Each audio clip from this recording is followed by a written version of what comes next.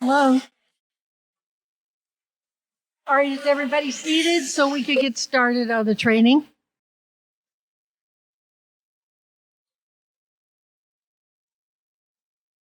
So welcome to the All Boards meeting, November 15th, 2021, 9 a.m. in Clubhouse 5. We are very excited to have Jeff Bowman give the GRF Trust presentation. Jeff has been legal counsel for Seal Beach and for United for many, many years, and he really knows his way around the trust. So we want to welcome Jeff, and I want to ask you all to please hold your questions until after the presentation. Jeff, you have.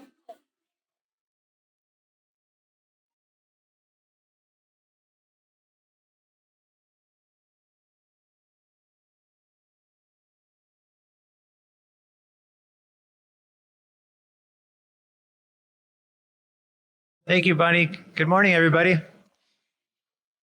All right, so you ready for this? All right, so am I. This is a great opportunity to share information and to review what probably many of you already know, and to walk away just confirming that you're on your A game. And then for those of you that may be new to boards or to board service, you'll learn quite a bit today. So I'm excited for that. So with that, we're going to start with the trust presentation, and then we're going to open it up for questions when we get through the end, and then we'll take a break, and then we're going to get into the all boards training. And with that, we'll go ahead and start with the trust presentation. And try to, okay. So the trust is a interesting living, breathing animal. It's a product of the village, and it's a product of the vision of the Cortese family, who developed Laguna Woods Village, Leisure World Seal Beach, and Walnut Grove. It's a three communities in California that the Cortese family had this vision. The vision was to provide not just housing for seniors, but active adult living with various amenities, which really was a very advanced concept for the time. There weren't communities like this. And what happened with the Cortese family is that they came up with this vision, started construction, and found out that they needed significant financing. So what we're left with are various first interested parties, and the interested parties obviously are GRF, Golden Rain Foundation, as a trustee.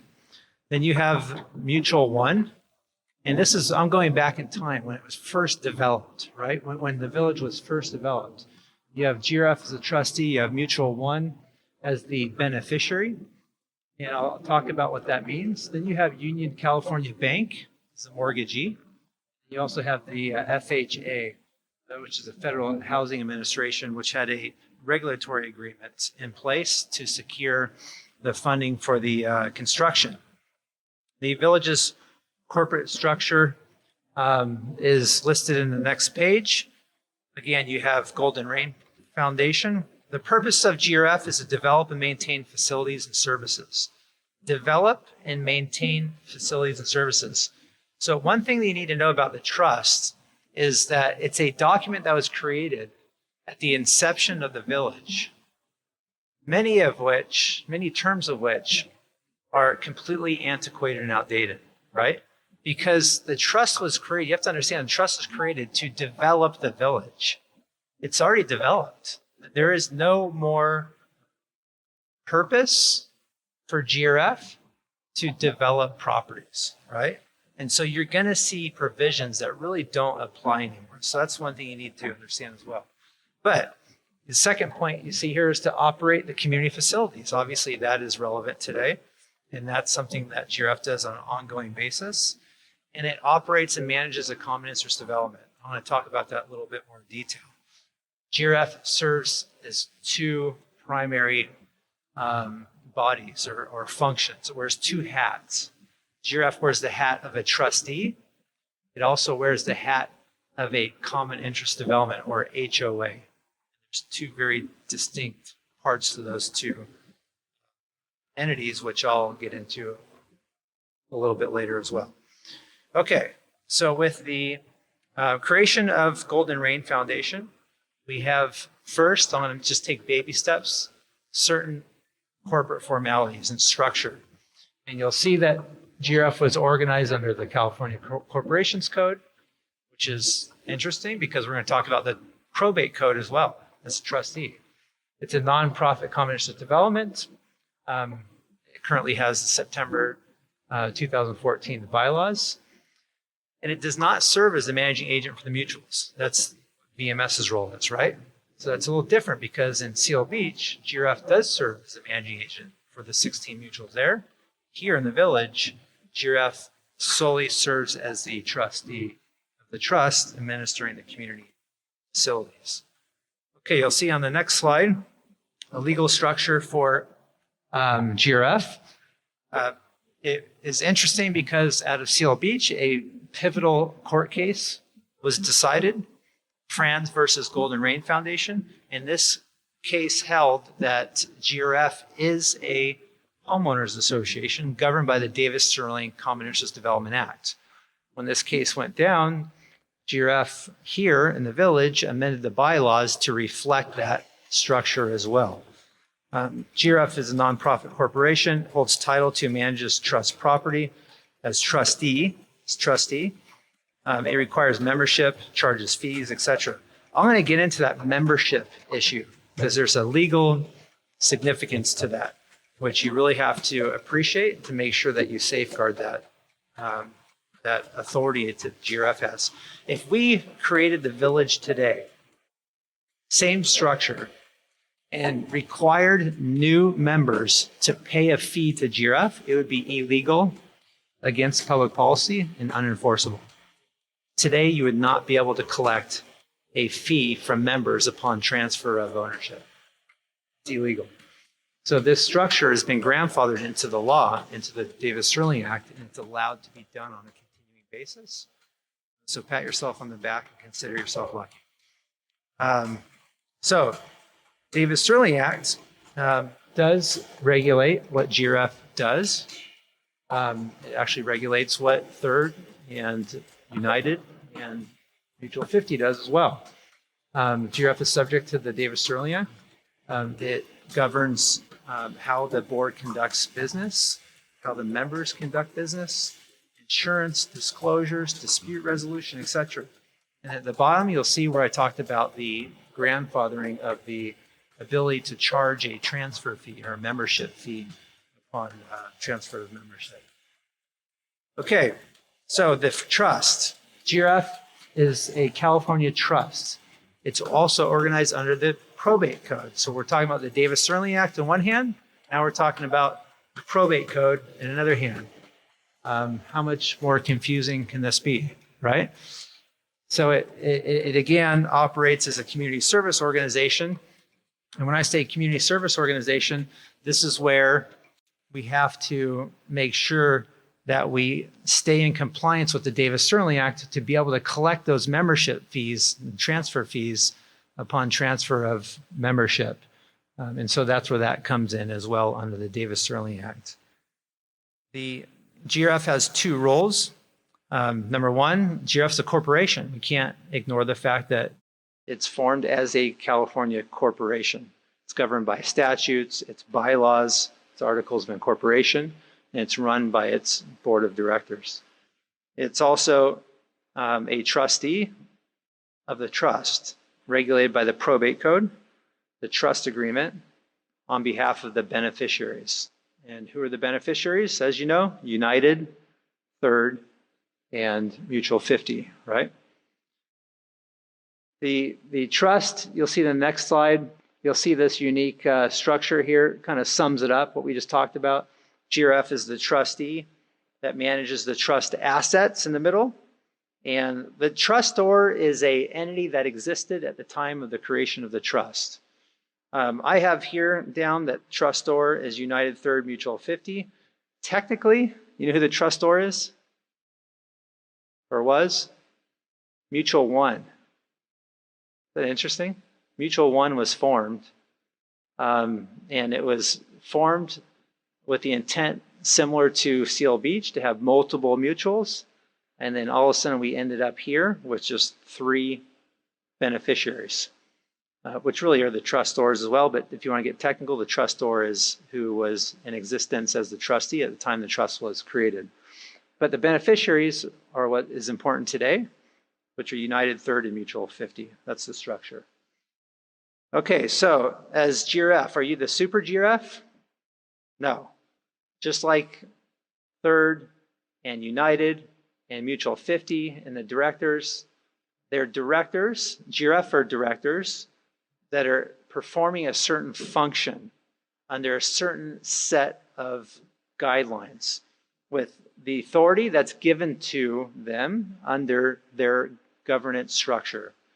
So you'll see on the next slide that as GRF, you're not the super GRF, and you do what the trust tells you to do in the bylaws, in the law. That's what GRF's role is. So what does GRF do? GRF guarantees community administration. This is really the primary function of GRF, right?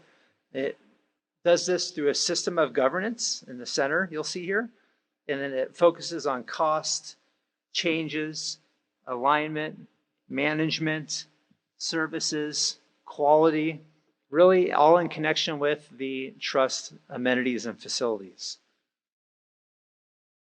What do the trust assets do? We all know. It provides recreation services. It ensures maintenance of property. What kind of recreation services are provided? Who can give me an example? Golf, right? That's probably the most obvious.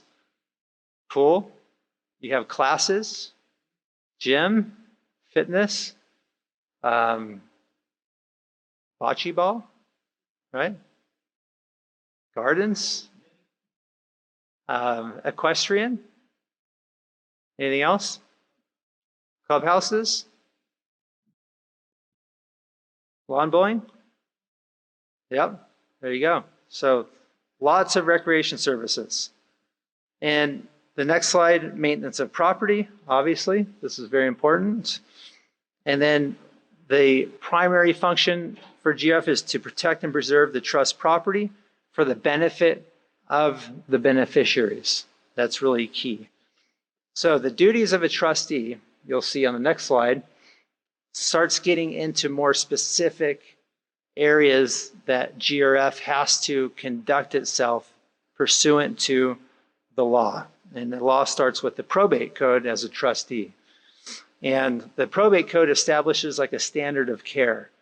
And when I say standard of care, when, let's say, for example, we're walking down the sidewalk on a Sunday afternoon and we find someone in need of help sitting on the curb. Technically, as an ordinary citizen, you can just keep walking past that individual. It's not what I would do. I would stop and help, but the law does not require you to stop and give aid to someone. Does that make sense? Now, if you were GRF walking down the sidewalk and somebody was sitting on the sidewalk needing aid, and that somebody was a beneficiary, like United Third or Mutual 50, GRF under the Probate Code would not only have an obligation to stop, ask if they were okay, ask what was wrong, ask what was needed for them to get better, maybe summon help and see them through until they're better. That's what the standard of care would be for GRF as a trustee. And this is just an analogy, comparing the difference between someone that's just an ordinary person running their own business, right, versus a trustee and how much care is expected of a trustee. Does that make sense? Just an example, try to show you the difference between what a trustee has to do versus if you want to just go out and create your own company selling widgets, that's what you can do, and you can do it however you want. The trust agreement is where it all starts. And that's where the GRF board has to really look carefully at the authority that's given to it under the trust agreement, which we'll get into. So real quick, I'm just going to go through a couple sections of the probate code. Under this first section, 1600, the trustee has a duty to administer the trust according to the trust instrument. So right there, I'm not making this up. It actually comes from the probate code, and the board of directors of a trustee has to act pursuant to that trust agreement.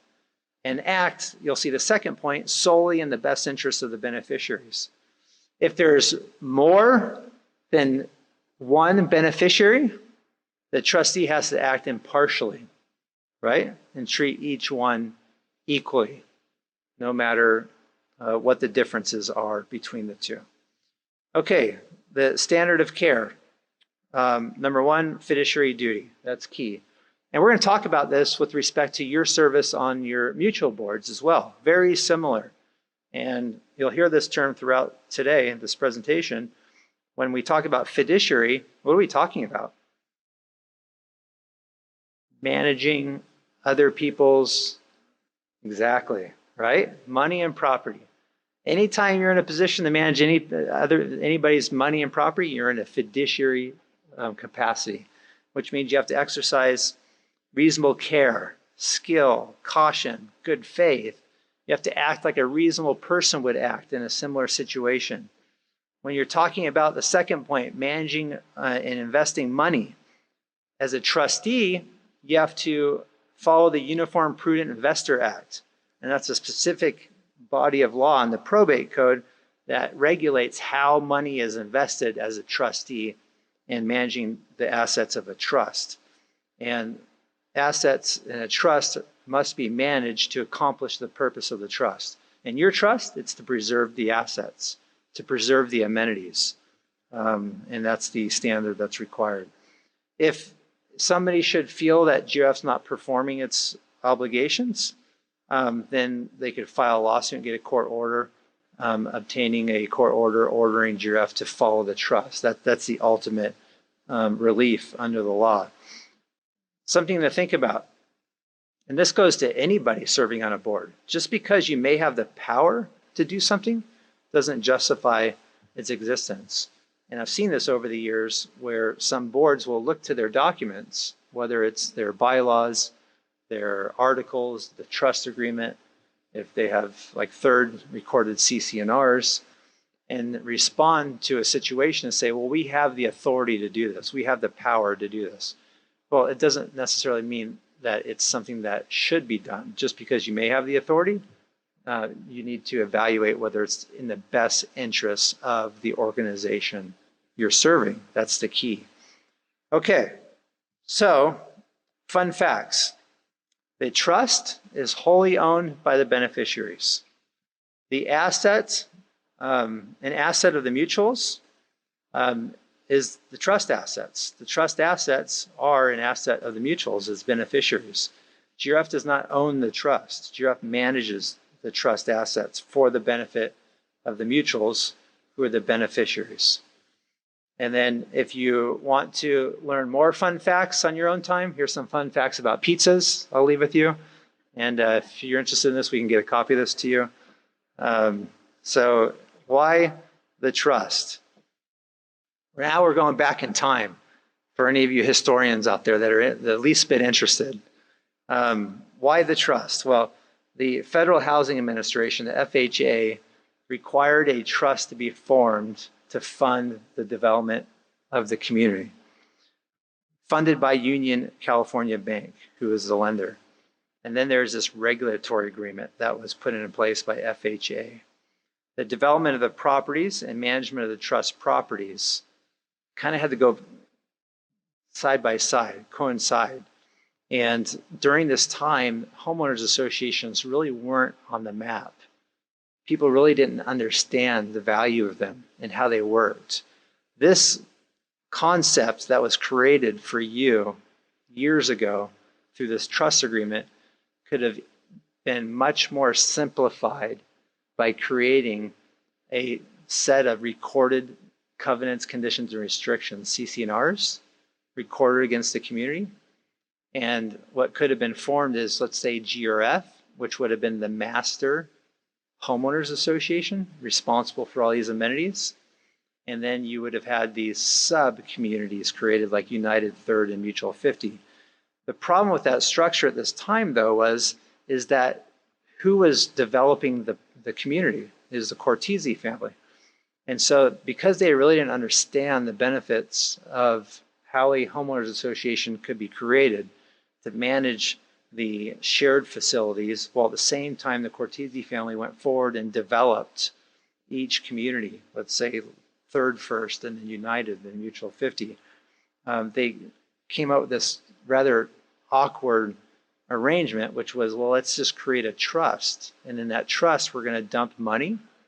And we're going to dump money for the benefit of the beneficiary and trustor, who's Mutual 1. And we're going to go forward and develop Mutual 1. And then we're going to go forward, and GRF is going to further develop other mutuals. And the Cortese family was controlling GRF at that time and controlling the money from the bank.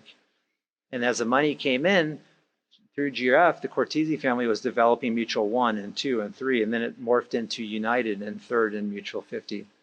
And that's how it came about with the trust. And the trust was there to make sure that the bank and FHA were secured and that they were assured that the funds that were being paid were being used solely for the benefit of the beneficiaries, which were the mutuals at that time.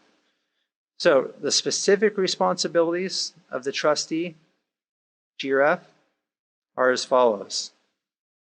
Well, what does the trust say? That's where we have to start. If any of you are ever in a committee meeting, if you're on the GRF board, if it ever comes up and the question is, well, what does GRF have the authority to do? The first question should be, well, what does the trust say? Because that's where their authority arrives from. That's really where it comes out of. The trust is pretty clear about operations and management.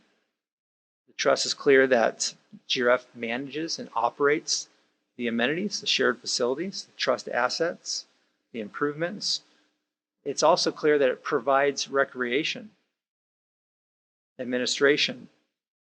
And then there's this term about medical services, which no longer exists, right? It was intended to develop a hospital, but then that was a deal where it was sold and GRF got out of that. So that's water under the bridge. That's an old antiquated provision in your trust agreement, which if you ask me, Jeff, today, what would you recommend with respect to the village as a whole? I think it would be a great opportunity when all the moons line up, right? And with the three mutuals and GRF, sometimes it takes timing, depending on who's on the board and the directions they're going and whether everybody's seeing eye to eye. But God, it would be great one day to be part of a community-wide project where we sat down and rewrote the trust agreement. Because right now that trust agreement, it works. If it ain't broke, don't fix it. But again, if the moons line up and everybody's cohesive and on the same page, what a great opportunity to bring it up to date, to get rid of all those old antiquated provisions.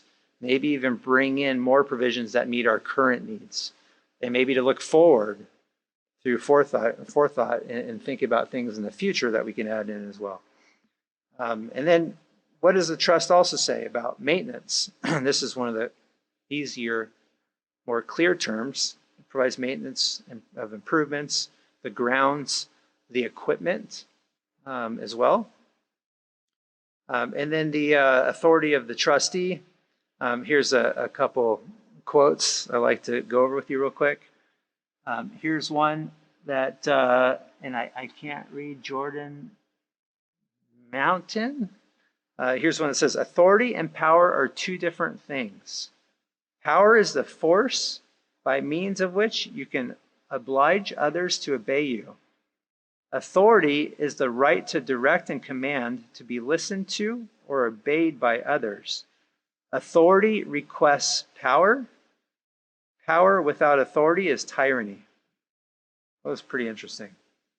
And then here's another one. Power is the ability to do something. Authority is the right to do something.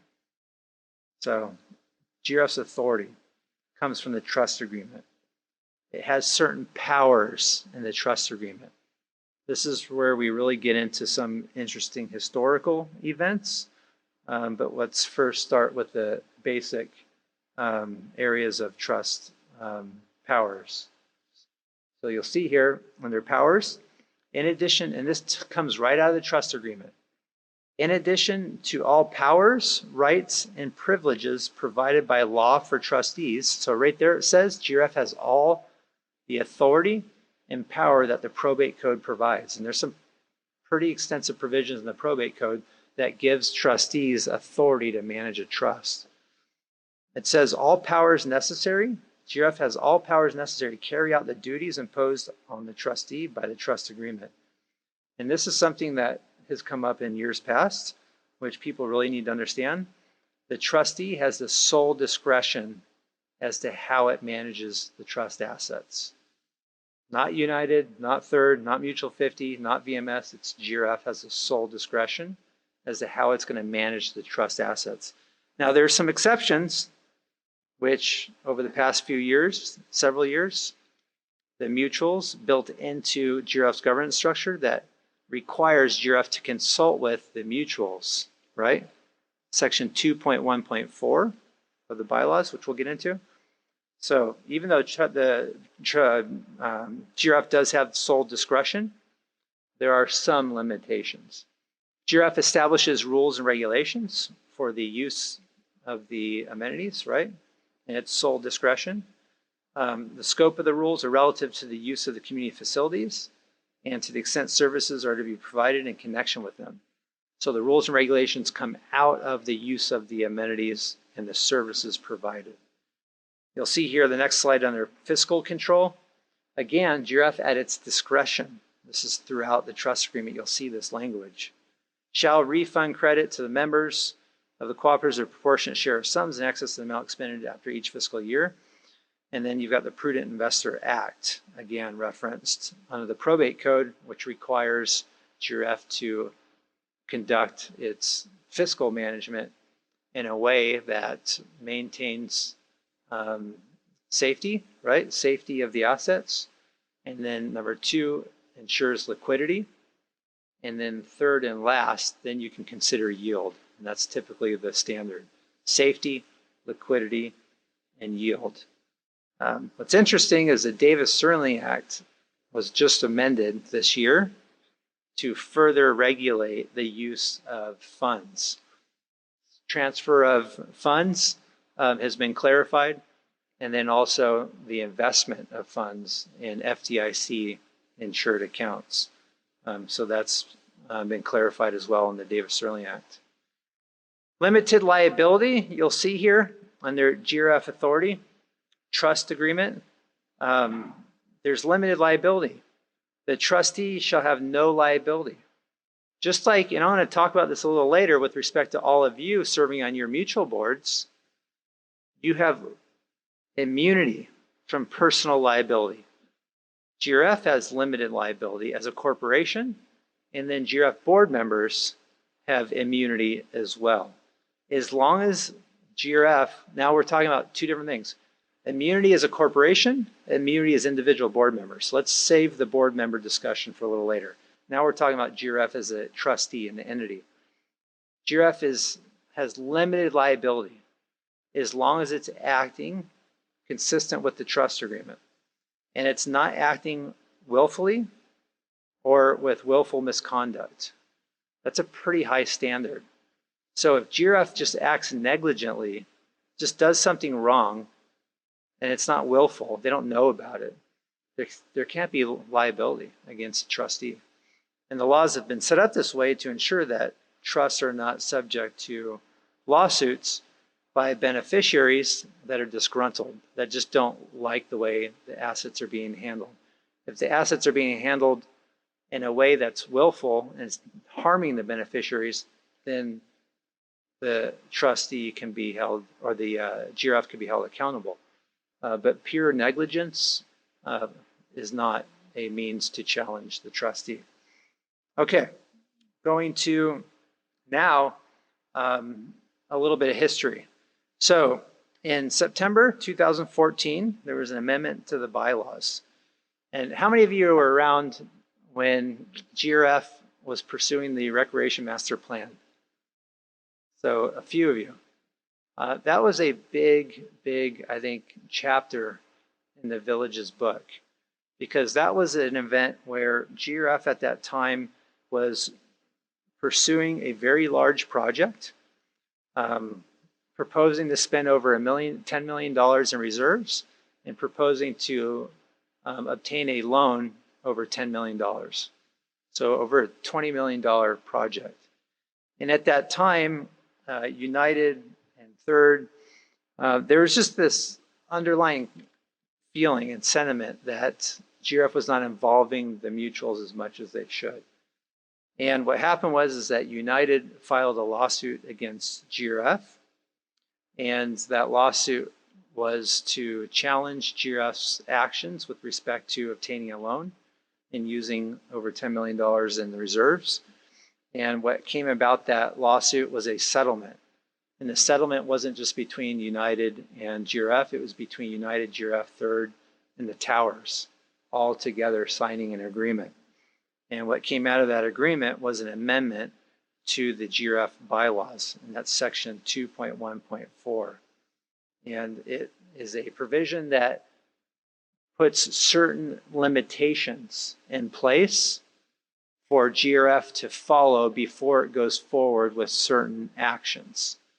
And it requires a check and balance, meaning, hey, before we go forward and do A, B, and C, we need to put this before the corporate members, which are the mutual board members, right?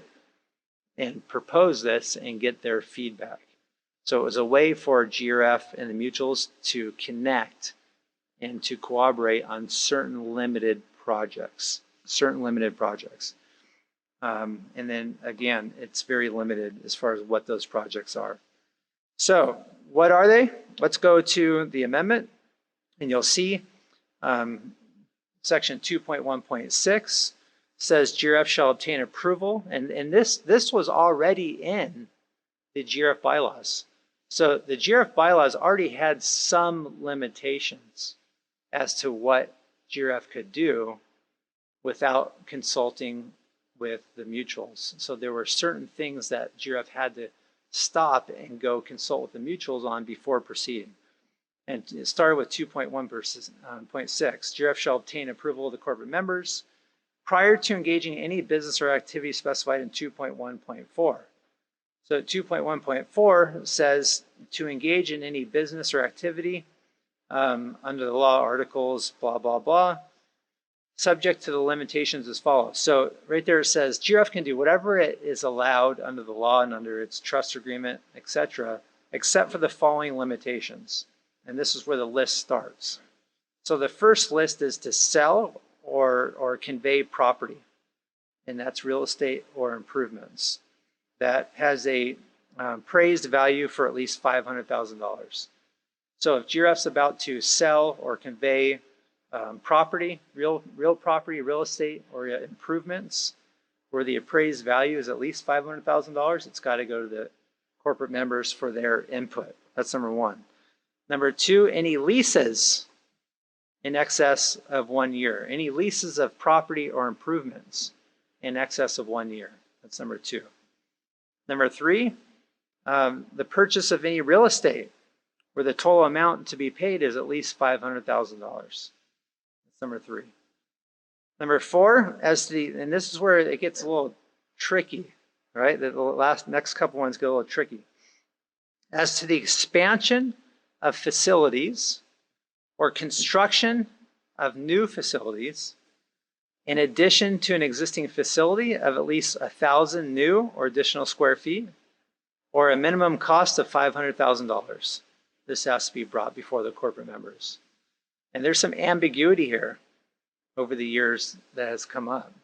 And that led us to exploring a resolution, further clarifying or defining this. This is an area of vulnerability. This is an area that each of you should really pay attention to and understand and acknowledge that if it ever comes up, there may need to be Back one slide. Right here. There may need to be further clarification because I don't want any mutual and GRF ending up in a fight over whether or not a proposed GRF project amounts to an expansion of an existing facility of at least 1,000 new or additional square feet, or a minimum cost of $500,000. Is that minimum cost of $500,000? Does that include plans, soft costs, right? Engineering, permits, or does that just involve costs of swinging hammers and buying materials? I can go on and on. So I just want to make sure this is an area that we're all sensitive about, and we work together to make sure until it's clarified, whether in the bylaws, trust agreement, or in a separate standalone board resolution that everybody adopts, just make sure you work together and we're all on the same page.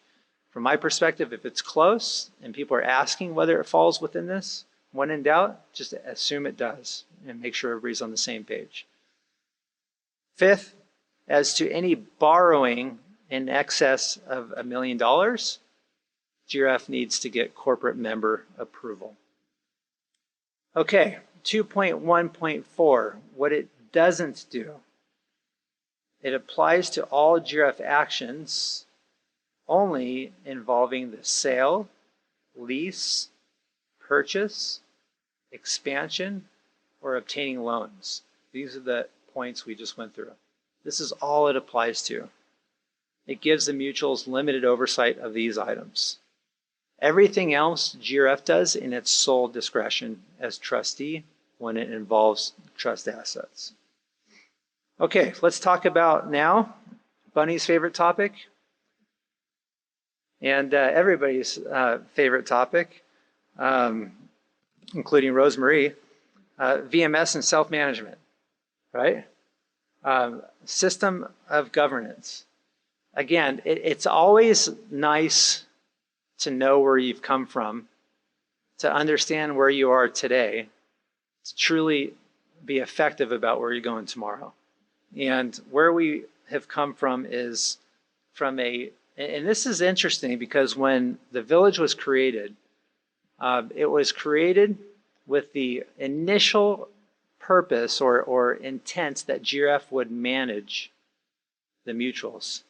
And then FHA and the bank got involved during the funding process and required the Cortese family to hire professional management. And that's where PCM came in, professional community management, came in early on. And they were the village's professional management company from the very early stages of the village. And PCM was the managing agent for not just the mutuals, but GRF. And as a managing agent, that agent just takes direction from those that they're serving. So again, as a managing agent, you're just carrying out the responsibilities of those you're serving. So because I'm biased and I represent United, I'm going to use United. United has certain obligations under its bylaws, articles of incorporation, right? Occupancy agreement, its governing documents. And by no means could its board fulfill all those obligations on its own. None of you could carry out your obligations to each of your entities, Third, the towers, even GRF. There is no way you could do it on your own. You have to hire someone that you direct and delegate those functions to. Not all of them, but a lot of them. And that's a managing agent. They're just taking direction from you, whether it's you specifically or you through your governing documents. They take your governing documents, they see what you're obligated to do, and they go forward and do it. Maintaining property, repairing property, preserving property, fiscal management, all this management work they're doing for you in the trenches. And PCM did that for each of you for years. Years. And what happened is that at a certain point of time, tensions got very strong. there is a certain level of distrust. There is a certain level of lack of control. And you all decided to terminate PCM. PCM also decided to terminate you. It's like a mutual separation, right? And we were left with deciding, how do you want to pave your future going forward? And the consensus was, and I was part of this process, and boy, was it ever a consensus. We spent hours in the boardroom, and when I say we, it was all of you. It may not have been you personally, but your predecessors, sitting in the boardroom with attorneys talking about options and figuring out what was best for you all. And what the consensus was, is what was best for you all was to form a corporation owned by you, controlled by you, to manage you. And herein lies VMS. And VMS is your method of self-management. VMS consists of members, just like who are United's members? The shareholders, right? Who are Third's members? It's homeowners, and the towers. VMS's members are Grf, United, and Third. The towers decided not to become a member. Could they in the future? Sure, they could. But at the beginning, it was clear that the towers did not want to go forward with this. So VMS has 3 members, Grf, Third, and United. The members are the owners of VMS. United, Grf, and Third own VMS. They're not the board, but they're the owners. The board manages and operates VMS through the VMS bylaws.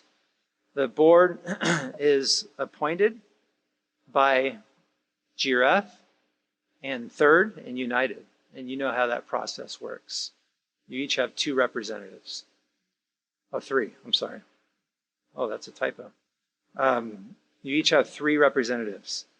VMS board operates and manages VMS, not Grf, not United, and not Third. Now, with respect to the system of governance, VMS is a corporation. It hires a CEO. Now, there's certain provisions in the VMS bylaws. Remember we talked about 2.1.4 of the Grf bylaws that says Grf as a trustee has all this authority as trustee. But with respect to these limited action items, it has to consult with the mutuals and get the mutuals' approval. VMS has similar provisions. And VMS bylaws have certain provisions that say before the VMS board can do certain things, they need to go to the mutuals to get them to vote on those actions.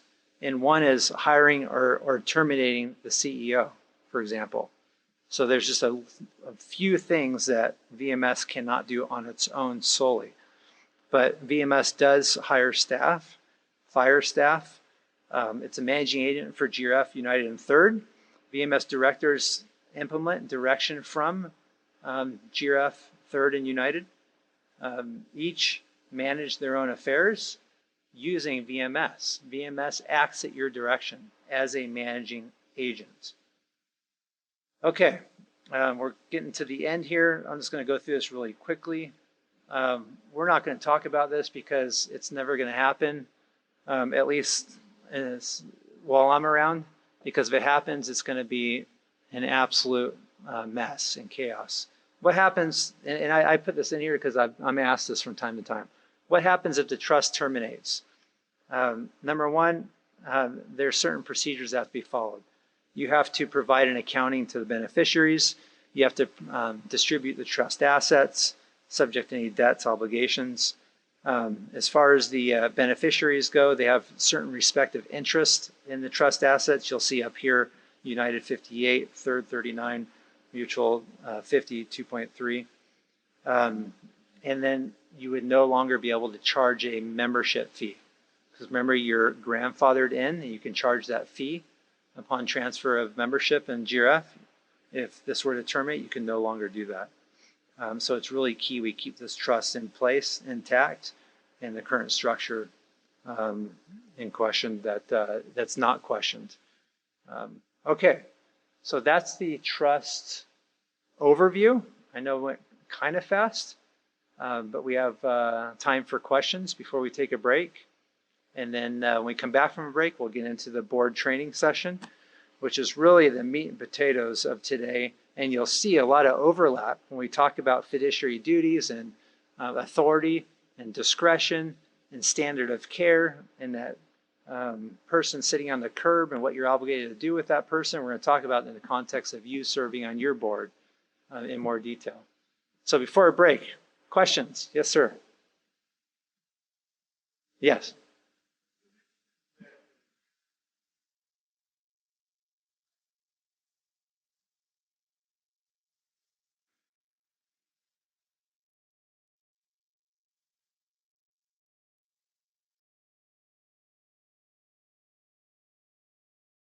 The Saddleback Hospital? Oh.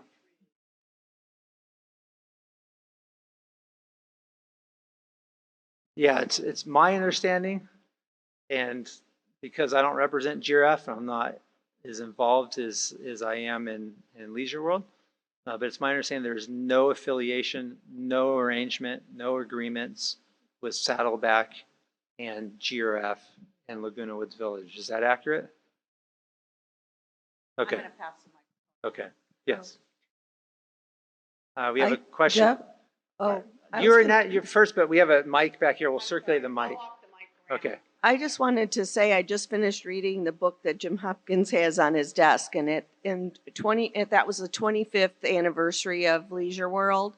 What happened was they were providing all the medical services, and then it got more and more expensive. Then Medicare came in and all that. So they actually either GRF or the mutuals together gave $800,000 to Saddleback Hospital to help build the hospital. And then there was some loan money, but we have no affiliation whatsoever at this point. But it was 25 years ago, that was when it all happened. Prior to the first 25 years of Leisure World is when it happened.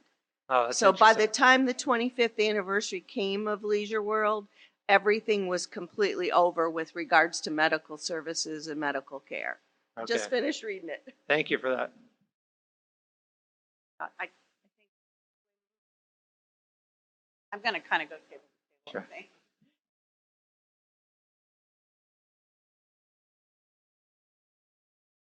Yes.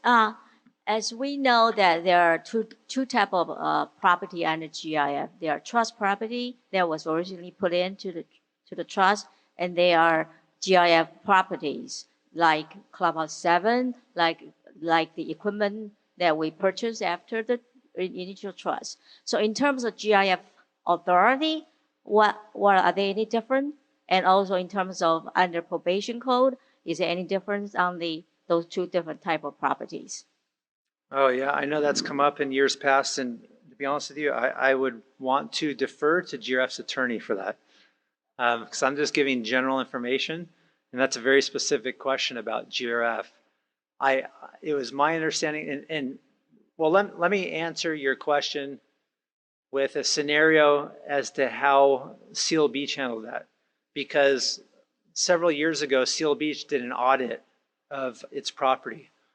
For the first time ever, and found not only was there actual real property, physical property within Seal Beach Leisure World owned by GRF in GRF's name, but there is also personal property, vehicles and some other equipment in GRF's name. With my help, we went through and changed title to all the property, all of it, in the name of GRF as trustee of the trust. All of it. That's Seal Beach, Leisure World. Here, again, I'm not GRF's attorney, and that's definitely a question for GRF and their attorney as to what you currently are faced with and what needs to be done, if anything, to address that. Good question, by the way. Great question. I think you got one to your right there.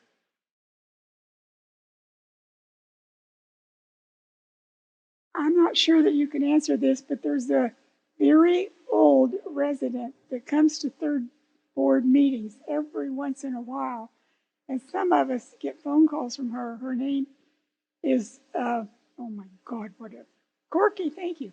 Corky. And she complains constantly about this place should be named Leisure World. That when the work was done to transfer from Leisure World to Laguna Woods Village, it wasn't done properly with the county recorder. So I don't know how we can, she comes every once in a while. We have to listen to this. Interesting. So I don't know if she's right or not. I can tell you right now, if you want some fun facts, I think changing the name was a very, very smart move. Very smart. Because in Leisure World, Seal Beach, there's ongoing issues between the Cortese family, who's still around, active, and in my opinion, aggressive. And if they're observing someone using their name, which they've protected and trademarked, Leisure World is their name and they own it, they will ask you for royalties and a payment. So the fact that you're out of that spotlight is great. And you've got your own brand. I mean, what a great brand you have. And so Leisure World Seal Beach is still trying to figure out how to do that. So that's good. Yes. Since I have the mic, who are the corporate owners of GRF Incorporated? I'm sorry, what was the question? Who are the stockholders of GRF Incorporated? GRF Inc. Is owned by its members, and the members are everybody in the village that pays a membership fee. So there are no controlling interests. The board of directors runs it, but controlling interests, no. It's just the board that runs and operates the corporation as a trustee of the trust. Was there in the past a buyout of the Cortese family? Oh, good question. I don't know. I don't know that answer. It's a good question. Okay, that's all I have. Yeah. I'm gonna go table to table and then I'll come back around. You brought up a really good point, and many of our directors don't know this. We have to be very, very careful about the acronyms that we use. We're not allowed to use LW, FYI. And any time that would show up in an email, all the paperwork's in my office. I can tell you that. It's a violation because it stands for Leisure World, in their opinion. So we always have to be very, very careful with our acronyms. Laguna Woods Village.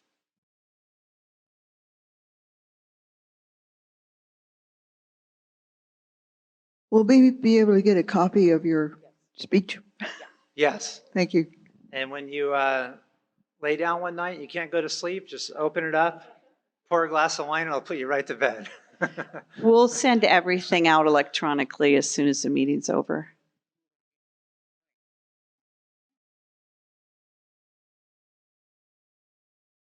Thank you, Eileen. Earlier, you mentioned that Mutual 50 did not join the VMS. Is that correct? That's correct. But they still receive few of the services that we share. Correct. Oh, so that's what I wanted to understand. Why do they still receive that? Yeah, so let's just go over that real quickly because that's a great point. Thanks for bringing that up. Remember, GRF wears two hats in other communities, not here, right? Here, GRF wears one hat, trustee, right? In other communities, GRF wears the hat of trustee, and that is a management company. Here, who's your management company? VMS. So if Mutual 50 says, we don't want to use VMS as our management company, what are they still going to need as far as ongoing service? the services provided by GRF as trustee for the shared amenities, right? The trust property. So Mutual 50 is still going to be interacting with VMS because VMS is the management company for GRF as the trustee. So GRF as the trustee to provide all these wonderful services, including to Mutual 50, Mutual 50 is still receiving a benefit for those limited services from GRF as a trustee. It's not using GRF, it's not using VMS as a management company, but it's interacting with VMS on behalf of GRF as a trustee. Correct. Well, in a way, then the Mutual 50 is getting by with services for no cost, is it? No? They do? Okay. Thanks.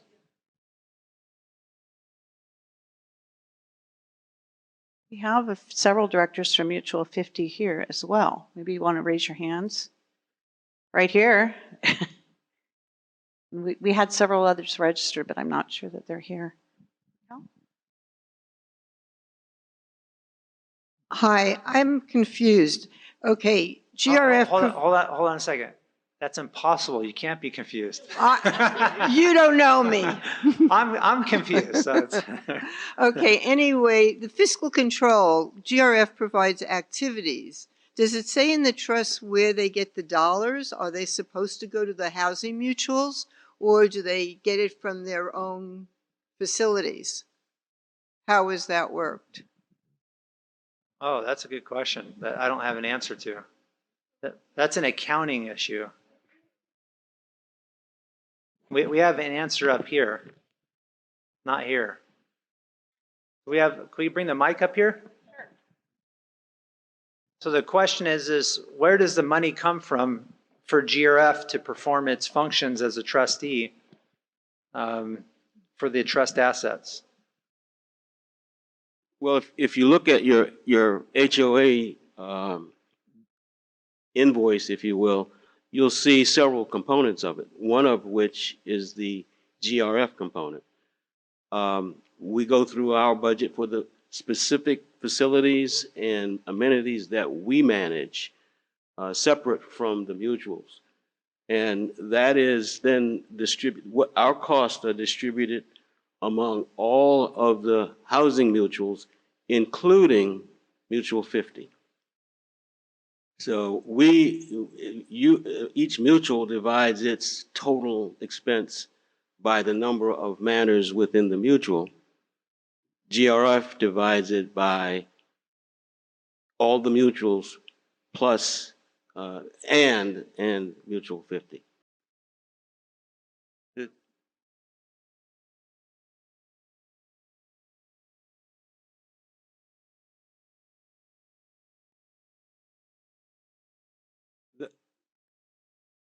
I'm sorry, your question was if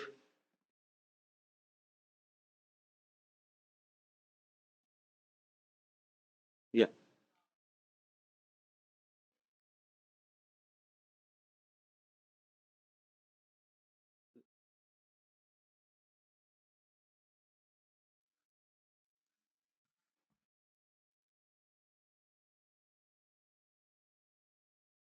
Well, Okay, I'm not sure I heard everything that she asked, but one provision in the trust basically allows GRF. It basically states that the mutuals will provide money to GRF in order to manage the assets. So that's one issue. And then the other issue is we have gotten to the point that this trust, transfer fee almost now provides half of the cost of what GRF spends. So we not only get money, from the mutuals, but it's also from the trust transfer fee. So thank you. In the trust, it says GRF must bill the mutuals for what it needs to run the facilities. And so it does, to the tune of $200 and something per manor per month. And so that is part of it. So you have your property and your mutual fees, and then you have the GRF fees, which are required by the trust. And so that's how those have always been collected. GRF is required to bill for what it needs.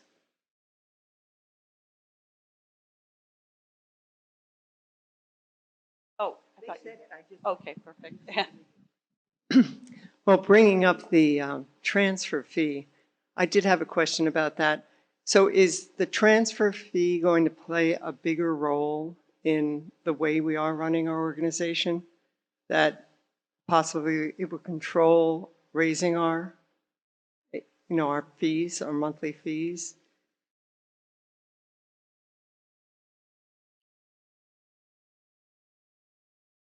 Well, the transfer fee specifically, we use it to help fund the reserves. So they have very little to do with, what it does is it mitigates our reliance on the reserve. When you purchased your manor here now, or I guess it was back in 2014, or no, 2012 when it first started. What it did, it supplemented the reserve funding. And so it allowed us to not take as much money from each manor to fund the reserve. In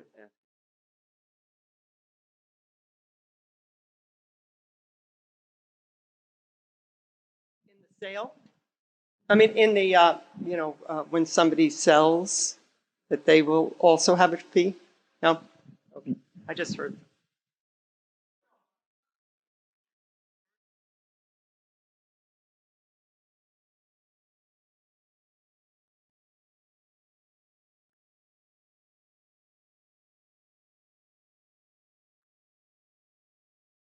I think I have the microphone at this point. Just to clarify a couple of things regarding Mutual 50, in case it isn't clear from the conversation, Mutual 50 resident or owners pay the same dues to GRF that everyone else does. All right? Secondly, we are not a part of VMS because we didn't want to be the small fish in the big pond where they have so much attention given to United and Third and GRF itself. We wanted a management company that would focus solely on our needs, and that's why we moved to obtain our own.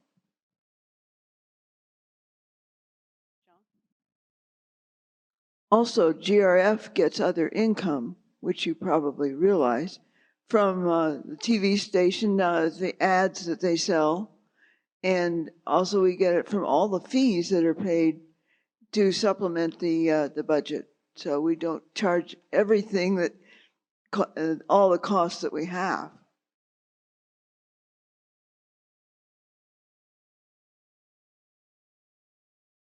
I just want to add, if people want to know more about the history of this village, the History Center is over by the library, and I have never learned so much in 2 hours, but spending at the History Center about where this village, how this started, how we got to where we are today. It's amazing. So I highly recommend that you go over there and spend. They're open 11 to 1 every day, but it's a fascinating journey. And as board members, I think you owe it to your mutuals and your board service to do so.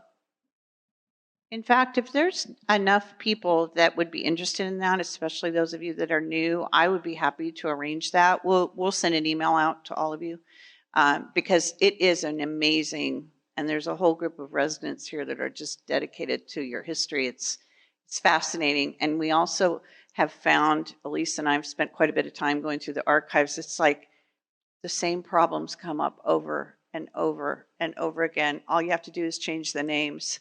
It's interesting sometimes. Or the 50th anniversary book, maybe? Okay. Okay.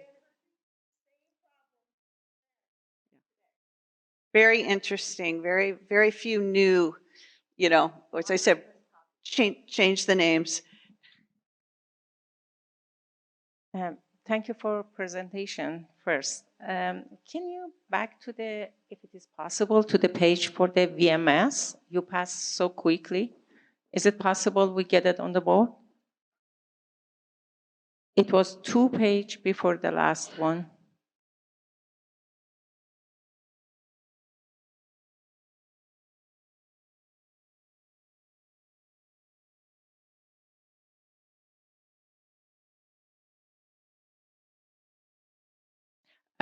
Yes, this is, no, the one before this one. Yes, is member, yes. My question is, first, I just noticed that 50 is not with VMS and they have their own management. Is it anything against law or something that all GRF and United and Third must be under one management?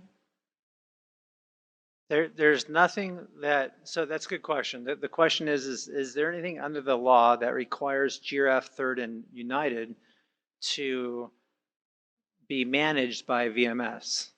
And the answer is no, there's no law that requires that. What is required is for GRF, Third, and United to own and operate VMS through the VMS board. It's like each entity, United, Third, and GRF, are owners of a house together, right? And as owners of a house, the 3 of them are equally responsible to maintain it, to repair it. The 3 of them have a right to live in it together. Can you picture that? Thank you. So if one of them wakes up one day and says, I don't want to live in this house anymore, I don't want to maintain it, I don't want to repair it, the days of involuntary servitude are over. You're not required to continue with that arrangement. You do have to follow legal procedure to extract yourself as a owner of VMS because you are tied to that entity as a legal owner. So there are certain procedures that would have to be followed to remove yourself. If anybody removed themselves from VMS as an owner, it would leave the other 2 as owners of VMS, and VMS would provide management services to the remaining 2. Okay, thank you so much. And second, VMS members, as I can see, GRF, United, and Third, if by chance, is a little bit confusion right now, especially in the United.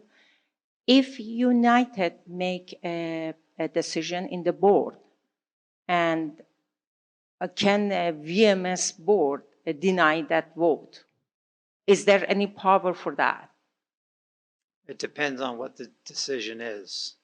If So- the decision by the United board is about how United is going to conduct its business, Mhm. then United's decision controls. If United's decision is about how VMS is going to conduct its business and set policies and procedures as a company, VMS controls in that regard.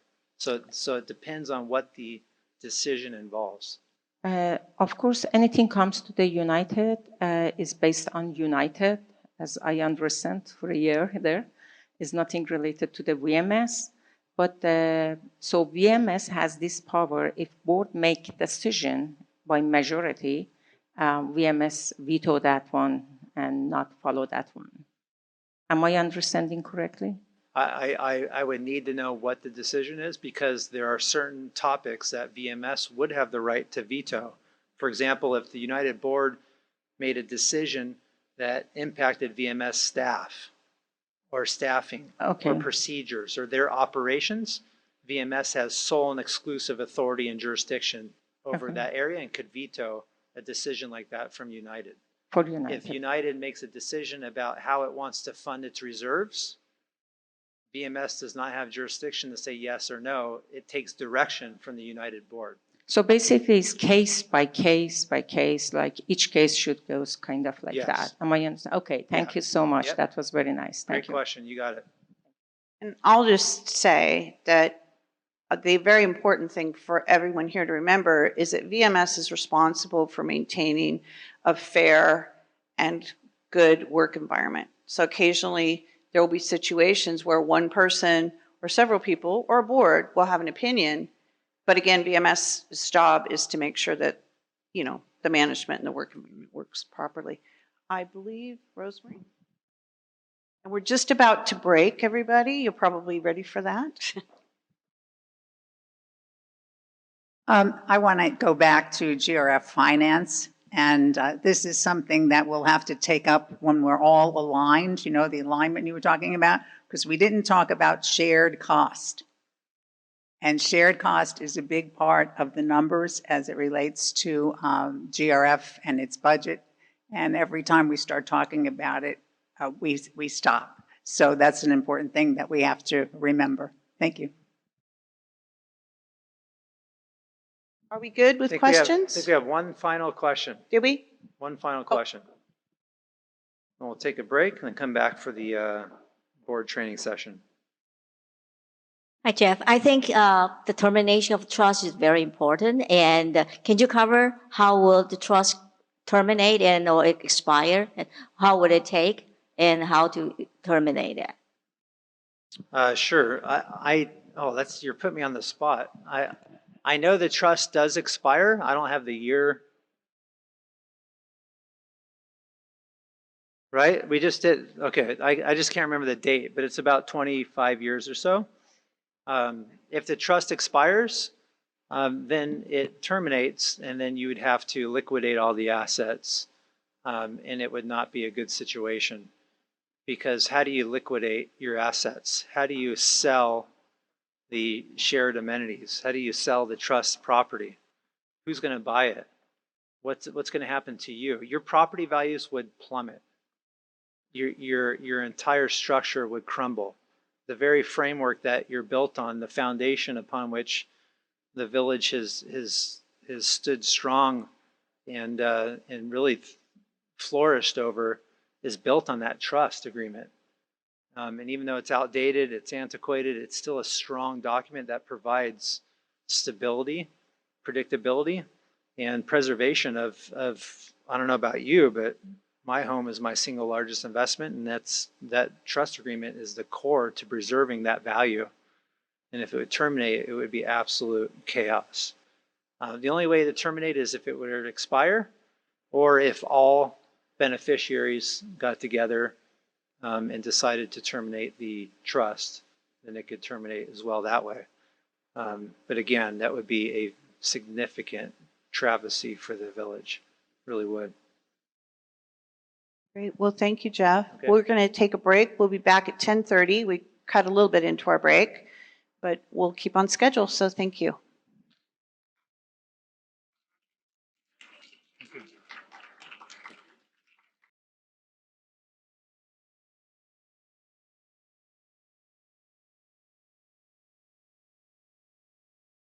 I'll just go ahead and start, and then everybody can find their seat. So I think I know everybody in the room here. Some of you are newer, and I don't know as well, but I certainly know who you are. I'm Eileen Pollan. I'm the Director of Media and Communications. You'll hear more about that this afternoon. Our team coordinated the meeting here today, so I'm just going to kick off this next part, and after the first three slides, hand it back over to Jeff Beaumont. But this is a part of the presentation that staff is very, very familiar with.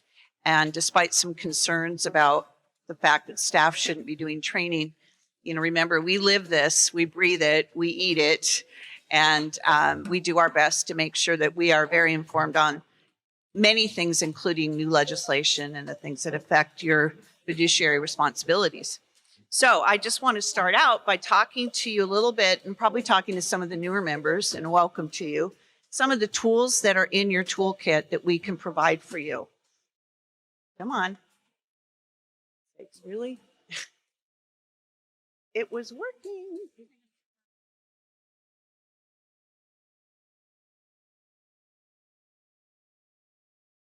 Wait, oh, there we go.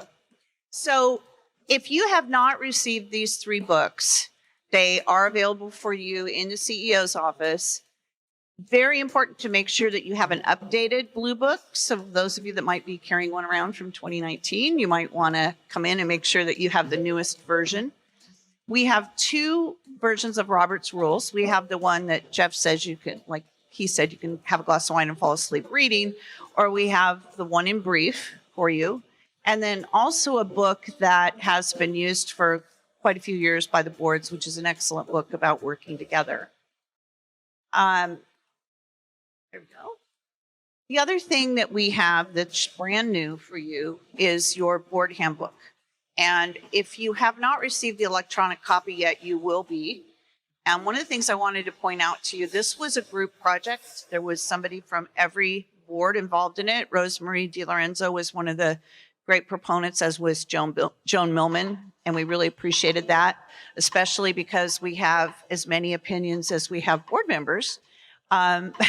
But one thing I wanted to just point out to you, when you get the electronic version, the last 3 pages of this book are live links to just about every document you could possibly need. When we first presented our draft, it was about as thick as the Sears catalog, if you remember that from age-old days. And the decision by the committee was, let's make those electronic links. So that's an important thing that you'll be getting electronically so that you can do that. The next thing I want to make sure everybody is aware of is Team Up. And most of you I know are using it, and you have it on your phones or your computer, whatever you prefer. But if you're not on Team Up, you need to come see Grant Schultz, because it's really important that he gets that on your phone, because that'll give you all your meetings. And it's confusing, as you now know, any of you that have been doing this for a long time, we have so many different meetings and sometimes changes. The other thing I just want to make sure that you're aware of is the Monday memo. It usually comes out on Friday afternoon the week before, and it will give you a view of what's coming up that week and the week following. So those are very important tools. The next part's Jeff's, but I just wanted to share this. So the young man from the caterer, when he walked out this morning, handed me this little Post-it note, and he said, "Our destiny is not written for us, it's written by us." And I just kind of got goosebumps, because he just obviously likes to share little things. And I thought, that's a lot of what today's about, is where you're going forward, working together as a team. And I loved your analogy, Jeff. We all live in the same house. And our job is to figure out how to live together and how to maintain it and how to continue to make this fabulous place that you all get to live in. So further ado, Jeff.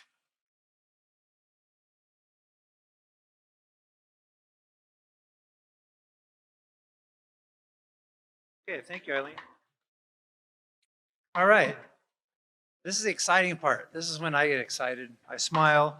I love the trust, but it's like similar to watching paint dry on the wall. It can be a little dry, but this is good stuff. This is where we roll up our sleeves and talk about how to be the best board member you could be, how to be the best working board you could be. What are the things I need to know as a volunteer board member that will help me sleep at night? What are the things I need to know as a volunteer board member to make my decisions the best they can be? And this is where it starts. And so first we're going to talk about roles and responsibilities. And am I going the right way?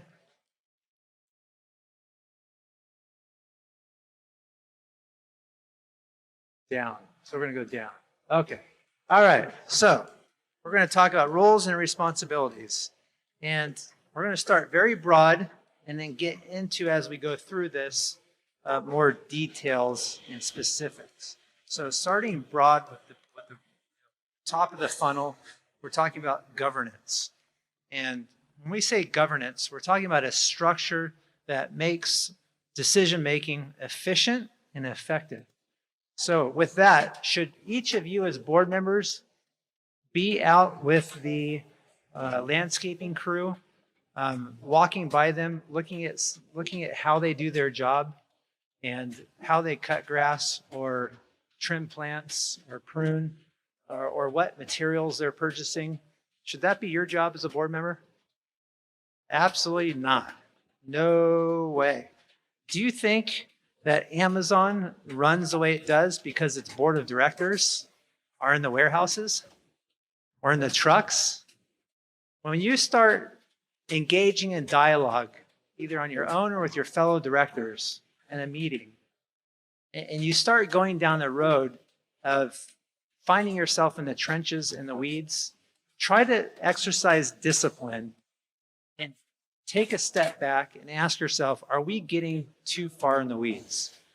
Are we maintaining a high level of discussion that is going to result in decisions that are going to be directing those that should be in the weeds to figure out how to navigate through the weeds? Our function as a board is to direct, right? And to oversee. That's what a governance structure is. That you're a member of a governing body and the board has authority as a whole. And that authority comes from board meetings and making decisions. Well, what does that mean as far as making decisions? Well, let's first start with what are the qualities of a good director? And the qualities of a good director starts with, I think, integrity.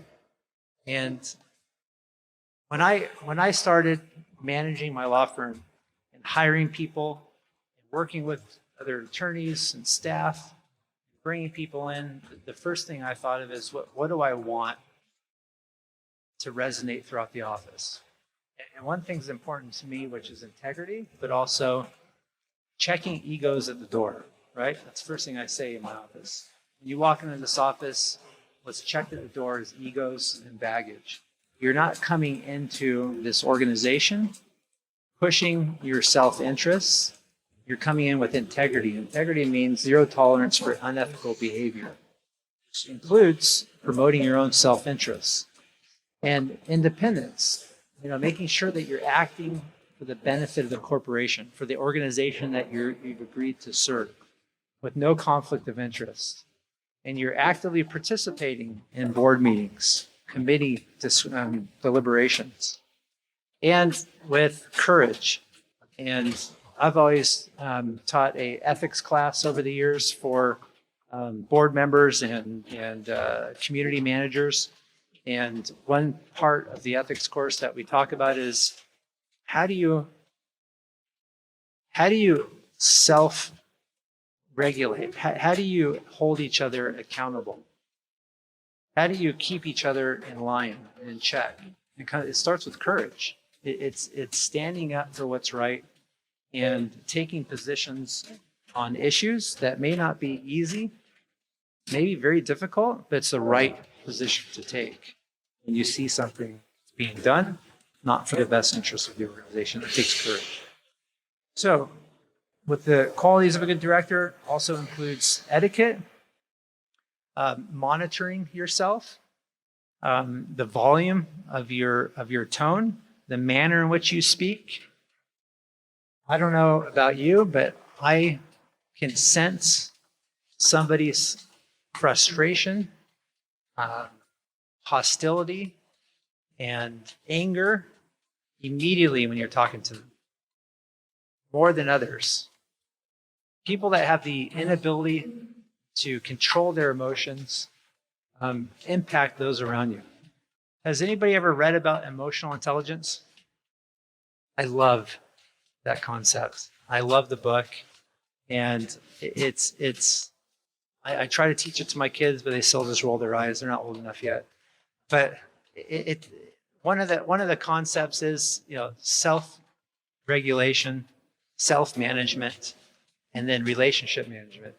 And I'm telling you, as board members, when we talk about etiquette, how you respond to situations is going to impact those around you. And the days, and I still attend United executive session meetings. It's by Zoom, and hopefully I'll be able to start doing it in person. But there were times over the past years where I'd also attend the open meetings. I attend many meetings for my other clients. And I'm telling you, when I'm sitting back sometimes and I start seeing boards start engaging in dialogue, there's one person on the board that brings a level of emotions and frustration and anger to the discussion. And boy, the impact that has on everybody around you. And that can be toxic.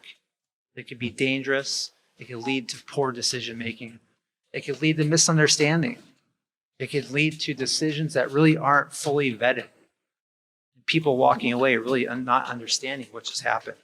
So it's very important to self-regulate and make sure that you have a good sense of how you're interacting with others. And then commitment at the bottom here. And some of this I'm going to skim through because it's common sense. And everybody's going to get a copy of this, right? Okay. And commitment, making sure you put the time in, effort, heart. Over the years, I've represented United. Boy, I've seen so many people that have just sacrificed and dedicated their time to the effort and to the task. And that's really what it takes. Someone that's really willing to put in the time. In other communities, the typical HOA out there, I'll show up for a meeting that I'm asked to attend, and I'll sit down, and everybody's kind of getting situated and comfortable and sitting down. And in those communities, what the manager does is they usually deliver to each board member on their front porch the board packet a few days before the meeting. This is a 50-unit condo, right? You have parking issues, you have poop issues, and this is the typical, right? And I show up to the meeting, and the board members will sit down, and guess what they're doing? They're opening the packet at the meeting and pulling it out, saying, "So where do we start?" It's like that's the typical community. That can't happen here. You have so much going on. You have so much money on the line. You have so many people relying on you. That just will not fly. Just won't. So that's something to think about as well. Okay. With respect to the expectations of a director, I'm just going to skip through this. Your regular 10 meetings, participate, be educated, ethical behavior, ethics, etiquette, etc. That's all the expectations of a director.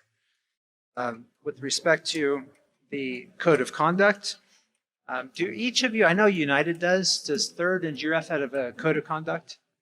Board member code of conduct? Beautiful. Because that does a couple things. Number one, it sends a message to your members that we take our job serious. We have voluntarily elected to adopt a code of conduct that sets the expectations for the board as to how we interact with each other and you, the members, and staff. I think it's a very good PR. It's also a very good ethical and moral move because it stands for what board should be about.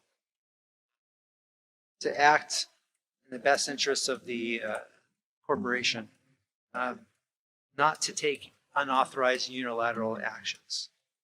No personal agendas. To comply with the governing documents of the law, and not to be disruptive or to engage in conduct that creates a hostile work environment. We'll get into that detail later. So you already heard me talk about fiduciary responsibility, right? Fiduciary duties. You are in fiduciary capacities because you're managing other people's money and property.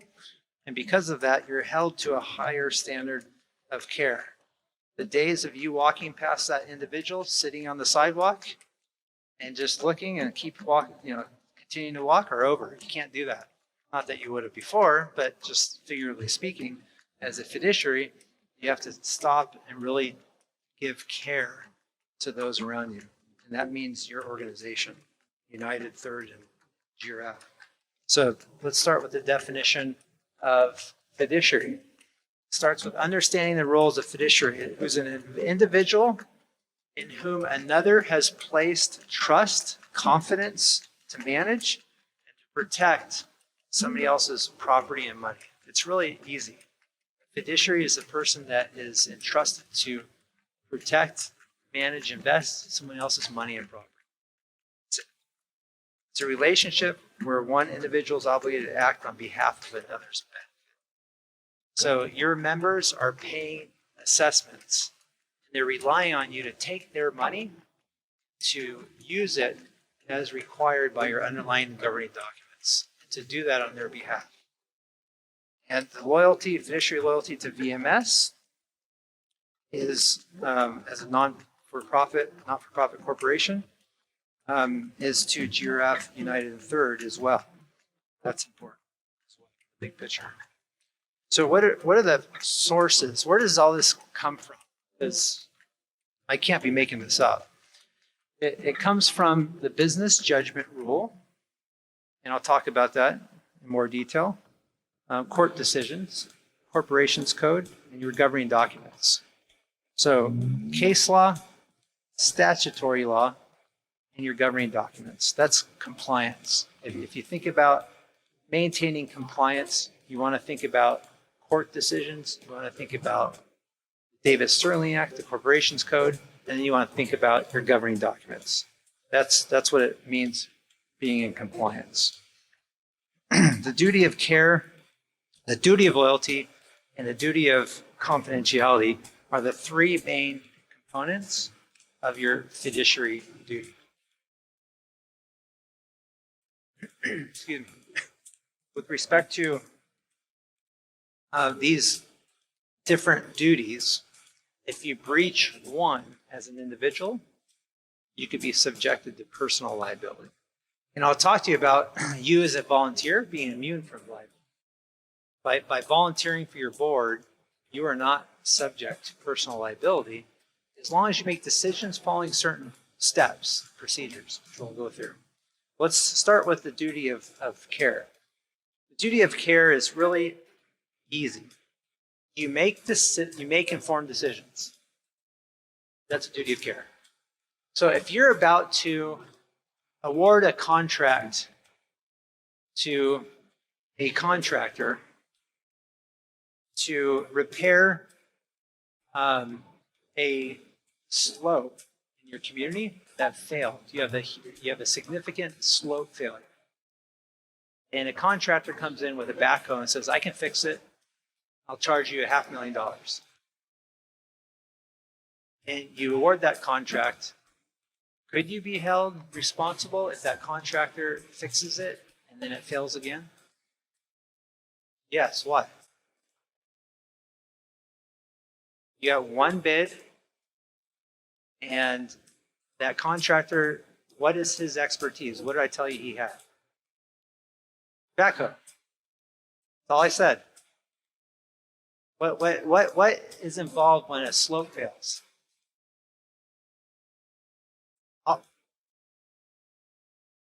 Landscape irrigation, geotechnical, soils issues, engineering. There's a lot of moving parts there, right? So having VMS on your side, I can guarantee you, they would say, hold on a minute, before you hire Bob the backhoe, you better consult with a soils engineer, maybe a landscape architect, and make an informed decision before you hire Bob. And by the way, before you hire Bob, let's get one or two more proposals, right? So that's being informed, going a step further, just making sure you have all the information you need to make an informed decision. What about an issue that you're about to make that involves your underlying governing documents and your interpretation of them? Sometimes you may need the advice of legal counsel. Maybe you may need the advice of a CPA. Boards are legally entitled to rely on legal counsel, engineers, and if they rely on those experts, decisions wrong, you're protected from personal liability. That's what duty of care means. You're protected from personal liability, even if the decision isn't correct. Now, even going a step further, which we'll talk about a little later, a court decision, if you rely on the recommendations of committees, and a committee comes out with a recommendation and you make a decision based on that, you're also protected from personal liability. The law is very specific that you can rely on committees as well. Okay, the duty of loyalty is pretty straightforward, and I can sum it up as follows. Do not engage in a conflict of interest.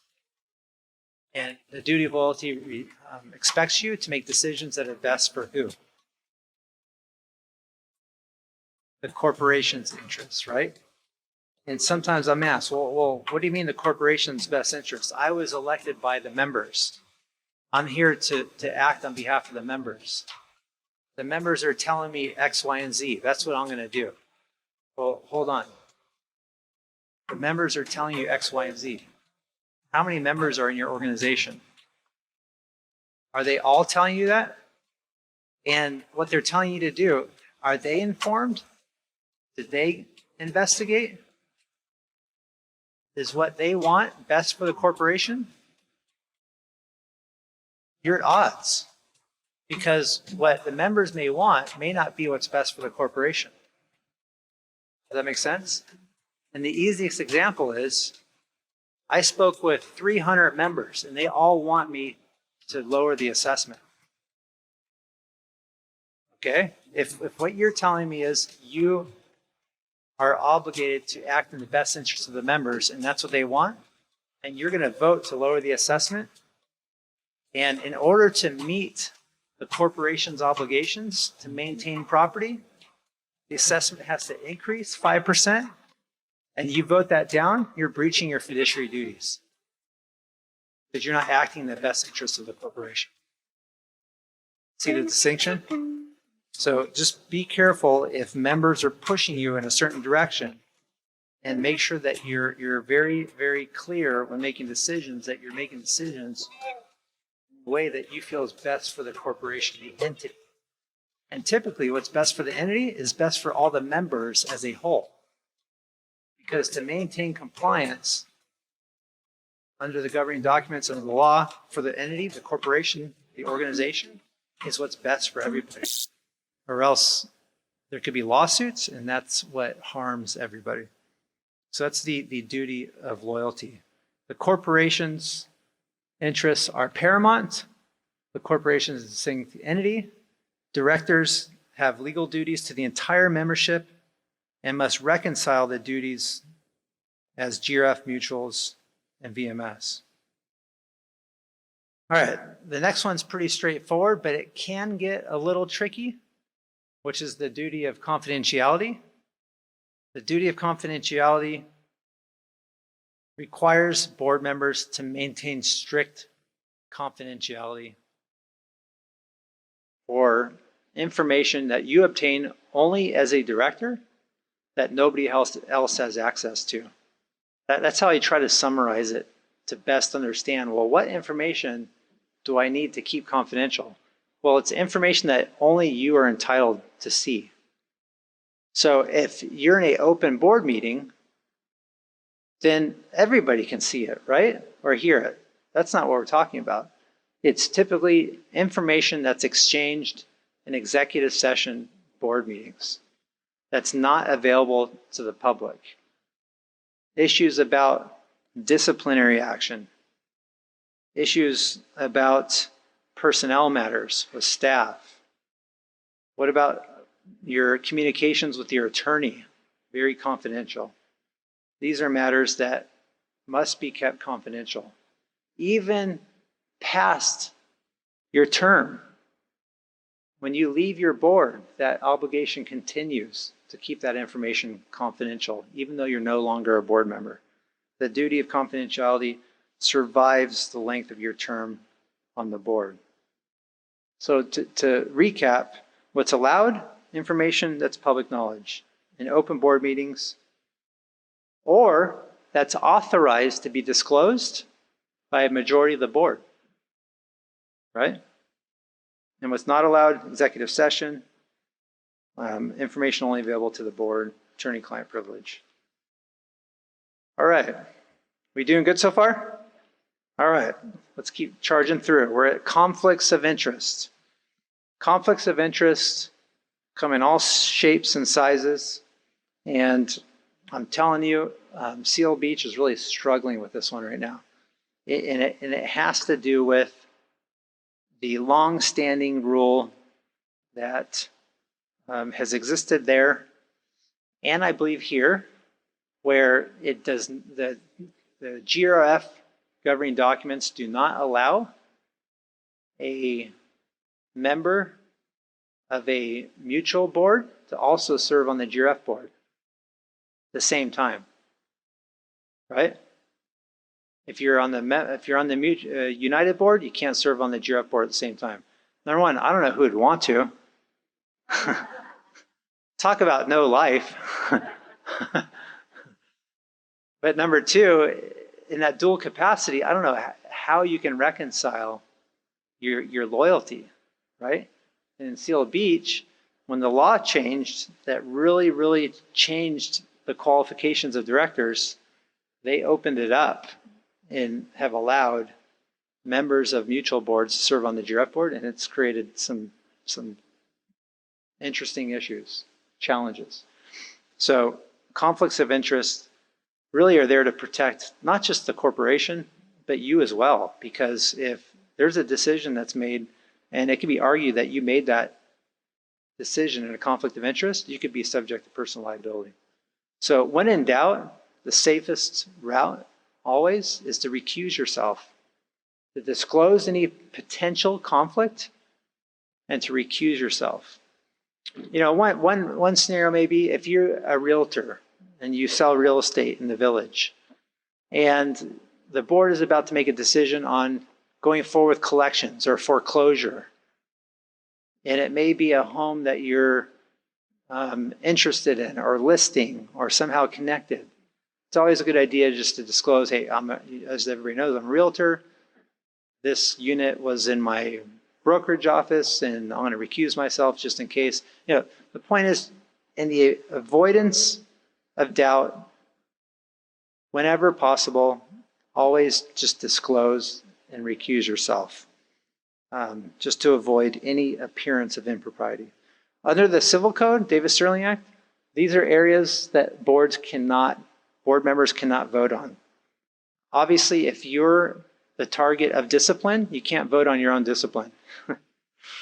If you're the subject of assessment reimbursements or payment plans, you know, anything involving you, obviously, this is all common sense stuff, you recuse yourself.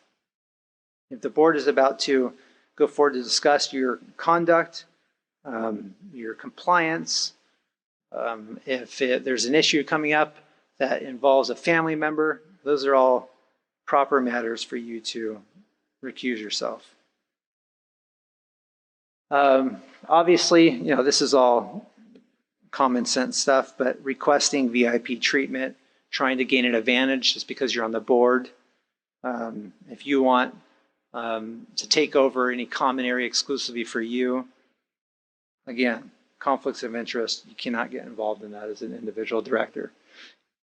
And like I said before, this is for your protection just as much as it is for the organization. Now let's talk about director authority. What do we as directors have authority to do? And how far does that authority go? Well, you tell me, how much authority does one director have? One vote, that's it, right? The authority to cast that vote. Unless the board majority gave you authority to do something, you have one vote, and that's it. The board speaks as a whole, right? All directors have an equal vote. Majority controls. There's no veto power. Officers serve at the pleasure of the board, can be reassigned at any time. Officers, unfortunately, for any of you officers out there, you don't have any more authority than anybody else. You just have more responsibility. You drew the short straw, and you got, right? So officers just have more responsibility, more tasks to do. I'll talk about some interesting cases in law that has evolved over the years. And it starts with deference to majority decisions and unilateral actions by board members. Acting unilaterally creates legal and internal risk. Corporate liability, individual director liability, it impacts your insurance. There's specifically high-risk areas that you should be aware of to tread carefully regarding employment claims and harassment. That's very, very important, especially because, look, over the past few years, And again, I've been counsel for United for, I should know this, but longer than I can remember. Over the past few years, I've never dealt with as many employment-related claims as I have in my whole career here. It's been challenging, to say the least. And it all pertains to how individual directors are interacting with staff. And let's go back to the morning session, early morning session, where we talked about the structure of VMS. Who owns VMS? GRF, Third, and United. So if any directors of GRF, Third, or United are interacting with its own corporation, VMS, and there's reports that those interactions are causing a hostile work environment, to whose best interest is it to stop that and to address it? It's your company. So if you have a director that's creating a hostile work environment and it's being announced and made clear, whose best interest is it to address that and to stop that from happening? It's your company. It's in your best interest. It's all of you, GRF, Third, and United. It's almost like me running my law firm, knowing that one of the people in my office are creating a hostile work environment, and me just watching and turning around, turning a blind eye to it and walking away. It's going to hurt nobody except myself. So, real quick. So it's a very serious issue that has to be addressed. It can result in corporate, claims against VMS, that may not be covered by insurance. Or it may be covered by your insurance, and your insurance premiums may go up. Insurance right now, I don't have to tell you, is a very, very volatile market. It can result in claims against each other, directors against directors. It can result in claims by your members against the board members. Individual directors acting on their own creates a lot of risk, We're going to take questions at the end, but we'll have plenty of time. So just mark down your questions real quick as we go. As far as the structure of a board, and we just talked about high-risk areas and how these areas can really be impacted by directors acting on their own, and the importance of making sure you're managing those situations. We can talk about also the chain of command. What does that mean? Well, it's individual directors making sure they're acting with authority. And if they're not acting with authority, but they're directing staff, they're directing members, homeowners, shareholders, they're out directing vendors, then it creates significant risk. Unless the board has given a specific director authority to do this, or they're acting under a committee with a committee charter that gives them this authority to work with staff, to work with vendors, it creates significant risk. So typically, directors interact with the CEO and COO. And that's my understanding. That's correct, right? Okay. All right, let's talk about what I can do to help you sleep at night to ensure that you're comfortable, that as a volunteer, you're protected from liability. And what does that look like? Well, it's the form of the business judgment rule. And the business judgment rule has been codified and written in the Corporations Code as well as case law. And what it does is, in essence, is that it says to the courts, Your Honor, if someone is sued as a volunteer over a decision they made, that they made in good faith, they made in a way they felt was best for the corporation, and they made it based on information they gathered, duty of care, and they made it in a board meeting, and the decision was allowed by their governing documents, as a judge, I'm not going to second guess that decision. I'm going to defer to that decision. Even if it wasn't the best decision, I'm not going to allow a lawsuit to go forward against you. And that's in essence what this is saying. Directors cannot make decisions that benefit their own interests. You have to act in good faith, etc. So as far as the business judgment rules, it's all summed up here, which I just went over with you. And what you really need to remember is that as long as you follow those steps, meaning good faith, you act in the best interest of the corporation, you rely on professionals, you make decisions in board meetings, and lastly, those decisions are allowed by your governing documents, courts are not going to interfere with your decisions. And I'm not making this up, and I'll give you an example right now. How many of you heard of the Lambden case? The Lambden case, believe it or not, when you see the second line to the right says Cal 4th, Cal means California Supreme Court. This case went to the California Supreme Court. And it came out of La Jolla Shores Club Dominium Association, a kind of a high-rise building, a lot of people, residents on fixed incomes, and the building was fraught with deferred maintenance, but more importantly, termites. Termites that the board over the years just addressed through spot treating. What's a better method to treat termites? Tenting, right? So the board managing this year after year, spot treating, got a call from Miss Lambden who said, you're going to tent the building and you're going to tent it and you're going to address the termite issue once and for all. And the board consulted with its pest control company, its attorneys, professional management, had meetings, looked at the governing documents, determined what it's responsible for, evaluated the impact that tenting would have on the building and the residents versus spot treating, and guess what they decided in a board meeting? They continued to spot treat. And guess what Miss Lambden did? She filed a lawsuit. Why? Because she lives in California and everybody can file lawsuits in California. It is what it is. I'm just telling you what I see.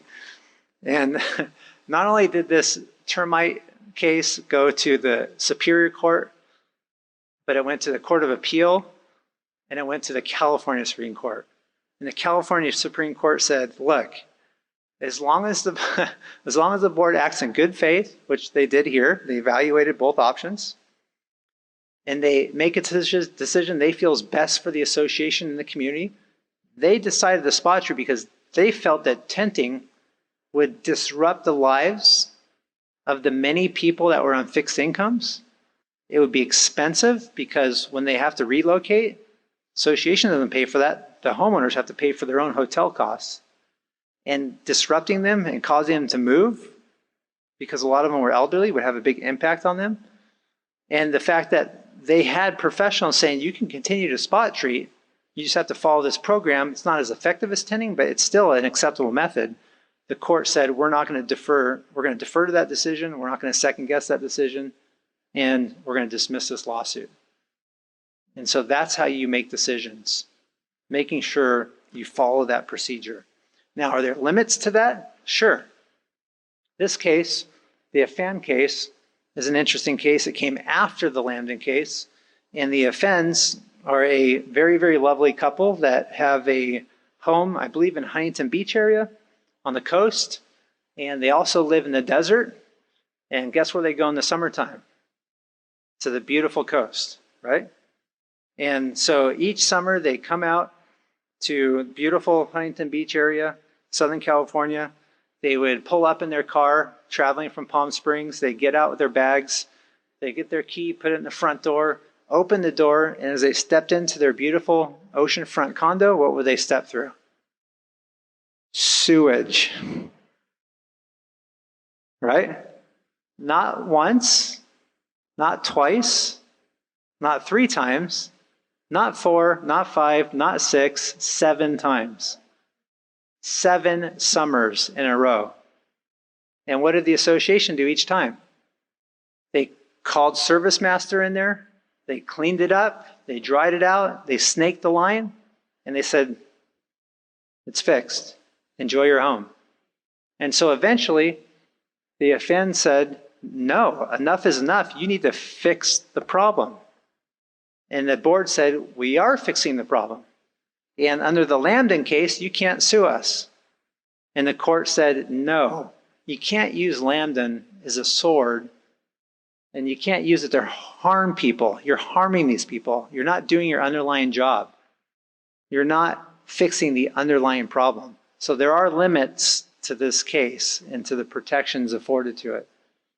And the offense won, and the association rightfully got nailed. That's a very, very good case. There should be limits on how much protection boards should have. And obviously, as long as you're relying on professionals, you're going to be protected.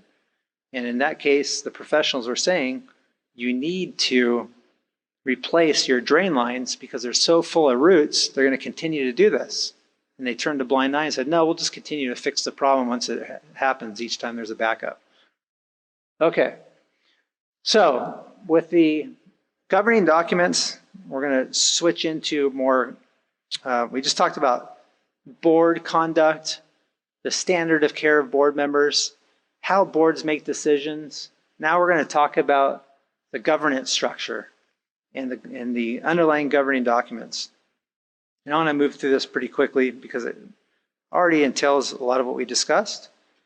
And you can take a look at this on your own time when you get this presentation sent to you.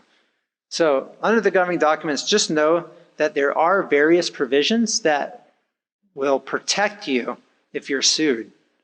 And if you are sued and it's not covered by insurance, depending on the purpose of the lawsuit or the claim, you will be protected.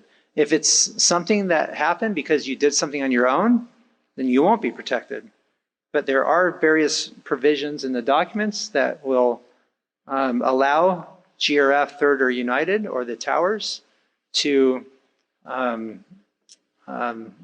defend you using an attorney that's paid by the organization. As long as you act in the best interest of the corporation, follow the business judgment rule. And the business judgment rule is also stated in 7231 of the Corporations Code. And under 7237, it authorizes the corporation to defend you if you're found to be in a lawsuit. And let's say there's a judgment against you, the corporation can pay for that. But again, this all assumes that you're making decisions in compliance with the business judgment rule. So as far as now ethics and governance, ethics is really something that we don't need to discuss, but it's always a good box to check. If you think about it, what you're doing today is not just admirable, but you're checking an important box that you're able to turn after today and report back to your members and say, this is what we as board members decided to do. This is how important we take our job.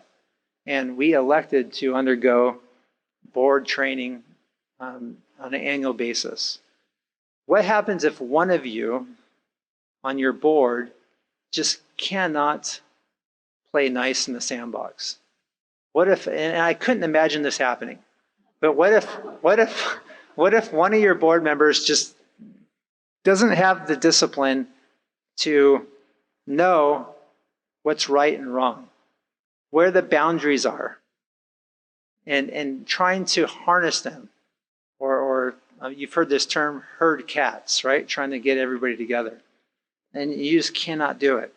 It's a great place to start when you have to sit down with someone like that in executive session and say, hey, remember during our annual board training, we discussed ethics and governance.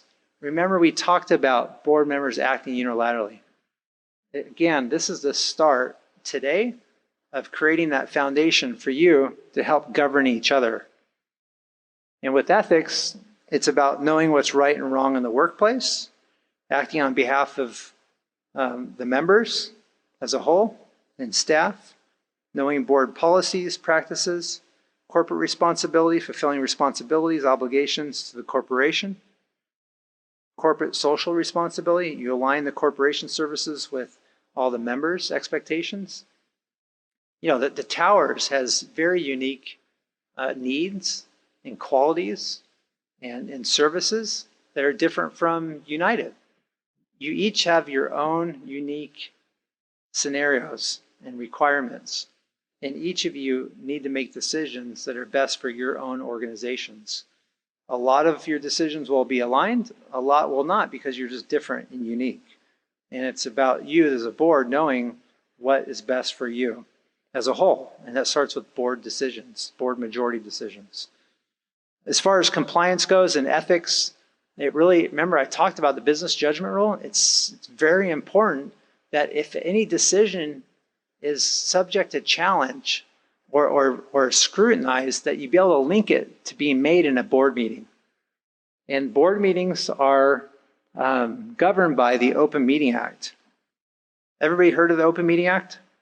It comes out of the Davis-Cerney Act.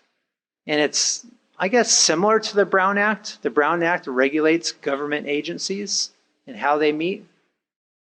But the Open Meeting Act applies to you, not the Brown Act. And the Open Meeting Act has a very broad definition of meeting. And the definition is anytime a majority or more of the board is together at the same time in place to discuss, deliberate, hear anything falling within its authority.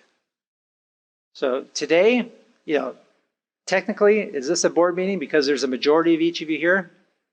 I don't think so, because you're not here to consider something that is within your authority to act on, right? You're just being educated. You're just listening. You're being informed. Out of the abundance of caution, would it be reasonable to notice today as a board meeting? Yeah, you could, but then that opens up a whole other can of worms. Because if you notice as a board meeting, is it open or closed? Right? If it's closed, does it fall within one of the categories that allow you to meet outside the presence of your members? You can't meet privately unless it's for discipline, right? Legal matters, assessment, delinquencies, contracts. We're not discussing any of that here. So it'd have to be open. So if it's open, you have to let all your members come. If it's open and all your members are there, you have to allow them an opportunity to speak in open forum. It's a disaster. So today is not a board meeting. You're just listening. You're not listening to anything about your corporation's business. You're just being informed. But it's important to know, because if a majority of you are together, and this is I don't want to open a can of worms, but I'll just raise it, and I'm going to move on really quick before any of you start throwing things at me. But you all rely on significantly the committee structure, right? Committees do a lot of work for you. How often are you in committee meetings where a majority of your fellow directors are there as well? So if it is a committee meeting where a majority of you are together, you need to be careful. And I'll leave it at that, because that could constitute a board meeting. So open board meetings, again, I told you the definition. The Open Meeting Act prohibits email communications between board members, prohibits board members from emailing the board. Now, can you email a fellow board member? Sure. Can you send an email to the majority of the board and ask for a decision to be made? No. Can you email a majority of the board and say, hey, I was at the, I forgot the name of it, but the History Center, and look at this great information I got, and send it off to your board? Sure. You're providing them information. But what you don't want is this back and forth. That's when it violates the Open Meeting Act. Email communications are prohibited. You can convey information, but as soon as you just start going back and forth, Huge no-no. Huge no-no. You can meet in emergencies if you can't wait the required 2 days notice for an executive session or 4 days notice for an open board meeting. And the emergency has to be such that it makes providing that notice impractical, meaning it can't wait. And then you can meet without giving notice. And that's under the Open Meeting Act as well. As far as notice of your meetings go, just know that staff handles all this. I'm sure you know already.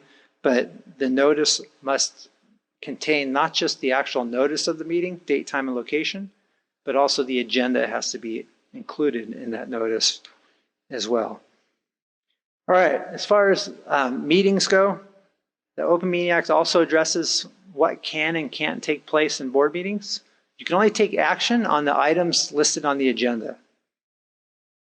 You can add items, but they have to be emergency items or items that immediate action has to take place. And those could be added by a vote of the board. You can also respond to comments. So sometimes boards will say, oh, that's a great question, but we can't discuss that because it's not on the agenda. Well, you can respond to a question, but you can't, as a board, take action on anything that's not listed on the agenda. That's important. Parliamentary procedure. It's pretty straightforward. Call to order, roll call, approval of minutes, member forum, report of officers, committees, unfinished business, new business, and adjourn. That's a basic outline of the typical agenda for the board. Obviously, it's subject to change by a board vote.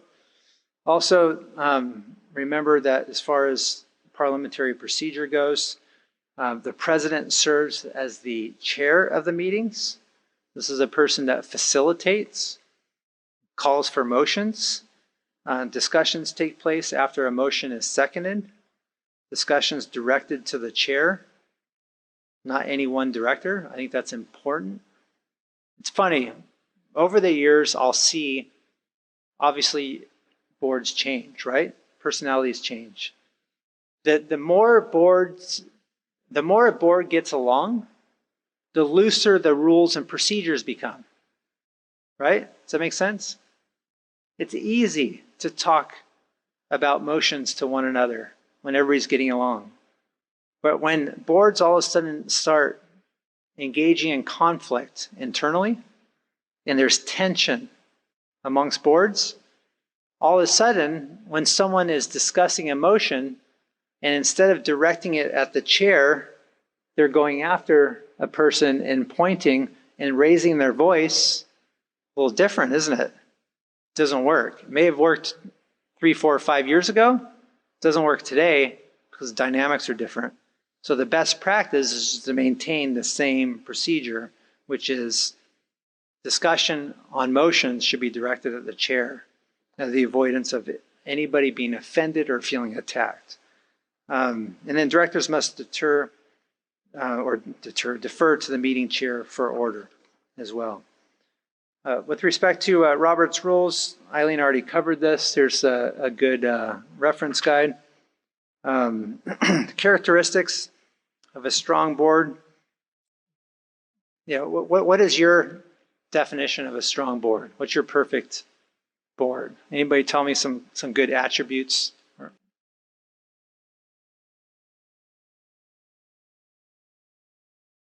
Cohesiveness,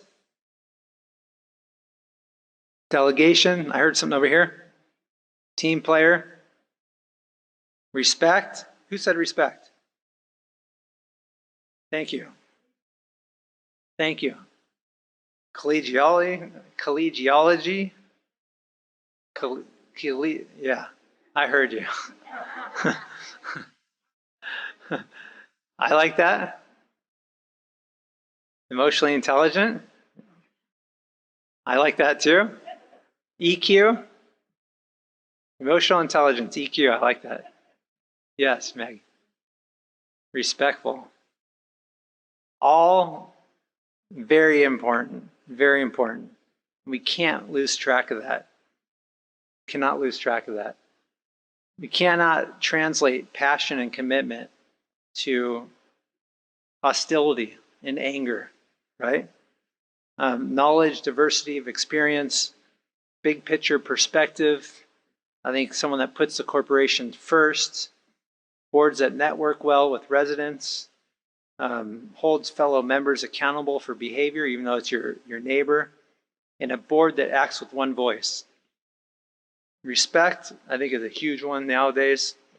I don't know if it's COVID, I don't know what it is, but it seems like more and more I'm finding a lot of boards just having a difficult time working together without some level of hostility or anger. Just very, very sad. But we can change that. Start today, right? And we need a board that acts with one voice. So boards also need to understand their role and responsibilities. I think we all know here what your roles and responsibilities are to operate and manage your organization as required by your governing documents, as required by the Davis-Sterling Act. Types of conflict that I see often are amongst board members, amongst board and staff, among staff, and organizations and staff members. This type of conflict, I think, can be avoided through understanding what each other's roles are in the chain of command and how we communicate with one another. Very key. Okay, are we still doing okay? We've got half hour around there. Okay, so this last portion, risk management, I want to go through. And then the last section is pretty much just a review of what I've already discussed. So we'll just kind of skip over some slides. And then what I really want to get into is some open dialogue and questions and answers. Does that sound good? All right. So risk management. Risk management. What does this mean? Well, let's start with take care in words and deeds. Conduct statements of board members always has the appearance of being officially sanctioned by the board. Meaning, this is, I think, the best advice that any director can take when you're outside a board meeting, which is assume your board member hat is on 24/7. When someone asks you a question in the community, assume they're asking you that question as a board member, because that's how it's going to be construed. So be careful of how you respond. Make sure you're not responding in a way that's going to create conflict between you and your fellow board members. You just have to be careful.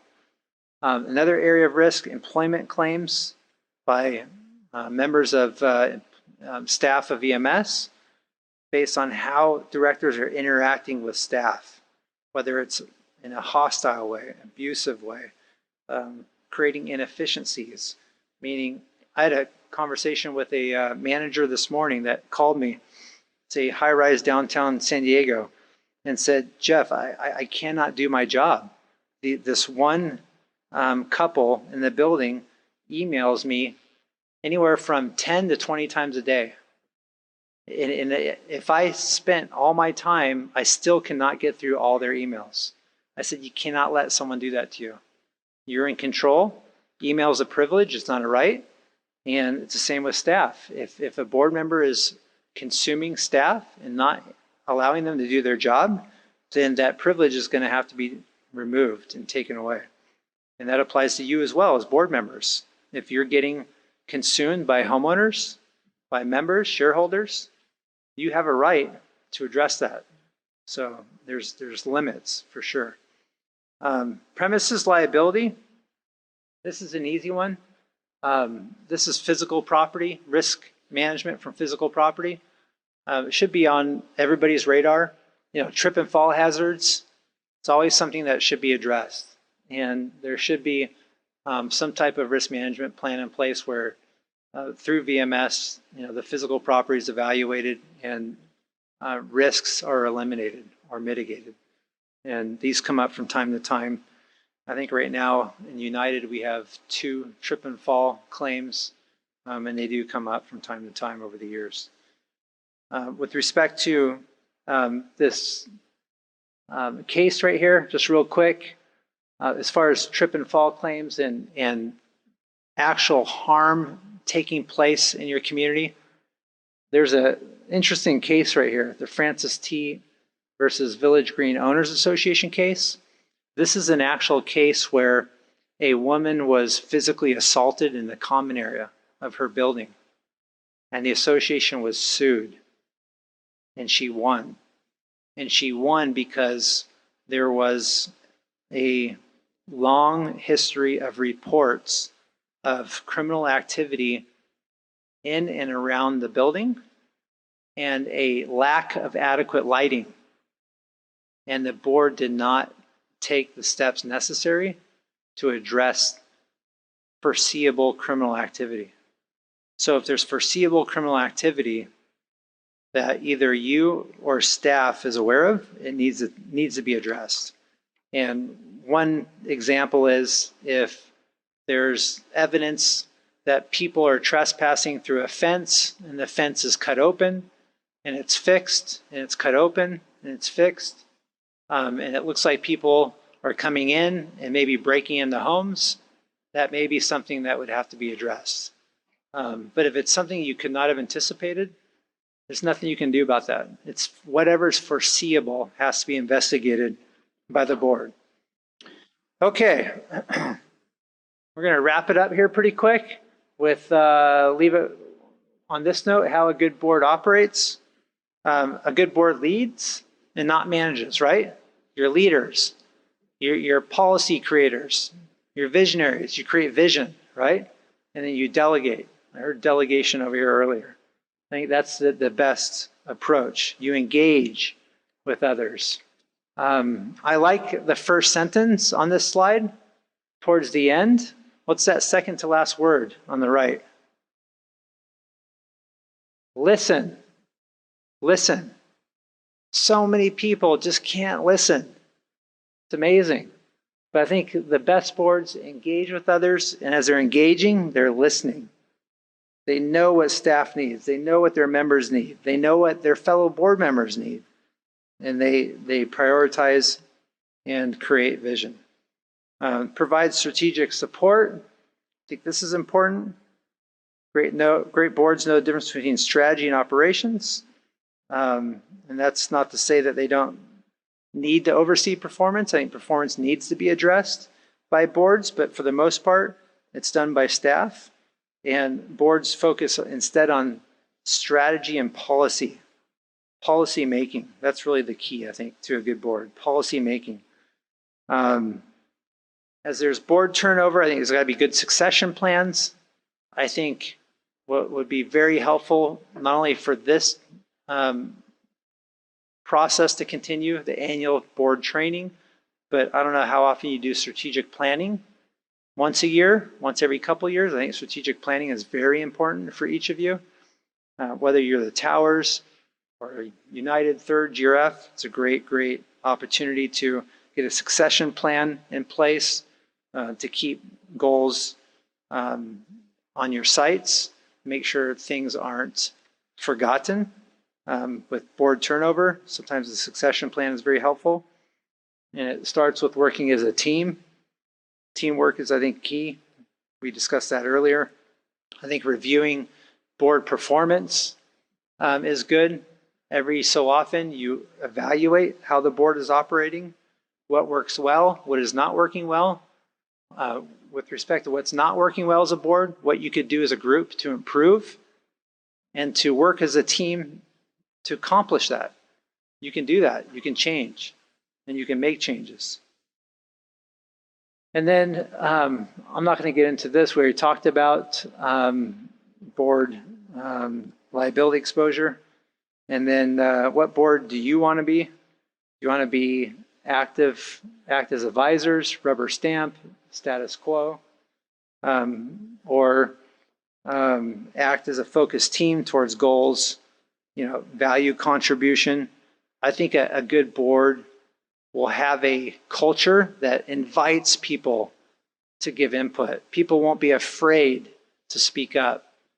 I've been in board meetings where people have spoke up and they've been shot down. And not shot down in a way where they were countered with information. They were shot down by being cut off at the knees. Felt like they were inferior and attacked. That does not breed a good culture on the board. as a team. Okay, I think creating a positive culture. Oh, this is something I want to go over. Language is important. Interacting with one another. I think it's important to know how to use certain language. Obviously, being judgmental. There you go again. Is that really relevant? What's your point?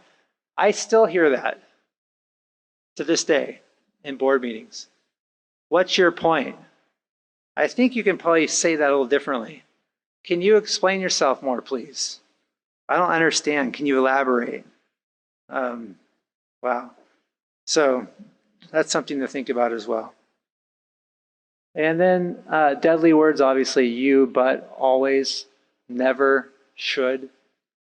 I just said I always. I like hearing people say always and never, especially my kids. Those two words right there, it's like as soon as I hear those words, they're triggers and the red flag goes off. And I put my lawyer hat on and that's when they just walk away from me. Should never say always. I should never say never. Obviously committing to ongoing learning.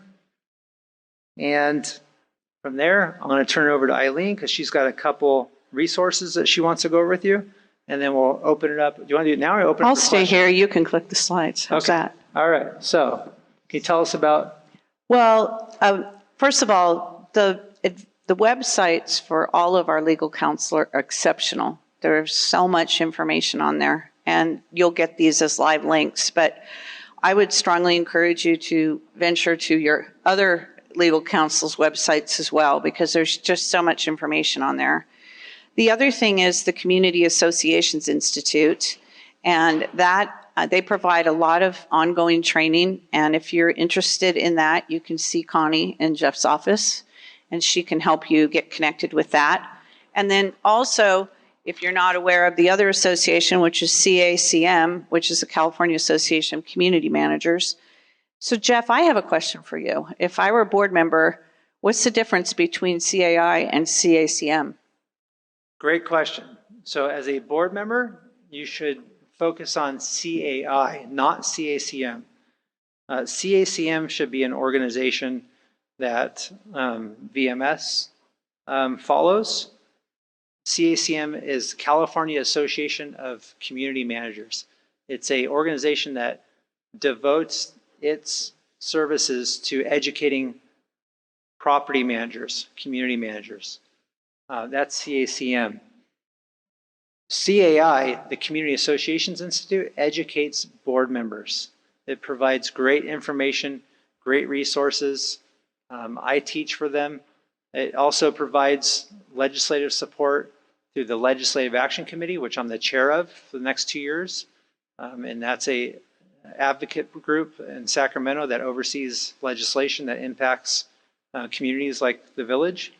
And also they have monthly educational luncheons. I'm speaking at the chapter's luncheon this Thursday at the Hilton on the new laws. And they do that every month on different topics. They also provide classes and reference materials as well for volunteer board members. I think we can have the lights brought up so we can start asking Mr. Beaumont some questions.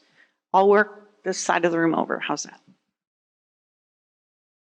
Just wanted to ask you a question because it impacts all of us. And I'll use Third as an example. If a member of Third engages in harassment of staff, what role, if any, do the other boards have to play, GRF and United? Because the staff member that's being impacted, obviously, from a corporation standpoint, we're all corporate members. We own that corporation.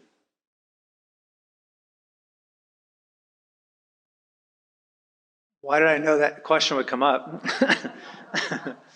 Number one, thank you for asking the question. I think it's a question that everybody needs to hear. I think that if a member of Third, and this is just for example, is creating a hostile work environment and creating liability exposure with respect to how that individual is interacting with staff, VMS staff, number one, Third has to take action to to address that. And by addressing it, there's a wide variety of tools that the board has to address that situation. Board members, just because they're elected to the board by the members, doesn't mean they have unfettered authority and access to staff. Doesn't mean they have full authority to do what they want. The board majority can limit and control what a board member does, what a board member has access to, how a board member conducts their job, etc. So, for example, if a board member is on record abusing not just staff but fellow board members, interfering with board business, disrupting board meetings, they could be prevented from attending meetings. Got to be done very carefully and methodically, but my point is your authority as a director is not limitless if your conduct has proven to be damaging. And a board has an obligation to prevent someone from causing harm to not just that organization, but to VMS as well, because with respect to VMS, as we're talking about it, it's also owned by Grf, United, and Third. So what can or should Grf or United in your situation, or even VMS do in that situation?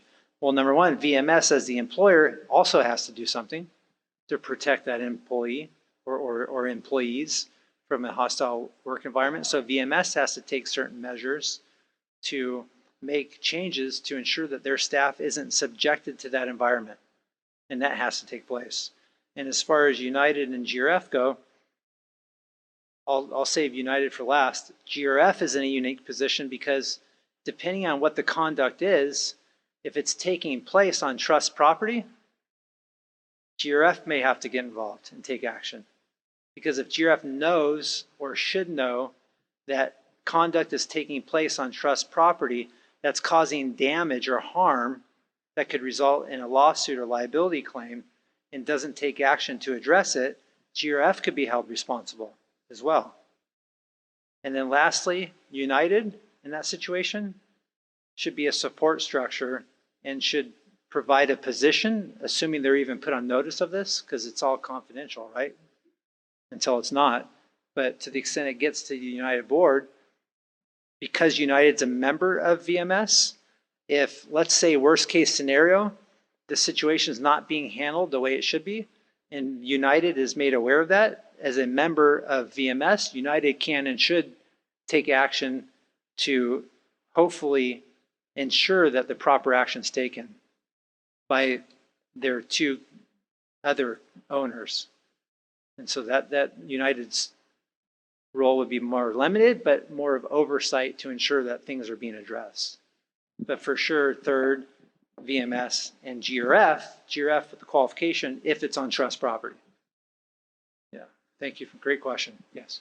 You haven't mentioned parliamentary procedure. How does that really control what goes on? Parliamentary procedure? Just ask Anthony over here. We've got a couple very capable, experienced individuals in this room that can talk about parliamentary procedure more than me. But I'll tell you this, it's a great tool. It's a great resource. It's proven effective. But it's like any tool, it only works as well as the person using it. So if it's used, but people are not willing to follow it, you're back to square one. Because if there's a director unwilling to conform their conduct and follow that parliamentary procedure, and they're disrupting board meetings and preventing business from being conducted, we're back to square one where parliamentary procedure doesn't mean anything to me. Board's got to take action, like formal action, to address that conduct. And it will help with parliamentary procedure because that will just be another means to show that they're not conforming. They're not following the required procedure. But at the end of the day, the board has to take action on its own in executive session. Yes. I just wanted to say that there's a wonderful club in Laguna Woods called the Roberts Rule Study Club. Joan Milliman. So come join us. We meet towards the end of the month.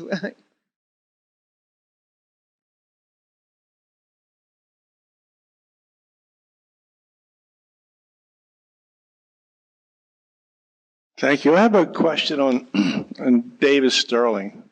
The way I read the Davis Sterling, if someone calls an emergency meeting, they can, but all the directors involved in that are supposed to give written permission for that for archives.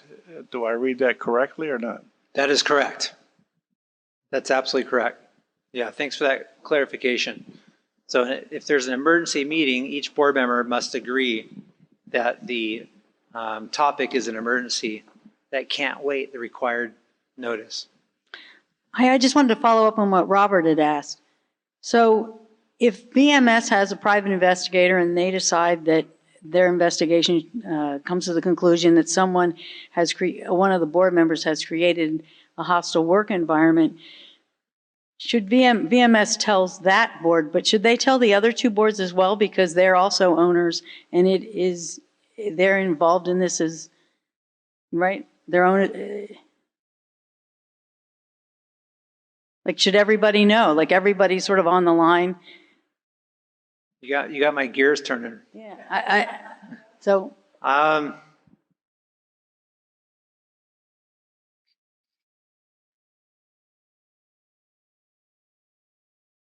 going both ways right now. I'm seeing pros and cons. I want to say yes, since, let's say, in the example given, the problem child's from third, should GRF and United be informed, especially if it rises to the level where VMS is forced to retain or consult with their employment counsel, hire a private investigator. My answer is yes. I can't give legal advice today. I'm here to educate and inform. But if I was asked this question hypothetically, I would say yes. The others should be informed generally about what's going on, and it should be kept in strict confidence in executive session. Yeah.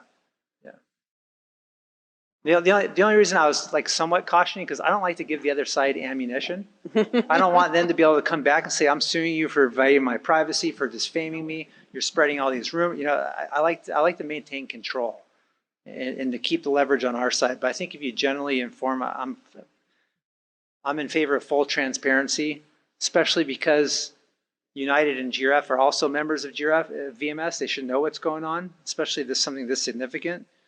So I do think. And I'm still talking because I'm still thinking this through. So I'm still coming back to the same conclusion, which is yes, I think it should be. Well, Jeff, I'm going to back you up and say, you said we all live in the same house and we're roommates, basically. So why, to that point, then everybody should know as roommates, because if one of your roommates was doing something bad, wouldn't you want all the roommates to be able to protect themselves? But I know that's a legal question and not my original question. That's not a legal question. It's more of there's certain things I don't want to know what's going on behind closed doors in that house. All right. So there are some limitations, but I agree. Okay. I agree. Yeah. So, Mike, I have several questions. My first one is the use of OneDrive.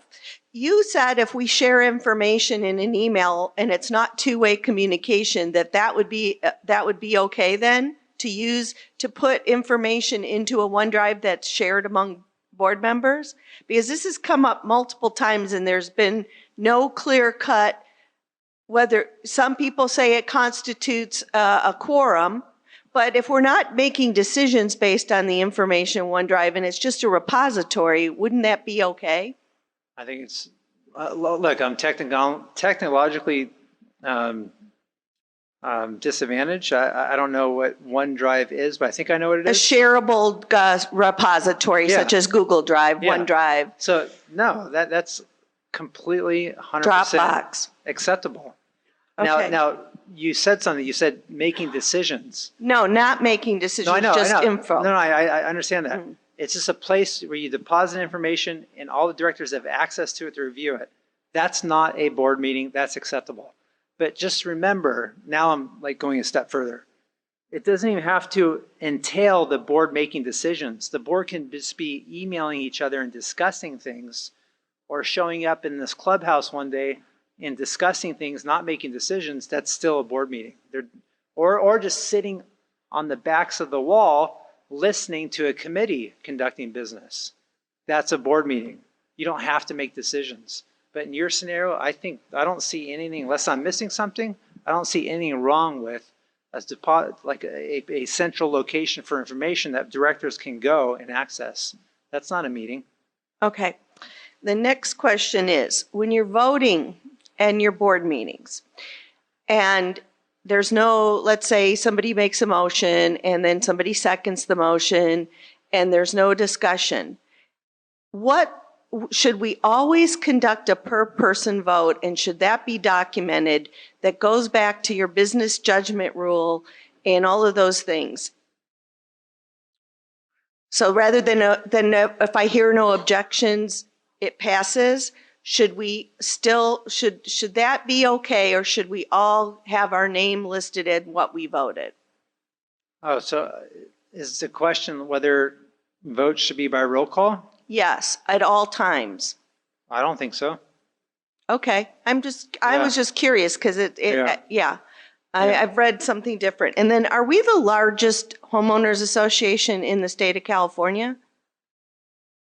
Or all of us together? All of you together? Close. Okay. Yeah, close.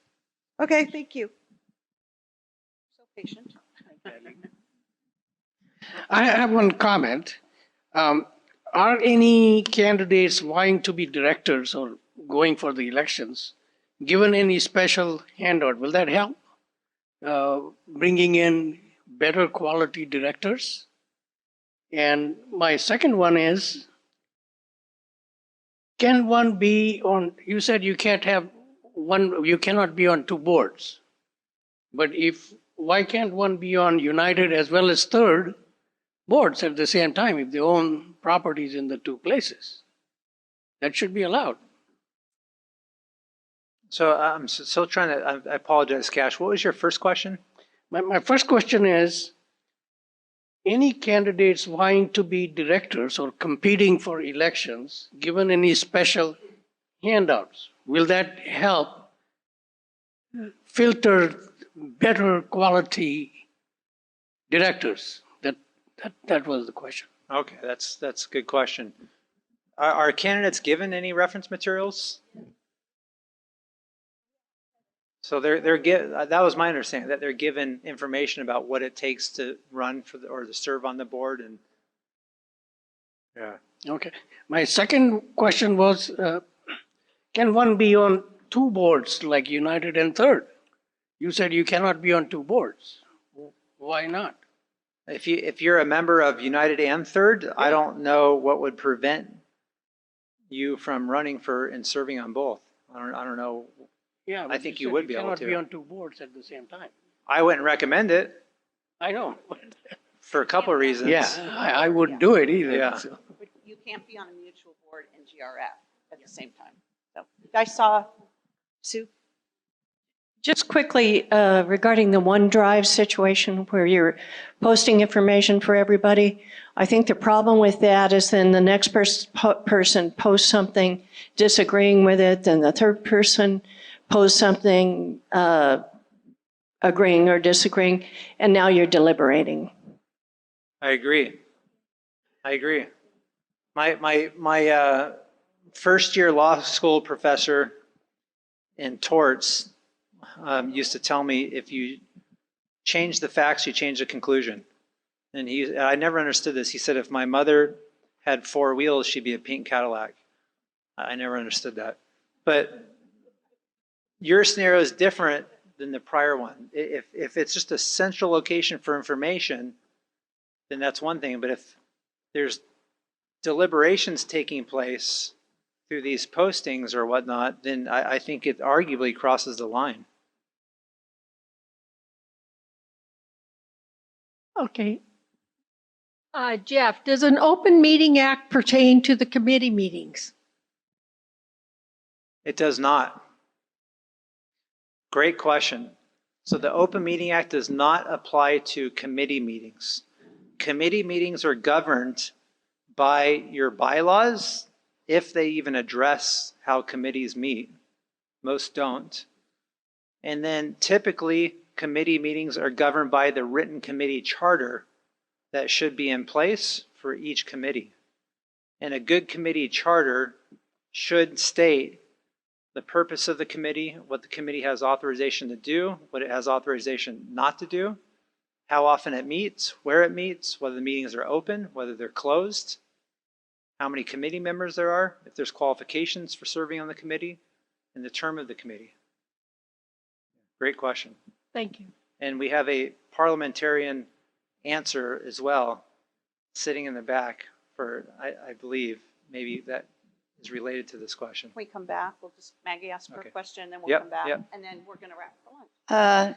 United bylaws state that a director must be a resident for 10 months of each year. So by that term, if you're living in third, you can't be a director unless you're living in United for 10 months of the year. Now, whether the third things allow it or not, you can't be a director for United unless you live in United 10 months of each year. Be hard to do both, wouldn't it?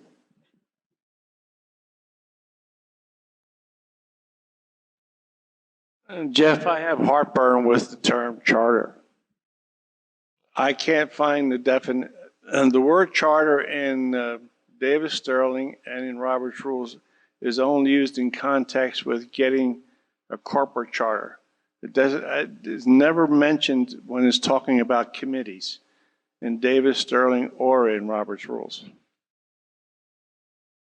Yeah, charters have always been a tool used to create committees. I don't know why it's definitely not addressed in the Davis Sterling Act. Committees aren't even addressed in the Davis Sterling Act.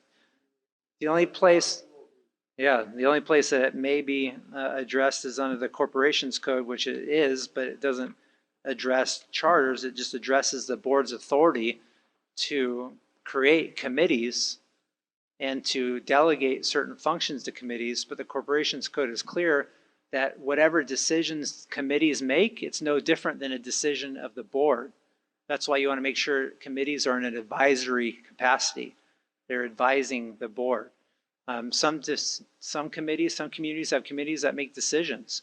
But just remember, if you do give committees decision-making authority, it's no different than you making that decision. So you're going to be responsible for the consequences of a decision from a committee. So we'll just take these last two questions at this table, if you two can keep it short, and then I'll give the housekeeping instructions now. We're going to break for lunch. If you have not had a chance to introduce yourself to the people at your table who you may not know, please do so. You can blame me if you didn't like where you were sitting, but I wanted to try to break people up, the people who wouldn't ordinarily get to meet each other. And also maybe has something in common with, what your interests are on your board. So we have lunch. You all ordered that. We're going to have to really stick to our deadline because we have a whole lot of presentations that are going to go really fast right after lunch. Staff is here, and I would invite staff, if you'd like to come and intermingle during the meal, just pick up a chair. But then we'll go back to our signs so that it's easier for you each to see this way. I want to thank you very much. After we break here, Jeff is going to have to head back. He's got a little emergency in the office, but I can't thank you enough for being with us this morning. Thank you.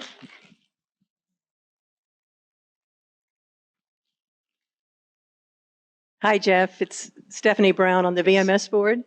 Thank you for this. It's a very helpful and a beautiful presentation, Eileen and Jeff. But my question is about due diligence under the duty of care.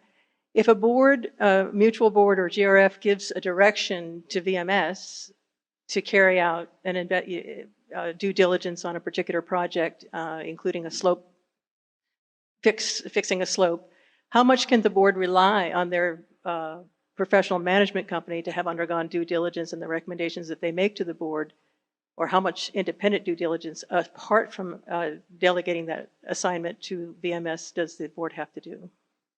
That's a great question. And the answer is the board can rely completely on the investigations of VMS, as long as what VMS is doing is what a reasonable person would do. So if in the slope failure scenario, VMS is asked by, let's say it's on trust property and GRF says, VMS, please investigate this and come back to us with a recommendation. And VMS goes out and hires an engineer, geotechnical engineer, a landscape architect comes back with a plan and says, here's the plan, here are potential bidders, this is what we recommend, and the board takes action and relies on that and is sued, they're going to be protected. GRF's going to be protected. But if VMS responds to GRF's request to investigate and asks a person who is in charge of security to go out and investigate this slope problem and comes back with a recommendation, everybody's going to get sued rightfully, right? So it's got to be reasonable. Yeah. Okay, hopefully last. In response to cash, if a person owns property in two mutuals, they have to live somewhere. And so their primary residence is what governs which board they can run for. Their primary residence. And what Maggie said, they have to be in 10 months there for United. It depends on. And the other thing I just have to say, I've noticed this over and over again, when a vote is called, and when a motion is made to have a vote, then the vote must be taken. So there's a motion, a second, a discussion, and a vote. Whether everybody's in favor of it or not, doesn't matter. You don't just say, if you say, are there any objections, and there are none, it just means that the vote passed unanimously. However, if the president says, are there any objections to this, and there are none, then the vote passes by unanimous consent. Okay, that's the difference. So either a vote is taken and it passes unanimously, perhaps, or no objections and it passes unanimously, by unanimous consent. Thank you, Joan. All right, let's break for lunch. Jeff, thank you so much. Thank you, everybody.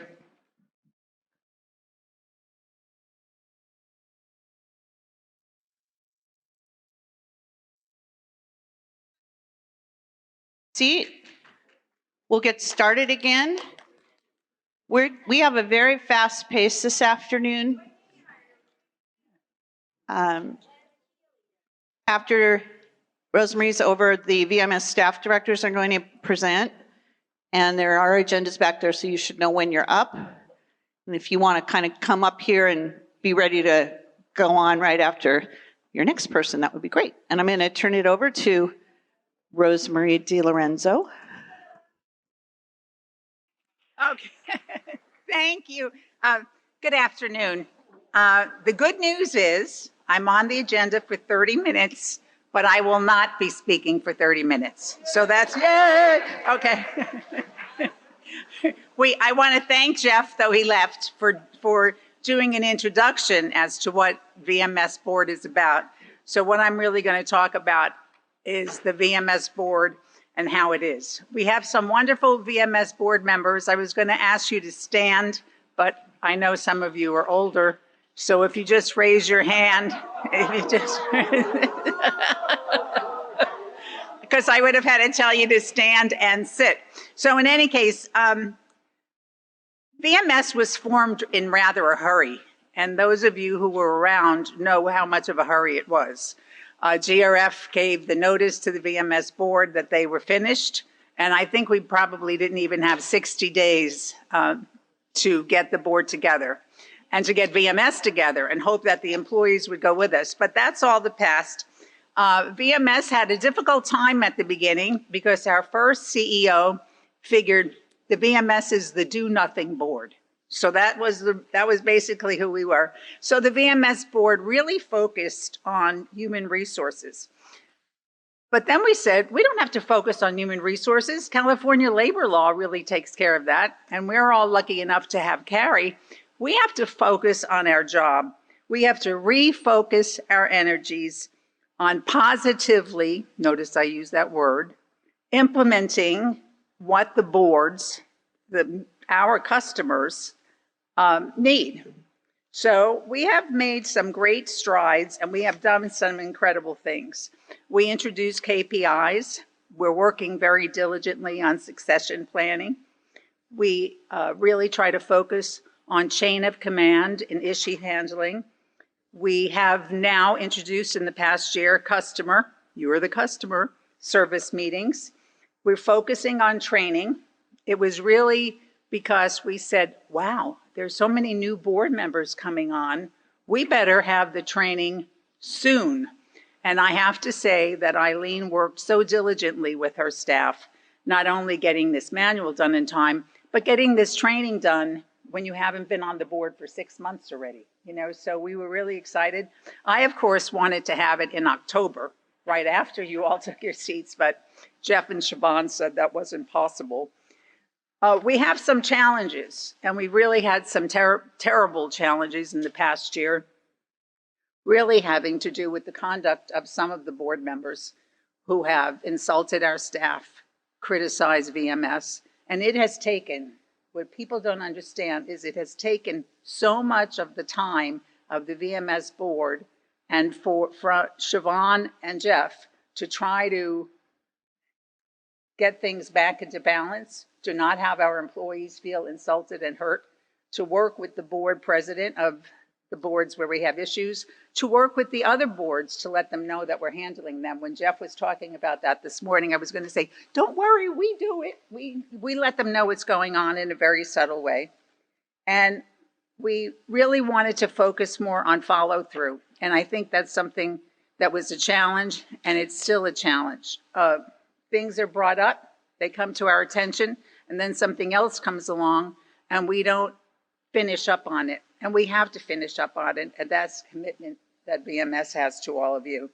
The other thing, though, that's a challenge, is we don't know what the boards expect. I'm Italian, so I talk with my hands. We don't know what the boards expect from their VMS board members. I mean, I know what Third expects because they're very clear about it. I was a board member for Third, but I also know what Robert expects from us, or at least today, maybe not. But we would like the United Board President to tell his VMS board members, what do you expect? And also GRF, what do you expect? So that we can not only take care of the community, but what do you expect from us to be able to report back to you? This coming year, we have very important goals. We want to try to improve the environment. The environment for the residents, because there's a lot of negativity out there. The environment for our staff, because our staff doesn't like a lot of the insults that they hear about. And the environment among the boards. One of the things that we did right after the changeover is all of the boards were really getting along well. They weren't suing one another. We were working together as a team. And we'd like to get that back again, where we can really work together as a team, because we found out that a board was working on something that we were thinking of doing. So we really, really started to work very well together. I know Juanita and I worked very well together, though might not have seemed like it, but we did. We want to improve our KPIs. KPIs were something that we started with the new Not Do Nothing board, or the Do Something board. And we're improving the KPIs. Our first report will be out in December. We want to have better safety training for our employees. We want to focus on risk management.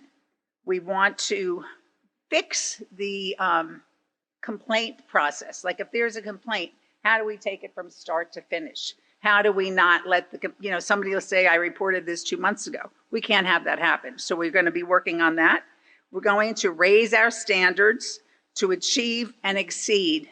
We always used to use that word in hotel business. We don't want to meet people's expectations. We want to exceed expectations. That should be our goal. So we should be exceeding the expectations of the boards, and you should be exceeding the expectations of the residents. The biggest thing that we really have to do is focus on teamwork. We all have to work together. I know very often we have conversations with Bunny about what's going on, and it's great. I could have conversations with Robert, or we could have conversations with Tony. We could just try to work together, because the biggest thing is we all live here and we're all in this together. Thank you very much.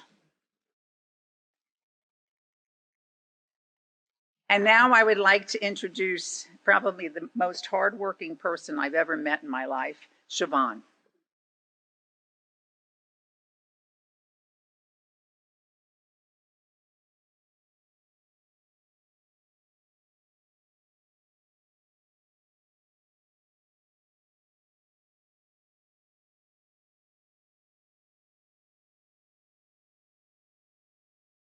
Good afternoon, and thank you for staying for our department head presentations this afternoon.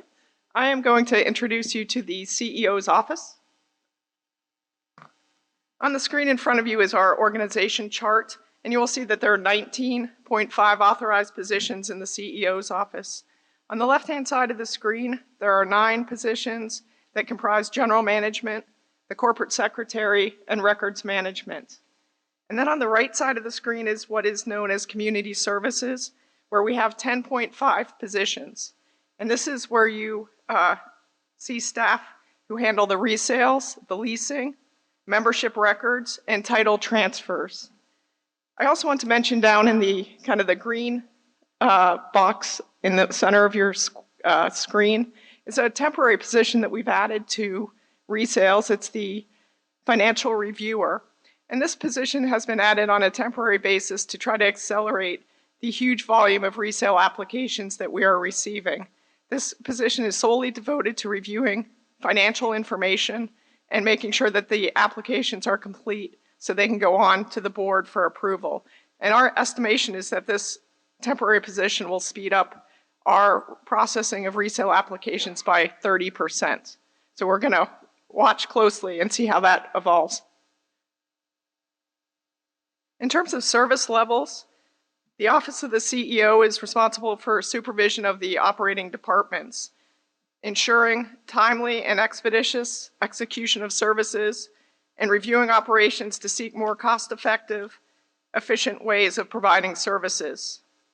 The CEO's office also coordinates with staff and the boards of directors and the membership, identifying key issues, examining alternatives, planning for issue resolution, consistent with the board's long-term objectives. We also liaise with the city, county, state, federal governments, and other agencies, and review matters regarding land use, acquisition, sales, and leasing when necessary. The Corporate Secretary's Office provides administrative support to the boards of directors, ensuring legal requirements are met for board meetings, notices, and elections.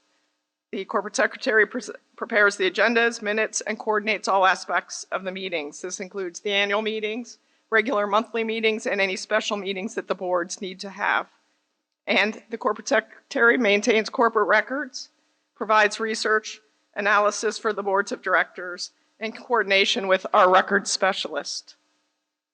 The Community Services Division, as I mentioned earlier, maintains the official corporate membership records and occupancy records. They process membership changes through property transfer, resale, and they issue photo identification cards to all members. They also process lease permits in accordance with applicable mutual policies, including coordination with the security department, membership counselor. They also verify, voter eligibility. On the screen, and I know it's difficult to read, is a snapshot of our budget for 2022. Our expenditures total $2.47 million, and our revenues approximately $900,000. These revenues are derived in the Community Services Division from lease processing fees, resale processing fees, and so on. The net budget for the CEO's office in 2022 will be approximately $1.6 million. Looking ahead to 2022, the goals for executive management are to hold client services meetings. This is what Chair DiLorenzo just mentioned, meeting with our clients on a bi-monthly basis to address key issues facing our community. We also are going to foster strategic planning and interboard communication and cooperation, perform operational reviews of divisions, monitor performance and the budget. We're also pursuing stimulus package, grant, and other external funding opportunities. If you will remember, this year we've received significant funding for our expenditures associated with PPEs for the COVID pandemic. And we will continue to do and pursue funding such as that. We will continue legislative lobbying, working with the boards to develop a legislative platform and facilitate functional reorganizations within our organization as necessary to provide the best possible services to our boards of directors and the community. The corporate secretary is going to focus on paperless agendas for the coming year, and community services is going to enhance resales by utilizing an electronic submittal solution for buyers and escrow companies, hopefully making much of our cumbersome paper-based process much more efficient. They will be working with media and communications to redesign their portion of the website to better serve our customers with important forms, information, and data. And lastly, we're going to, again, continue to utilize the financial evaluator to see how quickly we can accelerate resale packages through the process. And again, our goal is to reduce that time by 30% while enhancing the customer experience. And that is our presentation this afternoon. Thank you.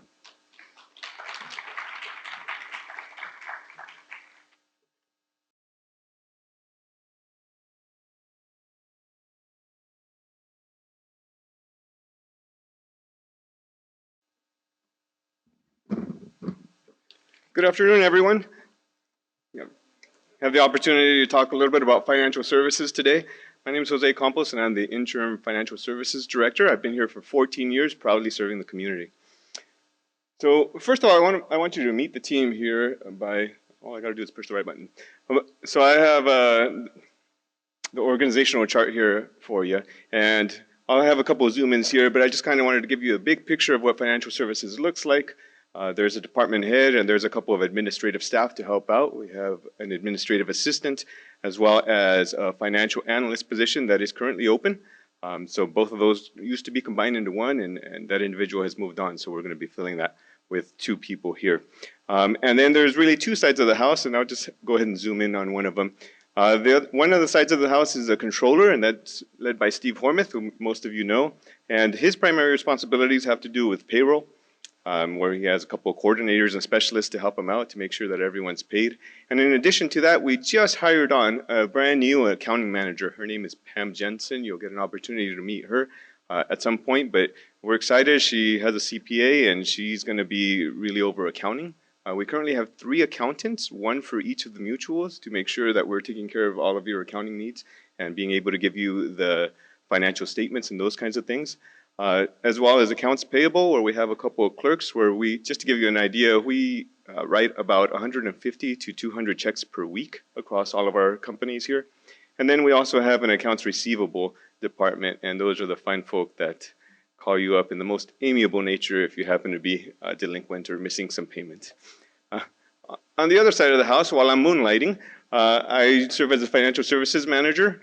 And on this side of the house, we take care of planning and analysis. And here at Laguna Woods Village, budgeting is a sport. Yeah, we started early on, so February, March timeframe. Ultimately, the budgets are approved in September, so it's quite a lengthy process. But of course, we involve all of you and have a lot of different meetings to make sure that we get what you need in there. I also take care of the warehouse, where there's a supervisor and a couple of clerks, and that takes care of all of the receiving and shipping. Very little shipping, but a lot of receiving for all the different parts and materials and different things that are used. As well as we have a purchasing department, and you guys know Dan Hoxie, he's our manager there, and he takes care of purchasing, where he has buyers and contract specialists, as well as central services, who are the fine folk who do all the photocopyings and making sure that you have all your packets. So staffing-wise, it hasn't changed much over the last few years. We have 31 full-time equivalents in financial services. The one notable change that we had for this year is that our risk analyst moved from our department over to human resources, and we did pick up that extra financial analyst position to be able to delve a little bit deeper and seeing what better goods or services we can offer. So exciting for that, starting in 2022. So again, here's a list of some of what we do. For accounting-wise, we take care of accounts payable, general ledger, reconciliations, the financial statements. We also work with auditors. So we have KPMG, who is your auditor, who takes care of all of your financial statements, making sure that everything's in order, that everything's disclosed, and that everything is as it should be. And of course, civil reporting and taxes. On the other side of the house, we take care of the annual business plans, which I just described, as well as reserve plans, particularly the GRF capital plan, where we've made some big improvements for this year as far as how we're presenting it, using 5-year, just kind of a sizable, bite-sized pieces so we can really understand, all the while making sure that the community has what they need for as far as infrastructure is concerned. So some pretty exciting things happening there. As well as purchasing, again, these are the fine folk that procure goods and services. They have they provide contracts and those kinds of things. And not to be a spoiler here, but in December we're going to be taking a look at a new way we're going to be taking annual contracts. So we'll be having an all boards, all directors, but more to come on that, just to give you an idea of what we're looking forward to here. Again, this is really small, but I wanted to give you an overall feeling that our department, the net cost of our department is about $3.4 million for 2022. I wanted to make you aware of that. And more importantly, looking ahead, looking forward, some of our 2022 initiatives. One of the things that we want to do is a fee review, where we'll go into each of the mutuals, find out how all you generate revenue, really take a look at those fees. Some of them haven't been looked at in several to maybe even 10 years. And we'll also give you some scope, right? So we'll let you know how much we anticipate coming in from different areas, and we'll react accordingly. If it's an area that has a lot of volume, then we'll take a closer look at it. And maybe if it's an area that isn't so much volume, we'll go ahead and put it off for a couple of years. But the point is, we'll give you a nice long list of where all your revenue comes. That way you can make some good, intelligent decisions. That's an initiative we're looking forward to. And also the standardization of purchasing policy use. I alluded to it a little bit, but we will be having a meeting in December for all boards and all directors to talk about that annual contract process. And then lastly, I'm not going to take any steam away from Chuck and his team, but we're going to leverage an ERP. And what I really want to focus on as far as the finance department is we're going to have a complete process change on the way that we do our accounts payable. And that's going to be important because the way we're going to process it now is we're going to take the invoices and record them directly. That's not the way we're doing it now, but we will be doing it in the future. And what's in it for you is that you'll be able to have better reporting. You'll be able to know what encumbrances are on your money. And again, the whole idea is to move forward, to give you something different, to give you something better. So that's one of the things that I'm most excited about, but my time is short. I just wanted to give you a brief introduction here to the financial services, and I thank you for your time.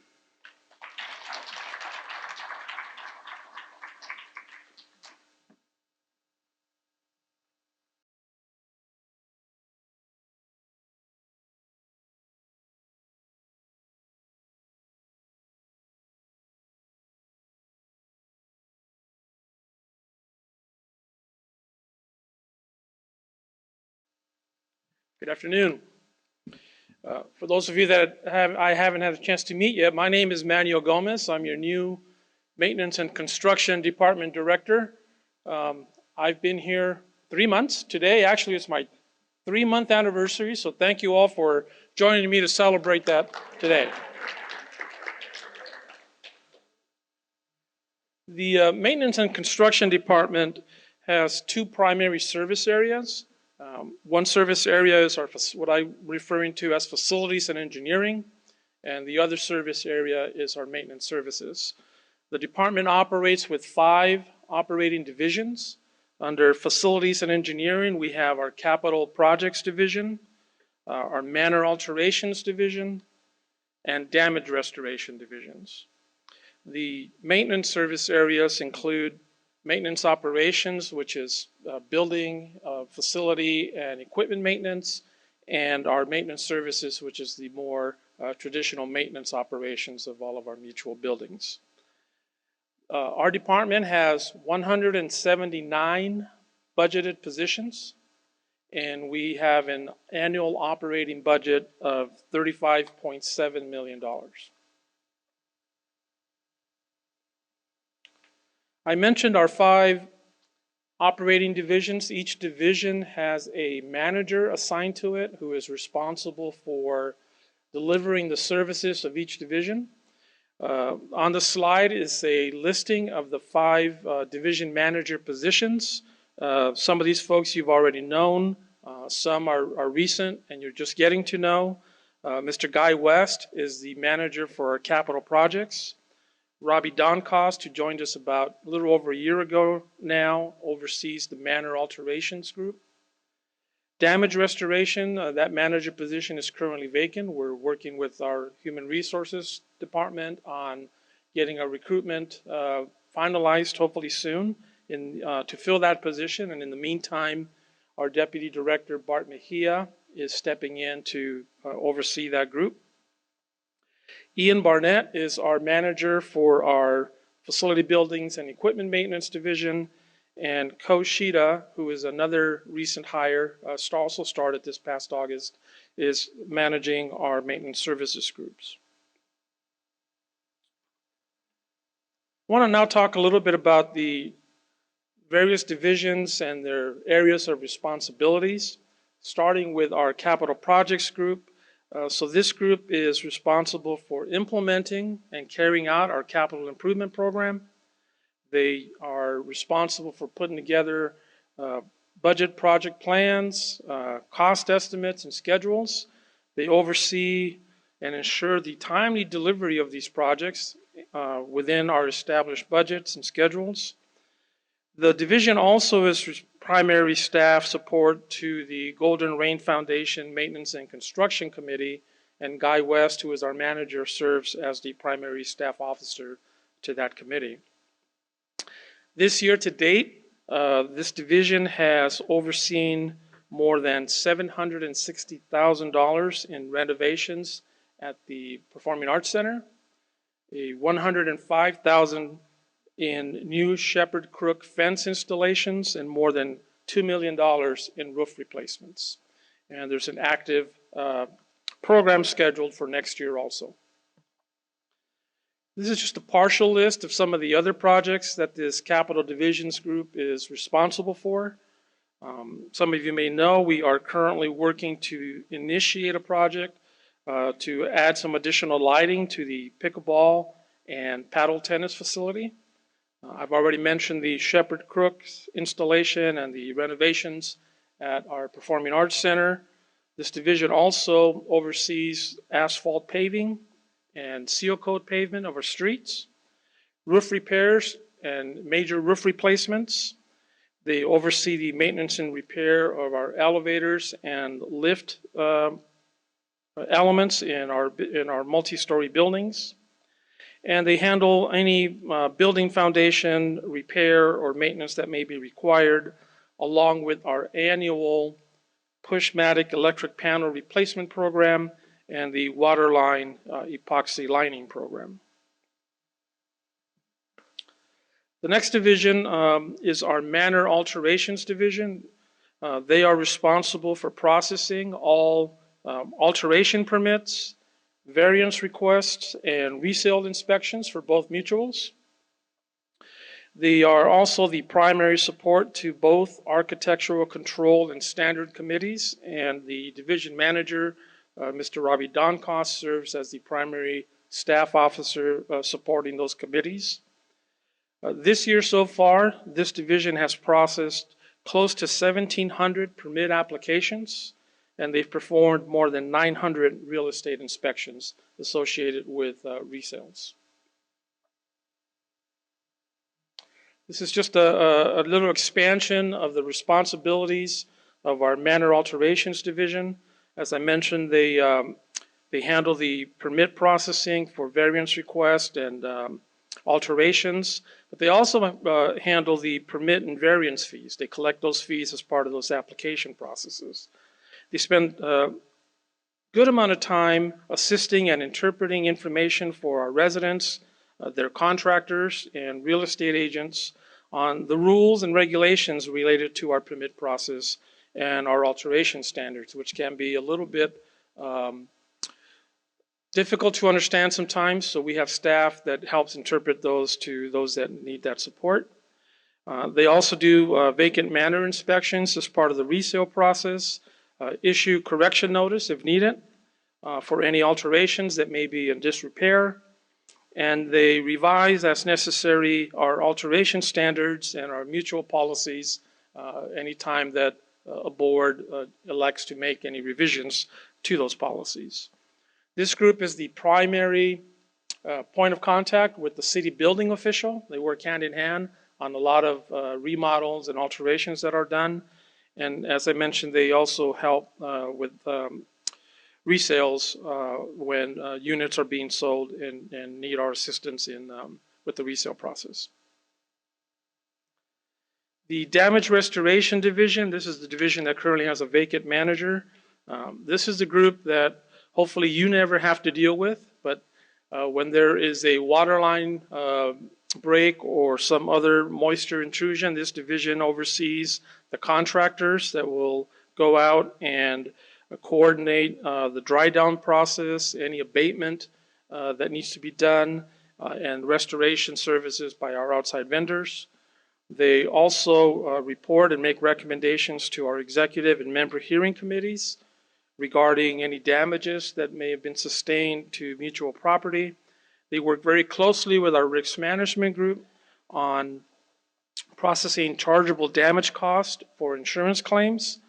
And they work in reporting damages sustained from resident alterations or things like vehicle accidents or fires that may have damaged mutual services where we might be able to recoup some of those costs. This year so far, this division has coordinated work on more than 2,400 moisture intrusion events. So it's a very busy division working extensively throughout the community. The Maintenance Services Division is what I refer to as facility and building and equipment maintenance. They oversee all of the service requests for things like heating, ventilation, and air conditioning components in all the facilities such as this one. All the commercial appliance replacements, maintenance of our pumps at our pools and spas, equipment such as heaters and boiler rooms. This division handles all of that maintenance of those equipment places. They also oversee the sewer line epoxy lining program, which is an annual program that is taking place. I think we're in the initial years of a multi-year program. In addition to that, they are responsible for the water heater replacement programs. United has a preventive maintenance program that is overseen by this division. And they also have all of our plumbing and electrical staff that handle all plumbing and electrical repairs, any appliances that need replacement that are mutually owned or owned by the mutuals. And then they handle all walkway and exterior lighting projects with our electrical staff. So this year so far, this division has closed almost 25,000 work order tickets. So they are another group that is extremely busy and keeping the community in as best shape as we possibly can. The other maintenance division is our operations maintenance division. These are the folks that you more traditionally think about as maintenance and see out in the community. They're handling the exterior paint programs and the prior to paint program, breezeway resurfacing programs. They handle the building maintenance for our 3-story garden villa and LH21 buildings. They are responsible for the fumigation program and termite inspection program. And this group has all of our carpentry staff, and they handle exterior dry rot inspections and repairs. And on the interior of the units for mutual property, they make repairs to things such as our shower and tub enclosures, flooring, and countertops. So this division has closed this year already almost 13,000 work order tickets throughout the community. Another area of responsibility for the maintenance and construction department is the solar and energy programs. So we work on implementing energy programs or procedures in accordance with established board objectives and direction. We monitor the energy generation and changes to equipment with the goal of trying to reduce our energy costs. We monitor and audit our utility bills and Southern California Edison tariff and policy fee changes, including any potential rebate programs that may be out there. And we are currently working on the planning for potentially adding additional electric vehicle charging stations in the community. This is making its way through the various boards. This is part of Southern California Edison's Ready to program. So as many of you know, Third and United have photovoltaic solar systems installed in some of their community areas. And so far this year, these solar systems have generated more than 1.8 million kilowatts hours of electrical generation. And since the solar program has been in place since 2017, it's generated almost 8.5 million kilowatt hours during the life of the program. So that's a brief overview of the Maintenance and Construction Department. I will turn it over now to Brian Gruner for the next item. Thank you.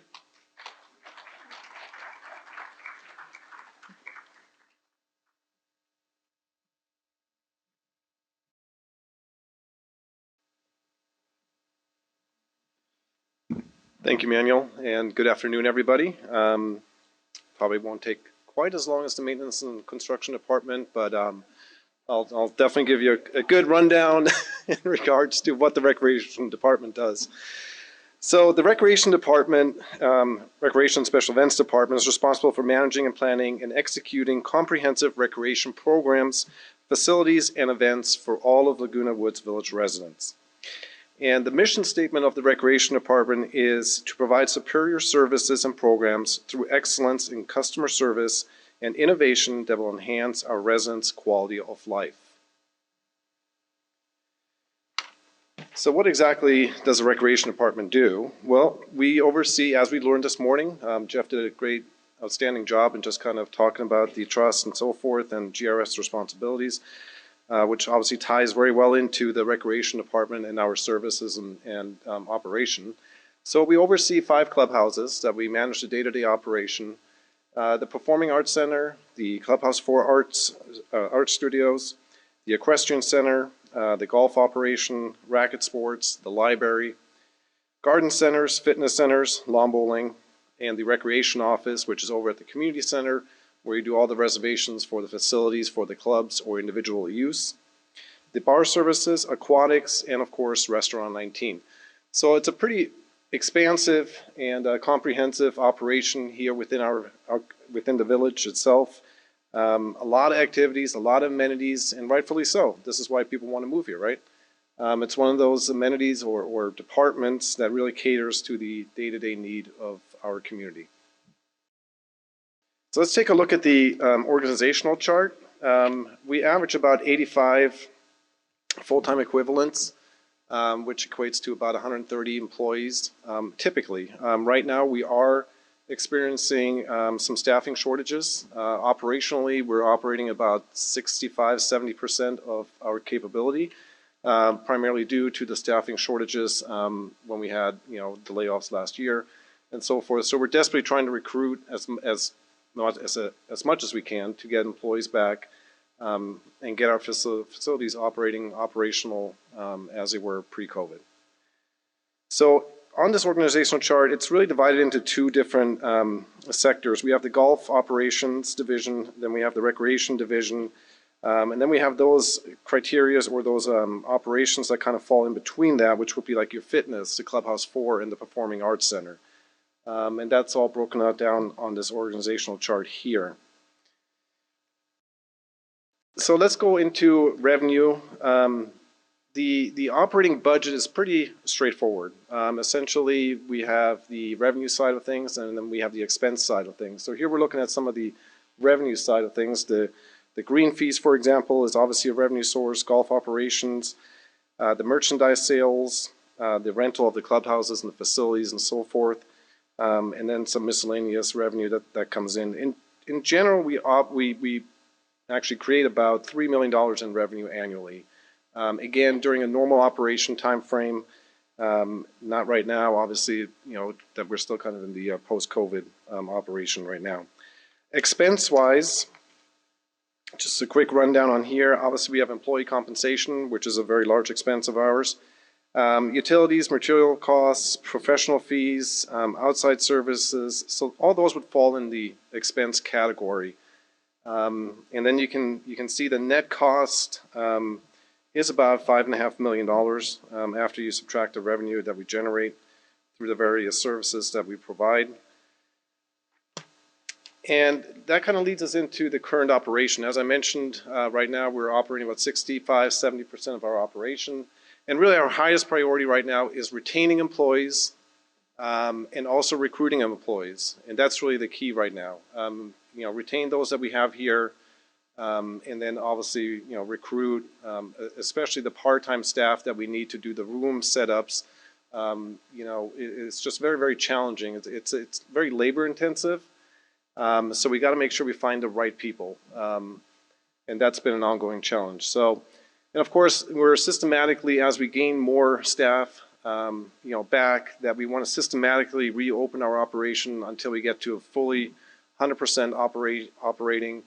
And that means all the clubhouses are open. There's no modified hours for any of the facilities, which we currently still are in.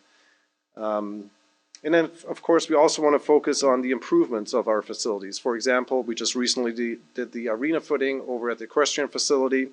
In addition to, we purchased some patio furniture. You can see some of that patio furniture right here at Clubhouse 5, up here by the front office there.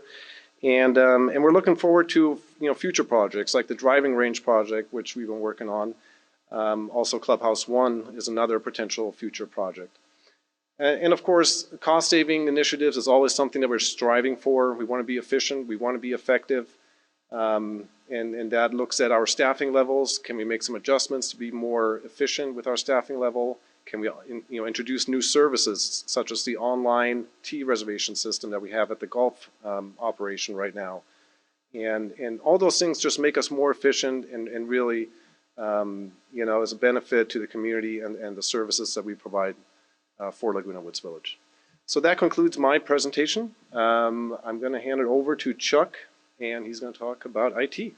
Thank you.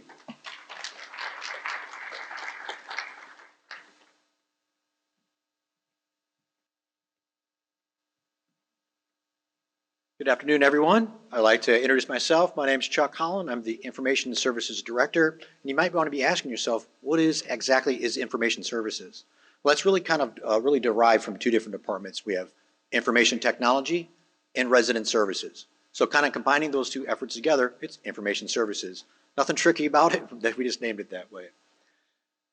One thing, before I get into this slide, what I really want to bring to your attention is these guys are really selling themselves short. The amount of work that the staff members are completing on an annual basis is absolutely astounding.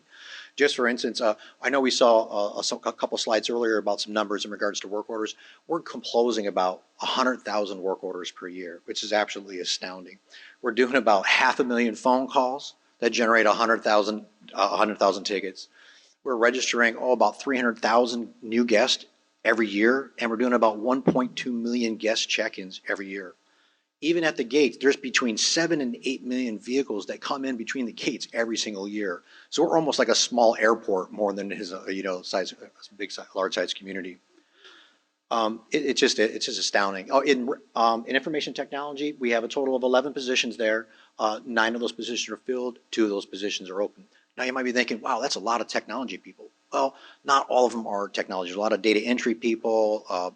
There's a lot of staff administrative support people. Really, we have 4 real hardcore, good, solid technical positions that we have available. 2 of them, those are empty right now.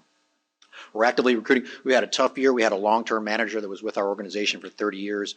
He's left. We have recruited John Curzette, who is leading up our technology efforts. He's doing an outstanding job. We're looking forward to him participating in some of the future projects that we have for the community.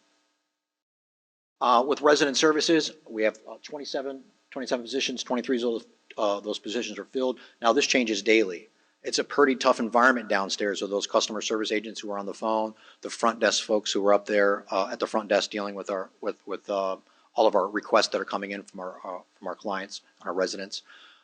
Just that little, they're doing about 15,000 phone calls a month and about 5,000 walk-ins every single month. You know that little kiosk check-in deal that you have with it? I know you don't like it, but it gives us the ability to know who's showing up at the community, what they're showing up to community center for, how long it's taking them to service, and then how long is it taking them to close out their request. So it's super important. So 5,000 walk-ins a month is pretty tough. Now, we changed a lot of things last year because guess what? COVID hit, right? We had to change the way we did business. So we had to take a 30-year, really a 60-year-old company, brick and mortar, traditional institution, and just turn it upside down and get most of our folks working from home, including our call center agents. So I have to tell you, that was a tremendous effort to get that done. Again, we have a lot of turnover here. Recently have one of our supervisors who decided to take another opportunity and moved on, and so we're actively recruiting for a new supervisor now. From an information technology standpoint, I won't read every single one of these, but even though we're a small little shop, it's a mighty footprint. Every single department that we do business with, it's a challenge, right? Right now, what we're really struggling with is all of our different various departments are all running different silos of information. They're all running different types of applications. And we're working on a project right now with our Information Technology Advisory Committee to find a new solution, a more modern solution that can encompass all of our needs, both for the residents, the boards, the management, as well as our staff. I won't get into reading all this up, but you can just imagine security, backups, desktop, system admin, engineering, application management, camera systems, gate systems. You have over 300 security cameras out there in the field, 27 gate barrier arms, 18,000 vehicles tagged with an RFID. It's a pretty massive operation what we're doing. For resident services, as you can imagine, everything starts with the concierge. We have a relatively new concierge. We didn't have one for about a year as we were closed down, but now we have a new concierge position. Hopefully you got a chance to meet her. We also are handling all our resident inquiries, the guest check-ins that we were talking about earlier, all the service requests, managing the front office, back office, and you kind of basically see all the things that we're doing downstairs. Now, this is really a high-level overview. If you're looking at our SOPs, we have a very, very comprehensive standard operating procedure index. Collecting all of those standard operating procedures, about 1,800 individual functions that our employees do that we're managing and monitoring on any monthly, daily, weekly, annual basis. So it's pretty comprehensive. From a budget standpoint, I have to tell you, last year was pretty tough, right? We had a couple of the malware incident. We had a COVID work from home. So you can see our numbers are really all over the place. Looking at what we're looking at doing going forward is trying to find every area in the company that we can automate, we can make efficient, we can reduce the amount of paperwork, and ultimately contain costs and ultimately the goal is to reduce costs for our residents. We know that the more services that we bring online, we want the residents to be able to utilize those so we can drive automation and we can drive down the number of phone calls so we don't have to have as many people. We want to save money. But we know this is an interesting community. We have a lot of folks who've lived here for a very, very long time that they're never going to jump on a computer. And then we have our new recent retirees who they retired from their career using technology. So we've got to develop a plan that where we leave no resident behind, that we're taking care of all residents' needs, no matter if they lived here for 40 years or if they lived here for 1 year. So mild increase in budget this next year. Most of that's really secure, cloud-based, Office 365, cloud-based security, Microsoft Azure, cloud-based backups. That's really where it's coming through. 2022 initiatives, obviously there's lots of them, but everything's going to be centered around our ERP software replacement. Like as I mentioned earlier, we have multiple software packages that we have that we're trying to consolidate them down to one single platform for all of our computer needs. Once we do that, it's going to be the digital transformation. Right now, all of our systems are designed to track paperwork. They're not designed to get rid of the paperwork. So we're trying to make that digital transformation now. And then obviously we want more options for call center automation. Why are we getting 500,000 phone calls a year, right? Can we reduce that down? Can we get residents more self-sufficient so they can take care of any kind of request they want online versus coming down to the resident services office and waiting in line? And then a lot of the resident service automation as well. There's so much to cover. I only got 5 minutes. They're spitballing me already. So I got to go. You guys have a great afternoon, and I'll be talking with you soon. Oh, and here comes Chris Lagenauer from Transportation.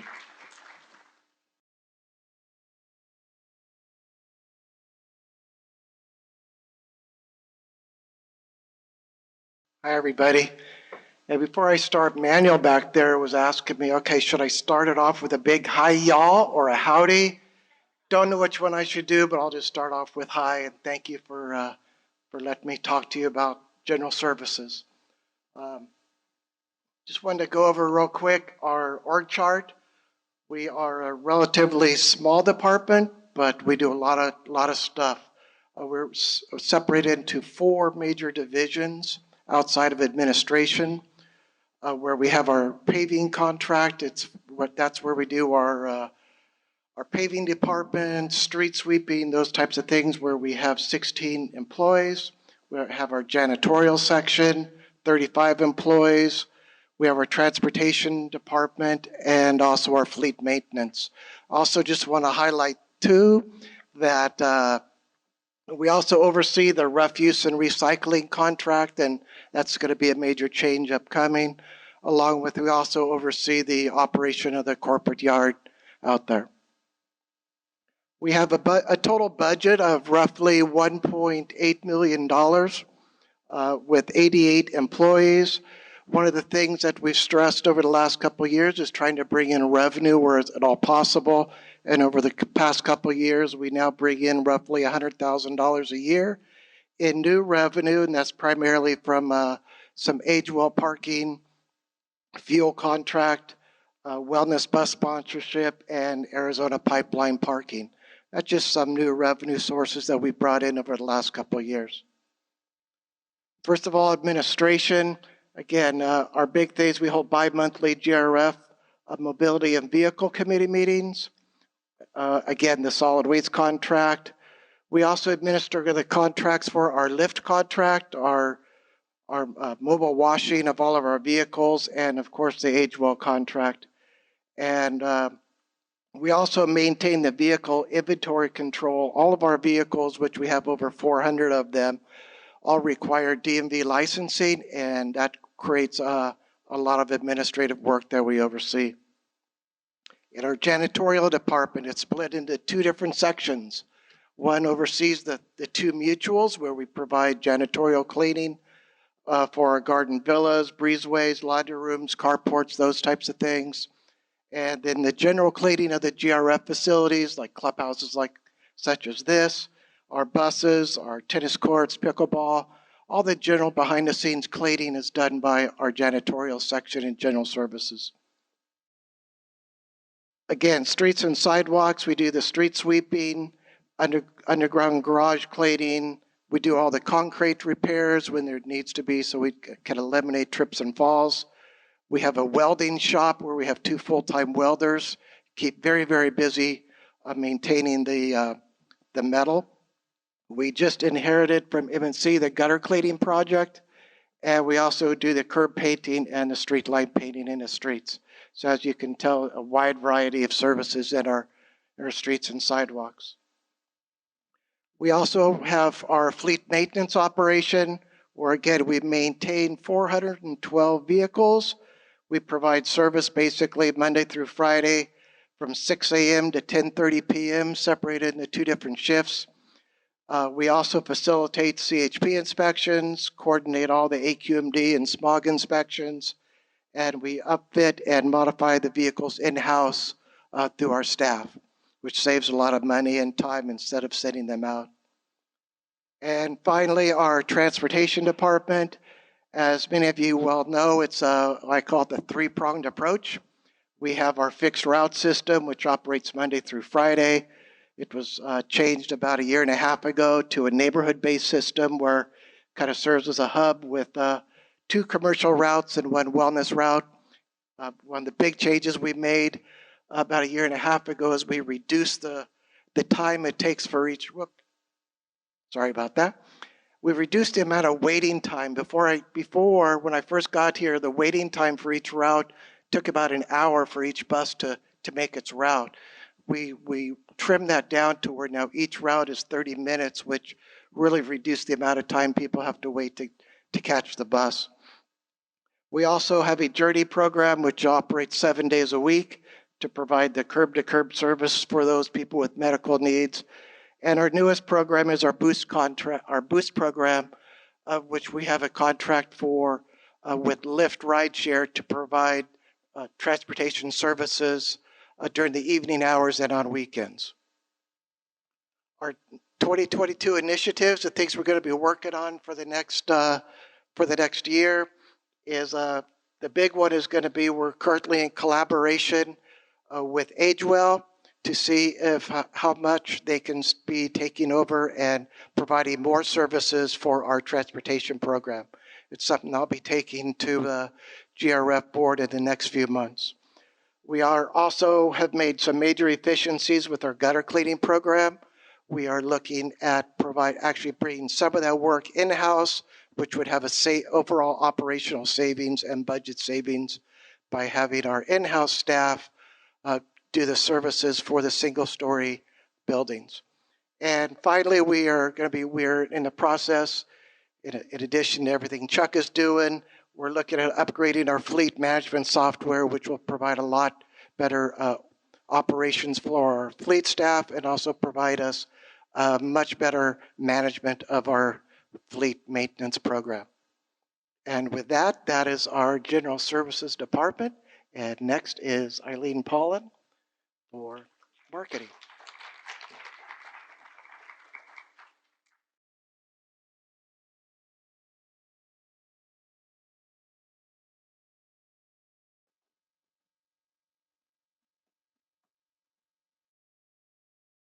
Sorry, I had to be my own Vanna White there for a minute.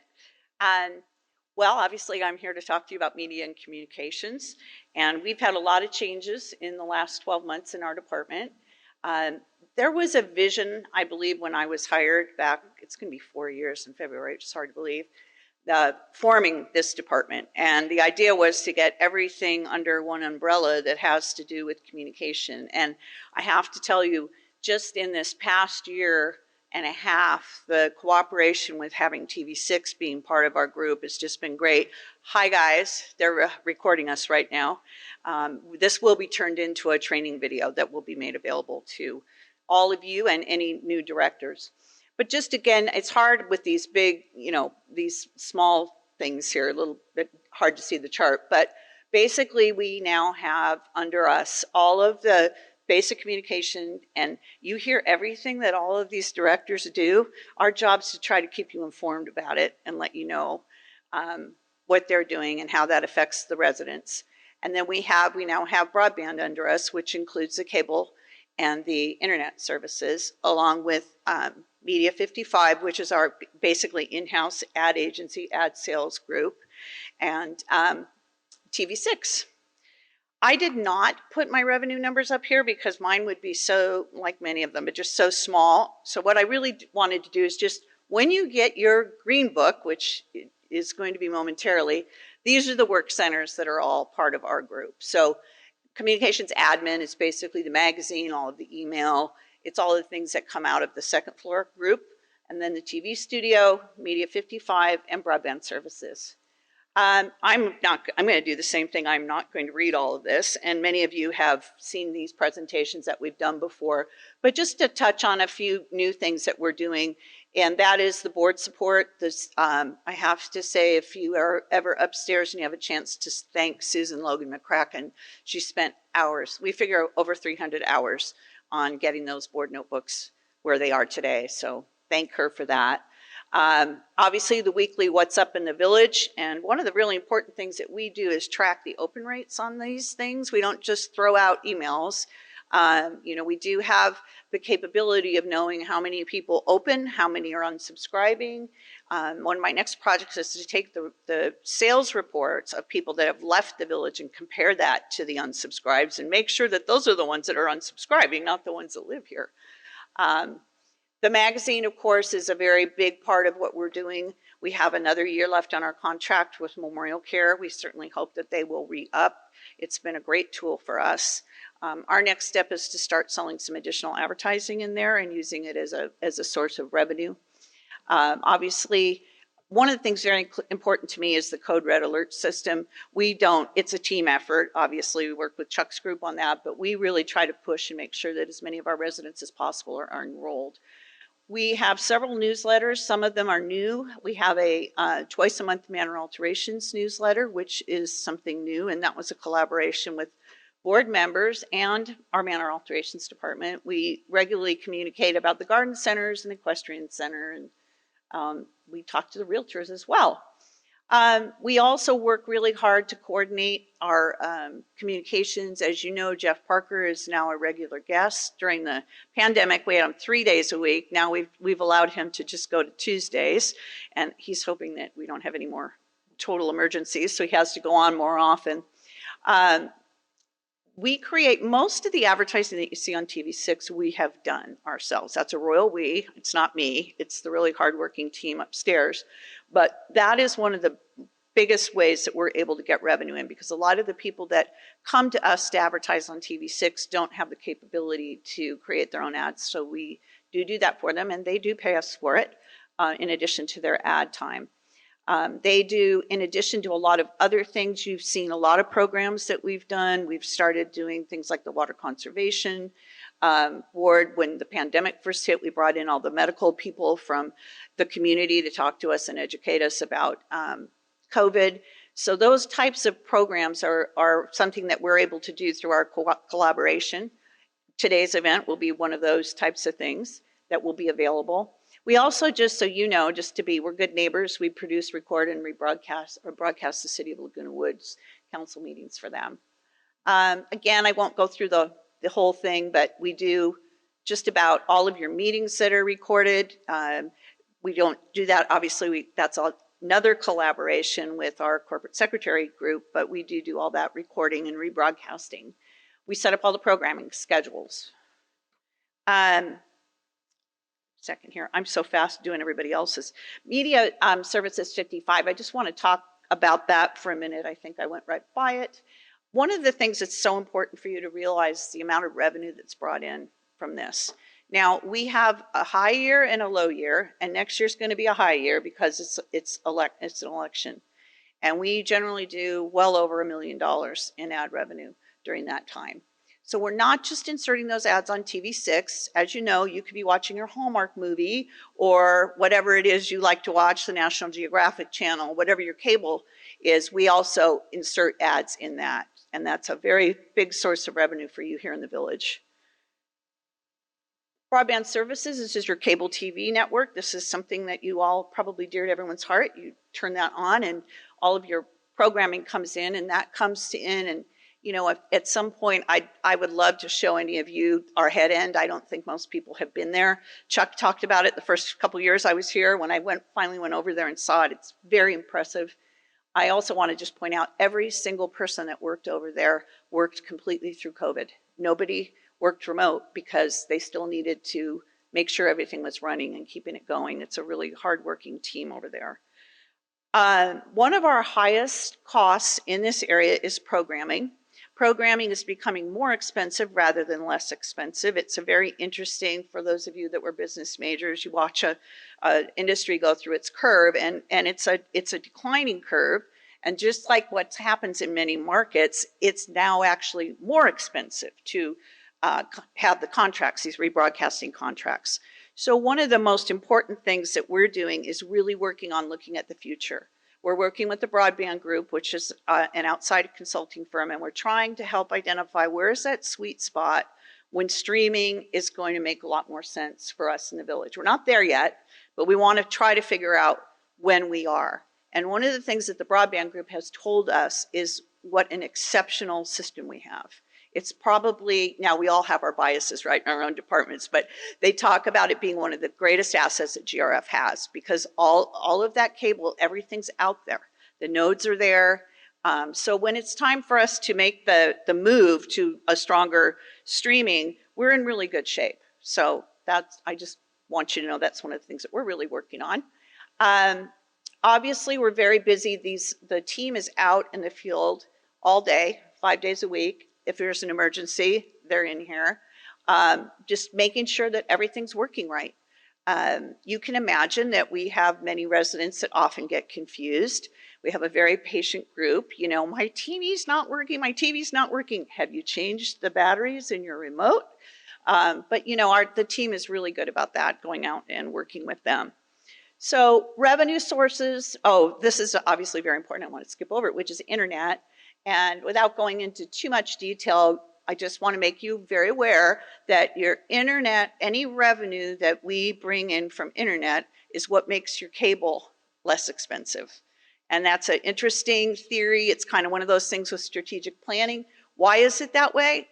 It's been that way for a long time. Maybe we don't want to do it that way in the future. And that's another thing that the broadband group is going to be working on with us. Revenue sources, we had ad insertions, video production, the message board, which a lot of our clubs utilize. We have agency insertions, and the difference between those and the top one is we also have agreements with like it's a consortium of ad agencies, and sometimes an ad will actually be a national ad, and then which they will submit to us, and we do get some revenue from that, which is nice. It's not huge, but it helps. Obviously, our sponsorships, which is something that our team has worked very hard on, our premium channel subscriptions, set-top box rental, and internet revenue share. So what are we up to next year or this coming year? New website. This is going to be a lot of work. We've already started gathering information. We are going to be holding some focus groups.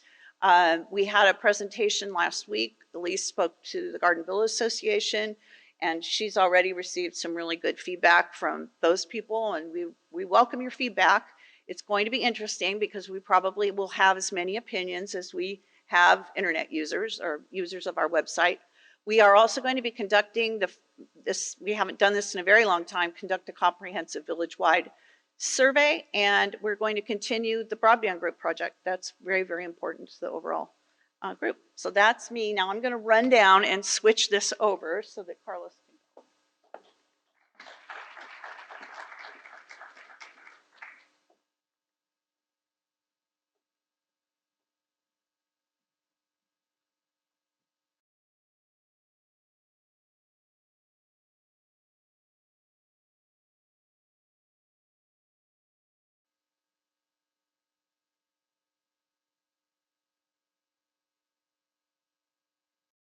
Good afternoon. I'm the Director of General Services. Okay, I just want to make sure everybody's paying attention. Good afternoon, everyone. I'm Carlos Rojas, the Director of Security Services. So I'm happy to be here. I've been here almost 2 years now, and so I haven't seen too much other than pandemic mode here in the village, but we have made a lot of progress, and I see some good things coming up for us here in the future. I want to start off with our org chart, just to kind of highlight some of the key positions within security. There in the green box is my position, and then off to your right, you can see Jayanna's position. She's the admin coordinator. Many of you may know her as JJ, but she handles the different committees and the coordination of the traffic hearings. And then down below in the blue box is our operations manager, Tom Sevilla, and then you have the 4 supervisors below that. I won't go into each box, but it varies everything from a standard operating procedure updates to state certification, to coin collection, to gate ambassadors. And I know once you get a copy of the report, you'll be able to dig into that a little bit. And then in security services, we are broken up into 3 sections. So we not only have security, we also have compliance, and then we do have social services as well, and I'll go into those separately. But we'll go ahead and start off with the security department. We are a 24/7 operation, and that's 24/7, 365. So that's holidays, graveyard shift, you name it. So without going through each bullet point, I want to emphasize what you get on a 24/7 operation in security here in the village. So as a security department, our goal, our mandate via the state of California is observe and report. Sometimes people confuse us with law enforcement or believe that there's a criminal investigation that we can handle, which is not the case, right? But that's why we liaison with the Orange County Sheriff's Department very closely, and then we observe and report, whether it's to the Orange County Sheriff's, Orange County Fire Authority, to one of the mutuals when it comes down to a violation. And then we also have traffic specialists within our security department that handle the moving violations, the parking violations, and all our stop sign and speeding violations, we capture them on video. Our vehicles are equipped with video, so we have a very high success rate, and I know a lot of the committee members that are here today probably appreciate that because it's much easier to adjudicate a case when you have it on video. And then in terms of the meetings that we coordinate, we have the SCAC, and I know Mr. Tibbetts was in here. Oh, there he is. And he is our chair, and he leads a lot of the efforts. We are currently working on a stop sign project, enhanced security at the equestrian center, and there's various things that come sometimes directly to the security department or via the board or via other committee members. And it's a very effective and efficient process as far as vetting things out to see if they should move forward for funding to the big board. And then we have the Disaster Preparedness Task Force. We do have good neighbor captains, which we're trying to recruit more. And that's a program that went by the wayside with the pandemic and some people leaving the community, some people no longer interested. So we're trying to reinvigorate that program and increase our numbers. We currently have 50 to 60 good neighbor captains. We recently had the California Shakeout, and we did have a good showing, but we're hoping to get more people on the roster to help participate in the Disaster Preparedness Task Force and our Good Neighbor Captain program. And then lastly, the committee that people don't often like when they're on the receiving end of a notice of violation. If you're speeding in the community or stop sign, you do have the right to due diligence. So of course you can either pay it or you can go to traffic school, or if you want to contest it all together, it will go through a traffic hearing, and then at that point it is adjudicated. Now to move on to compliance, you can see our org chart here. Many of you are probably familiar with Frances. She does coordinate a lot of the different committees, and you see her staff down there, which is mostly coordinators and one inspector. And I just want to call your attention to the inspector box there on the bottom. This past year, we actually had 3 part-time inspector positions out of the security department. And what we found was really a lot of delays when it came to the compliance cases going through the system and then finally going to a hearing. So we really streamlined that, and we were able to get approval to hire a full-time inspector, put them under the compliance section, and then eliminate the inefficiencies on the security side. So we were able to create some efficiencies and then reduce staff as well. And so as you can see, here's a lot of different bullet points on what they do, but to really simplify it, I want to just express that compliance I look as it being our detective bureau, right? So sometimes people call them directly, but usually with the reports they get will actually come through security. So security goes out there, takes the initial information, and then they provide that via a report, an incident report, to compliance. And then compliance looks at it, and they have a database to see if there's prior violations, and then that can eventually go to a hearing and lead to disciplinary action. And here are the various committees that they are responsible for. And lastly, it's social services. And some of you may know Susan McInerney, and I do think that oftentimes social services is probably one of the most misunderstood departments here in the village, because we are an active community, not an assisted living community, and people have different perspectives on what social services does or what they think they do.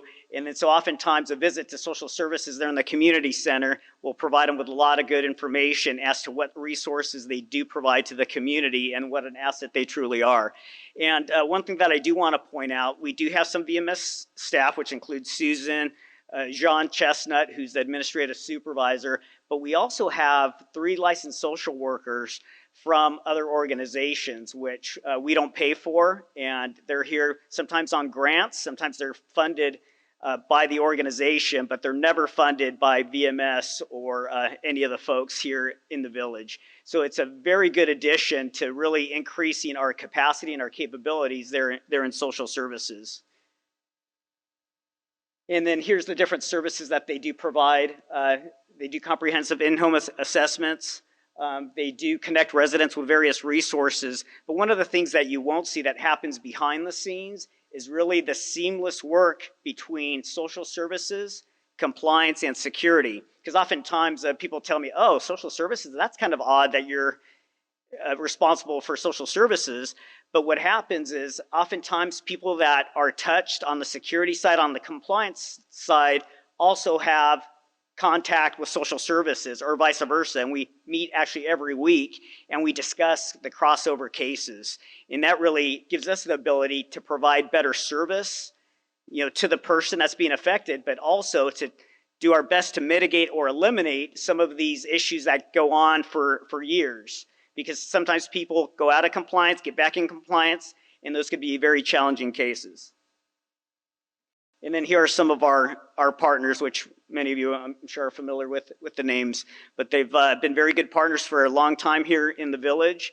And not only do we draw from the expertise of the individuals that are assigned, but we also have the ability to draw on the expertise of their organizations.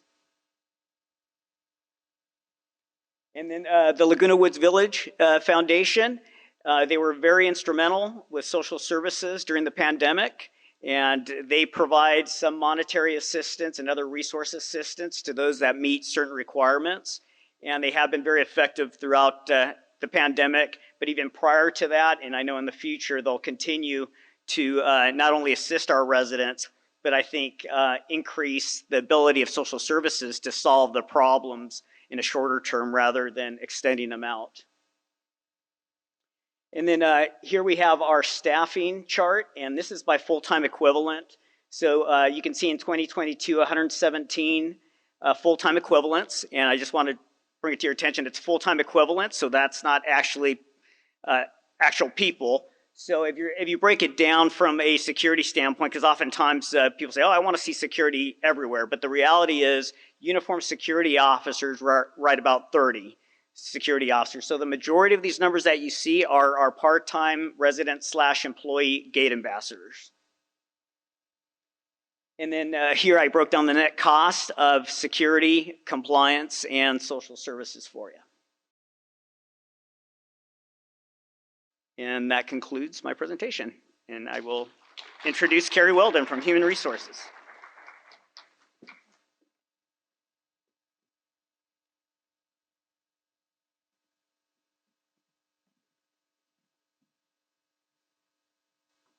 Good afternoon, everyone. Thank you, Carlos. My name is Carrie Weldon, and I'm responsible for Human Resources.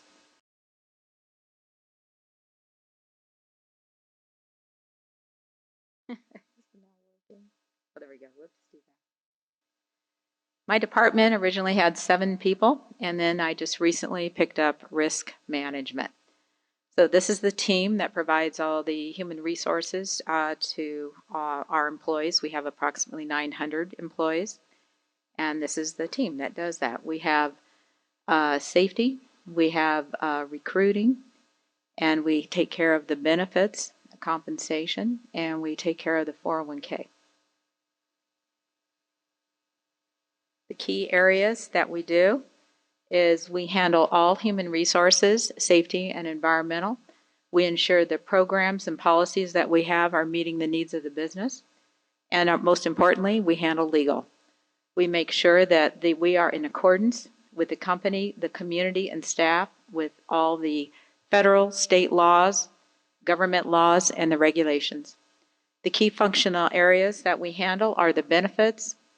Half of our employees are union, so we're very much involved in collective bargaining and contract negotiations. We also take care of make sure that the employee handbooks are updated every year to meet the California laws, and we are a business partner to management. We handle all the employee relations issues and labor. We take care of all the legal and government compliance. We make sure that we handle all the investigations. We always prep and help our attorneys. We do all the groundwork for them in terms of the mediation, arbitration, and document preparation. Once again, we handle compensation. We're responsible for the HRS system. What that means is it's not just payroll. Payroll falls under finance, but under your HRS system, we make sure that all the modules are loaded on so that that's where we have additional resources there. We make sure that we're following, once again, the government laws under EEOC. We handle all the safety, environmental, including the hazardous waste. We do the recruiting, the onboarding, and we're responsible for the training. This year, I worked with a trainer and I saw a need that we had to have additional training in the village on cultural and diversity and sensitivity. So we incorporated that this summer. We also handle the mandatory legal training such as harassment prevention. And I'm working on a management training to help our management and supervisors. We handle all the communications, the programs, and the events. And then we handle workers' comp and the South Coast Quality Air Management District. The area I just recently picked up is called risk management, and this is significant because it is impacting my budget. But this handles the insurance premiums and deductibles for property and disaster insurance on all the community facilities, general and auto liability coverage, directors and office liability insurance, and everything else. So I'm taking now that I've got this responsibility, I'm taking a much deeper dive on the costs. I also handle coordinate the insurance claims and interact with residents, insurance providers, and brokers. So this risk management, like I said, just recently fell under human resources. And you will see on the budget, I know it's very hard to see it, but under risk management, that's where the costs significantly went up. The rest of the costs actually were fine. It's just that this is the latest edition, which is unfortunately has increased cost. Training. Okay, so what do we want to do for 2022? I'd like to continue the training with the management. It includes the executive managers, supervisors. I'd like to continue the cultural sensitivity training, where I thought it was very helpful. And we're going to have new manager videos. So when a new manager either gets promoted or comes onto the company, I want to make sure that they have all the resources and tools that they need to be successful. As it's been mentioned with COVID, a lot of things unfortunately got on hold. We did still do certificates for our employees, but we'd like to bring back for 2022 the recognition of excellent awards. We did that in person. Right now, we currently do a video on it. The service awards, what service means is years of service that the employees have worked for the company. We used to do a very nice luncheon for them, but unfortunately with COVID, we had to put that on hold. We've done summer picnics in the past. We'd like to bring that back. And then we work with Brian's team to do a Halloween potluck and costume party, and then once again bring back the holiday party. So there's a lot of fun things that unfortunately due to COVID and the safety we had to put on hold temporarily. And the other thing I wanted to talk to you about, I know it's been mentioned, but one of the challenges we have is right now it's an employee market. There is more jobs than people. So we are looking at additional ways to attract and retain staff. And but anyway, there's just been a lot of challenges, as I'm sure you can imagine.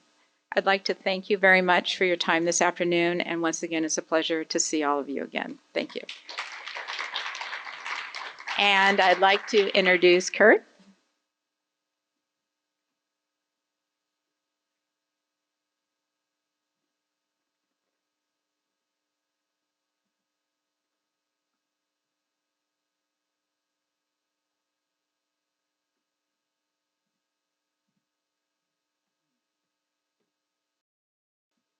Good afternoon.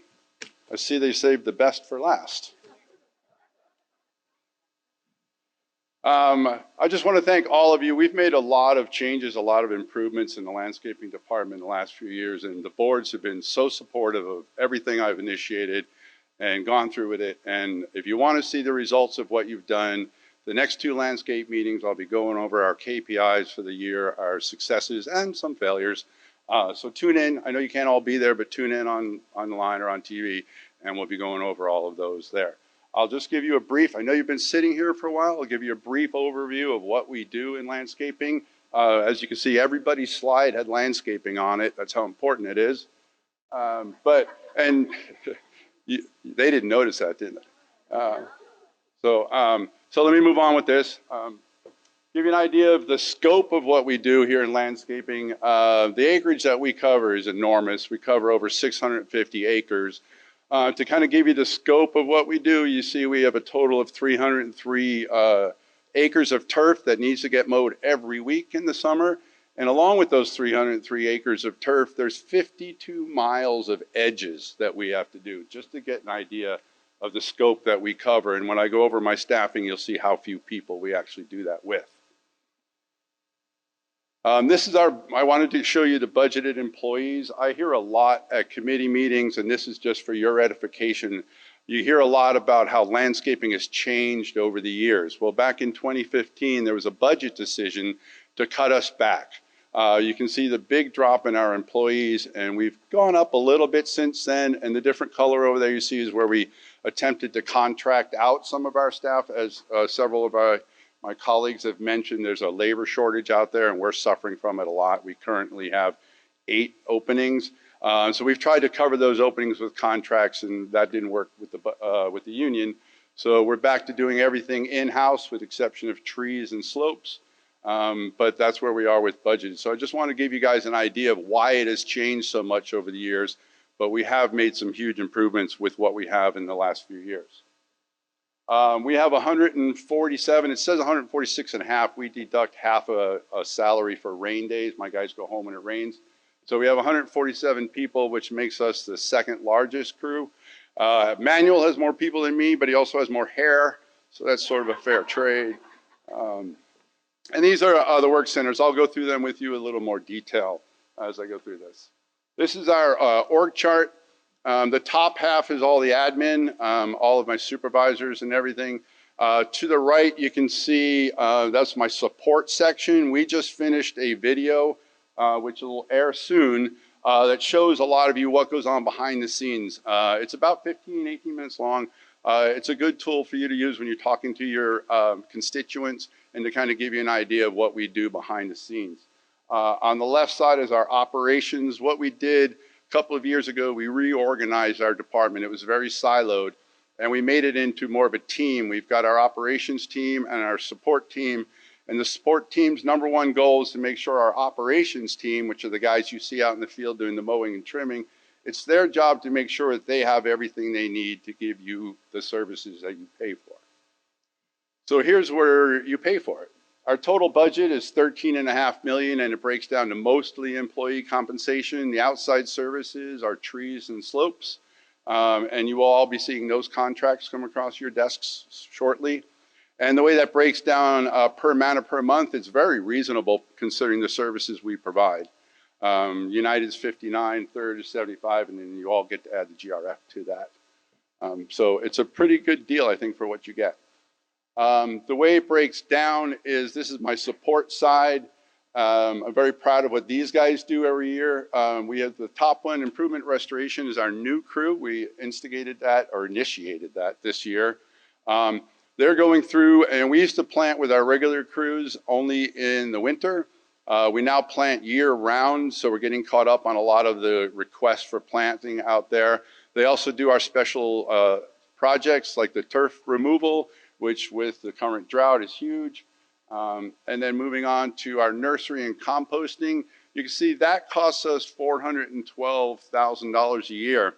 But what they do is they recycle all of the green waste that comes out of this community. Every branch that's trimmed off of trees, every blade of grass goes in there and is converted into the mulch that you see in your community. And that process in and of itself saves us over $1.5 million a year. So this is almost you could call that a money maker for us out there. Small equipment repair, we repair everything in-house. We've changed the way we do things there. We talk about that in the video. But what we've done is we've stopped repairing old equipment. When we have a blower that's worth $350, we don't spend $1,000 repairing it over its lifetime. So what we've done is we've instituted a replacement program, which has saved us over $10,000 just this year alone on equipment repairs. Pest control is, everything is a pest to us, not you guys. But weeds, everything from weeds to rabbits are pests. So rodents, ants, all those things outside the units we take care of. And that's all handled by 6 guys next year. You guys were kind enough to give us one more, so we'll have 7 next year. And that 7th person will be dedicated just to rodent control. They've changed the rodenticide we can use, so now we need to use twice as much of it.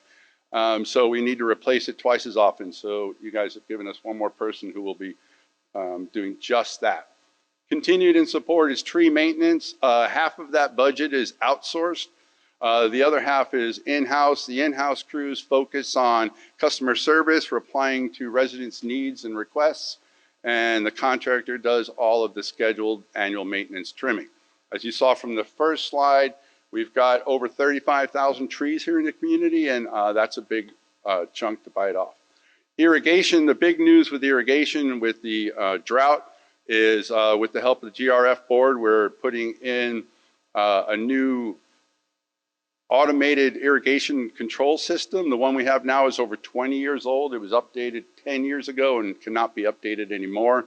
So we're going to a fully modern cloud-based system, and I will be doing a presentation for all of you in December, so keep an eye out for that going forward. And then landscape administrations is all the supervision and the management that we have in the department. Our grounds maintenance, these are the guys you see out every day. They're the workhorses of our crews. And like the other staff members said, they worked all the way through COVID, out in the heat, in their masks. So when you see them out there, be kind. They've been working hard. That's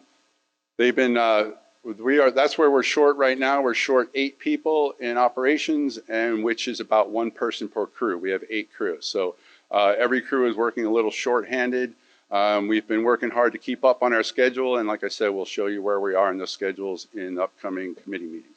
And then GRF maintenance maintains everything that's GRF except the golf courses. And that's it for me. And I'll give you over to Jeff.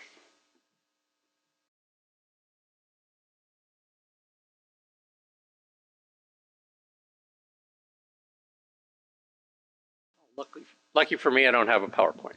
I just wanted to conclude a couple of comments, and then we'll open it up for questions, get the department heads up here if you have any questions.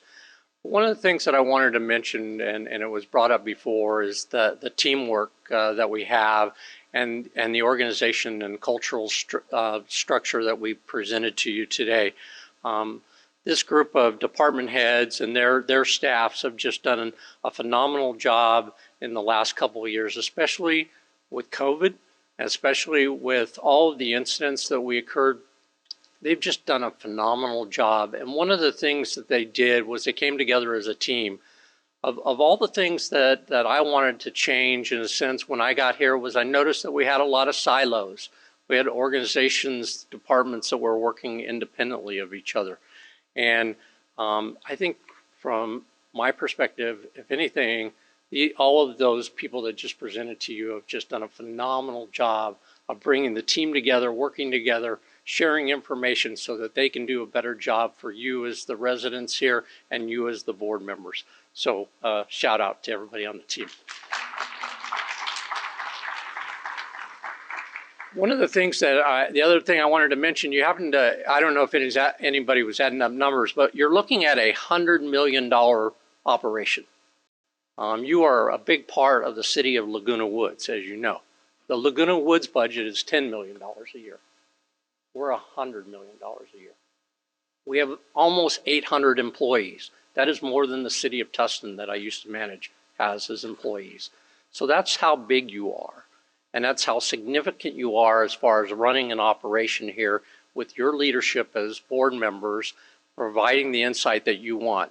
One of the things that we established and started this year, which Rosemary was really a key factor in helping dialogue, and the idea was to put our client services meeting together, which we're having every other month with the presidents, vice presidents, and whoever they bring to the meeting to talk about the specific issue that we have. What do we need to do to make those improvements? How can we address those issues? And it's been phenomenal to hear the issues at point and then giving us the opportunity to address those. So I want to thank you for that. I think the client services program is just going to be something that ongoing is going to be positive for all of the groups here, all of the board members, and we will continue to provide the best service that we possibly can. So again, I want to thank everybody, obviously, for coming up here. I assume we got some questions maybe, so if I could get the department heads to come up. We're going to get a microphone out there. You're probably going to have to come up on stage to answer the question. If you all come up front, and then As the question's asked, if each of the department heads would just repeat the question so that the room can hear it, and then Come on stage. that's how we'll hand it. So why don't we go reverse order, table by table? So no one's at 16. 15, anybody have a question over at 15? Don't look like it. 14? 13, that's next, right? 13, oh, I asked. Okay, if you'd stand up and you know what, the best way to do this, I think, right, is I'll repeat the question. We'll save time of running back and forth, and then the director who has to answer it will just go to the podium. And again, we are a little bit over, and I apologize for that, although I think it's heroic that we got through as much as we did in a day. So we'll just allow about 10 minutes. Keep in mind, you always can reach any one of us by our first name, a period, our last name, vmsinc.org. So we don't get to you today. So go ahead, Raquel.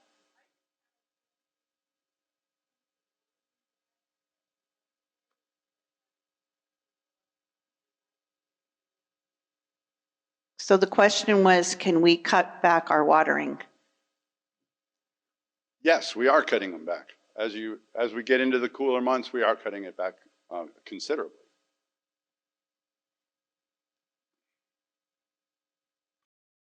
We'll kind of go this way. Questions? Looks like Deb Dotson has one. You want to stand up, and I'll get back to Cash in a minute.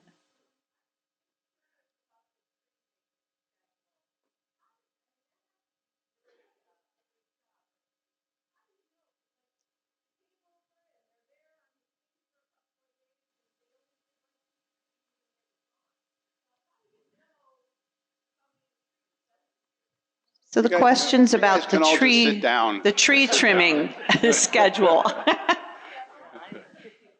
We have a 5-year program that's based upon species. That's why they only come in and trim some trees.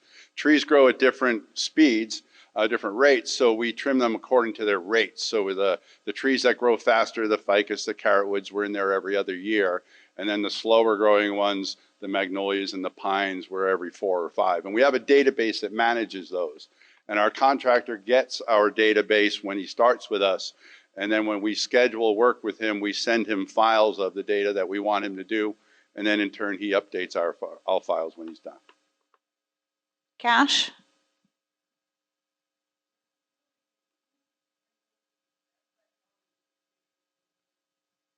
Who handles the Saddleback College Emeritus program? That would be the Recreation Department. Recreation. John Frankel.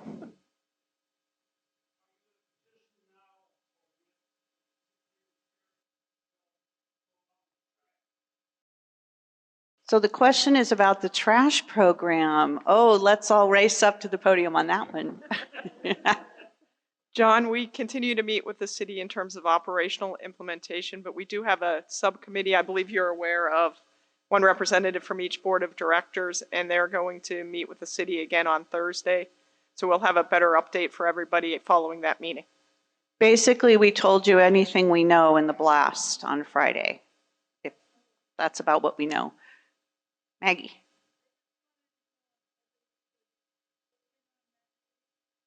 Is there a way to look in on that meeting? Yeah, I think each board has a representative on it that can report back. Rosemary?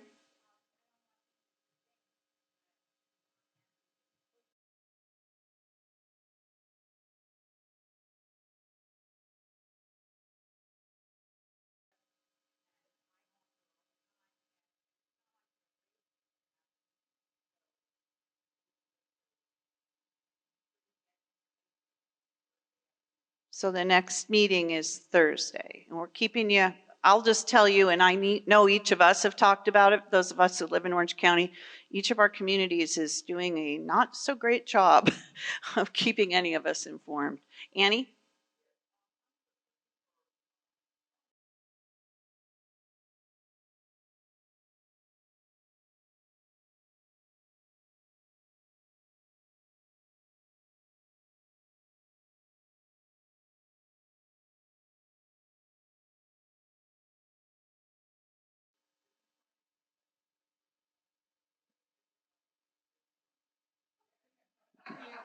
So the question was about the new compliance director position or inspector position. Inspector. So, well, it's humanly impossible to actually issue a notice of violation or take a report on every violation that we might see in the community. It's just like a CHP officer on the freeway when they pull somebody over and that person says, hey, why'd you stop me? There's 50 other people speeding. So kind of the same issue that we run into. I mean, if I had an unlimited budget, a lot more staff, maybe we could do that. But what we do now is we handle it via complaint, whether it's directly to the compliance department or to the security department, or sometimes it'll come directly to me, and then we follow up on those cases that come our way. And there's times where there's a flagrant violation that the inspector might notice while he's out on another inspection, and they can also handle that. But really, we encourage people to be our extra set of eyes and ears and really let us know, because oftentimes, you know, when you're in a community that's close to 4 square miles, 18,000 people, it'd be just impossible for one person or even a group of people to actually give everybody a notice of violation or take a report on every violation that's observed. Gan has a question. I see, I live in a garden villa building, and I see many times that the lights are on, electric light on the breezeway, the lights are on in 11 o'clock, 12 o'clock in the daytime. My question is that do you have daylight sensitive switches, automatic switches, so that it can come on and off based on the darkness? Yeah, my understanding is we do on some, but not on all. And so we are currently looking at bringing back a report to one of the mutuals on what it would cost to put additional sensors on all the units. But some of them are and some of them aren't. Most of them are on a timed unit. And if you see a light on during the day that you don't think should be on, we welcome hearing about it so that we can look into it. Usually it's some equipment failure. No, resident services. I'll also tell you, because our CEO's office in our office handles the alerts every time we have a power outage. We have had so many lately that you wouldn't be aware of it if it wasn't in your own building, but we've had a couple of days where we've gotten like hundreds of notifications, and those always make the timers off, so they all have to be reset. I have a small question regarding information. I think it is Chuck's department. I saw in one of your slides, I saw software development. I thought that you buy software and install software, but do you develop any software? We currently don't develop any software, but what we do is write custom reports, make small modification and code changes to existing software to accommodate the request of the committees and the boards. Okay, thank you.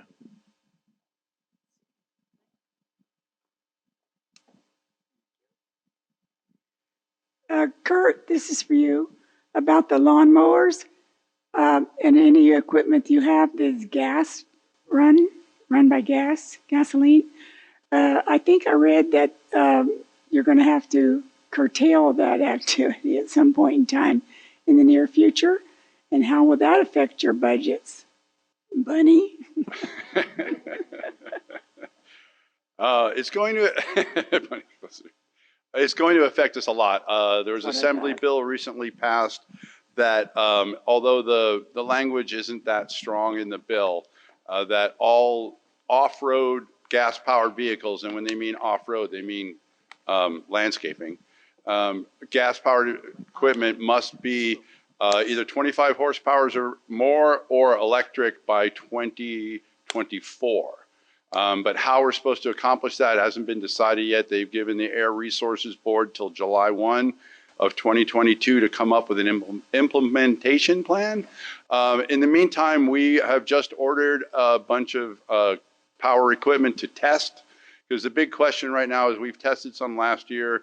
The batteries only last about 2 hours, and we run our equipment 6 to 7 hours a day. So there's a charging issue, and our current building doesn't have the capacity to charge 3,000 batteries a night. So So we're looking into both ends of that, trying to find which equipment is the most efficient, and also doing the research on what it's going to take to upgrade our building to become more of, instead of a power repair shop, it'll be a charging center. But yes, we are aware of that, and we are working proactively on that.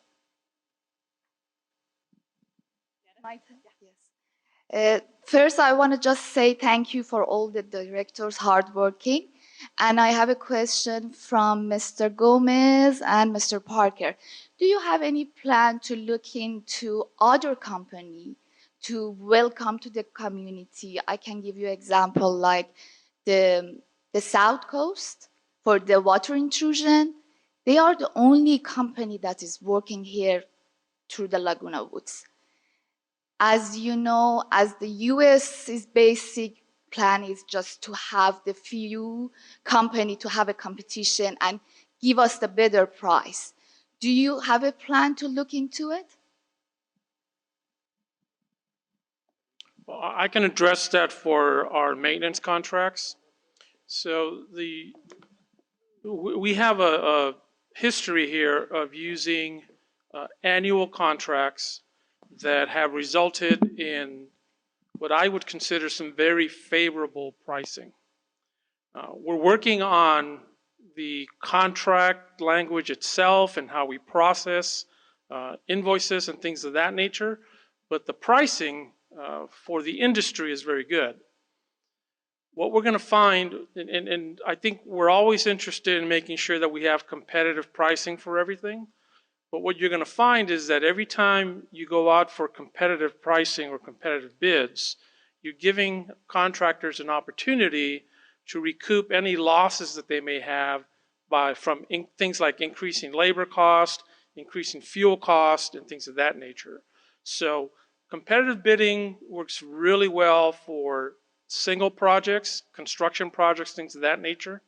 On the maintenance side, maintenance contracts tend to favor the vendors when you put them out to bid too frequently. Having said that, I think it's good business practice to always go out and look at your pricing, every 3 to 5 years or something like that. Thank you. I'd like to know, with the gate ambassadors at our gates, we have RFID, but we don't use it at our storage facility or what you call warehouse, where you can just scan something and it goes right to your computer. Why we don't have a need to do that stuff? No, we actually think we don't at this particular time. Everything is pretty much manual, but we are working with our ITAC committee to find a solution that can bring that all together, either barcoding or RFID, to be able to run that warehouse operation. Not only just from an inventory standpoint, but also from a maintenance pipeline standpoint. We want to know what's coming down the pipe so we know we can order ahead of time instead of waiting for our team to run out of materials for the next project. Well, I don't have a question, but I have to say that I've been living here since 2016, and now that we are almost in 22, I have seen a night and day difference in many things. Good changes. One thing I want to mention to Kurt, that for charging, you might have to look at Tesla superchargers for your batteries. Anyway, just a joke. What I really wanted to say or thank Chris Langenauer is the changes he has made to the transportation department, and those are really good, very nice. Thank you so much. And I think it has made many people happy, some not so happy because the changes are always difficult for people to accept. But it is a tremendous change for our community with the amount of money and all the different positives that are available over there. So thank you. And I understand you're leaving soon, so good luck in your new adventures. Thank you. Is it fair to tell them that you flew in just to be here this afternoon? So thank you. Yeah, so thank you. Any other questions? Okay, well, thank you so much. And this is just, I guess we do have one more, and I know people are ready to go.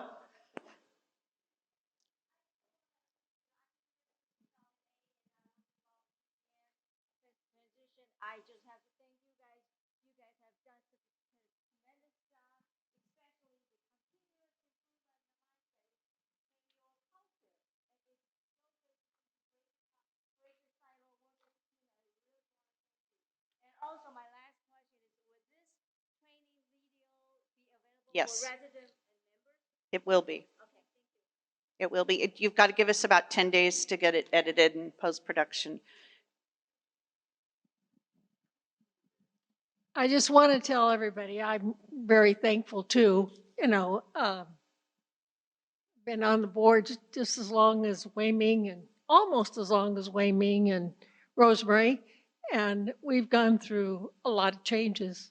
And Donna here reminded me of a meeting that we went to when we talked about PCM and PCM repair and replace. You know, they weren't innovative. And that was well known. And I have to say that since then, we've seen such tremendous changes. And I'm just very thankful that everybody's working together to be able to make those changes. Thank you. Well, thank you everybody for being here. This is a rare thing. Try to remember the last time we were all together like this. So we thank you. Be kind, share, and just remember we want to keep this a happy place.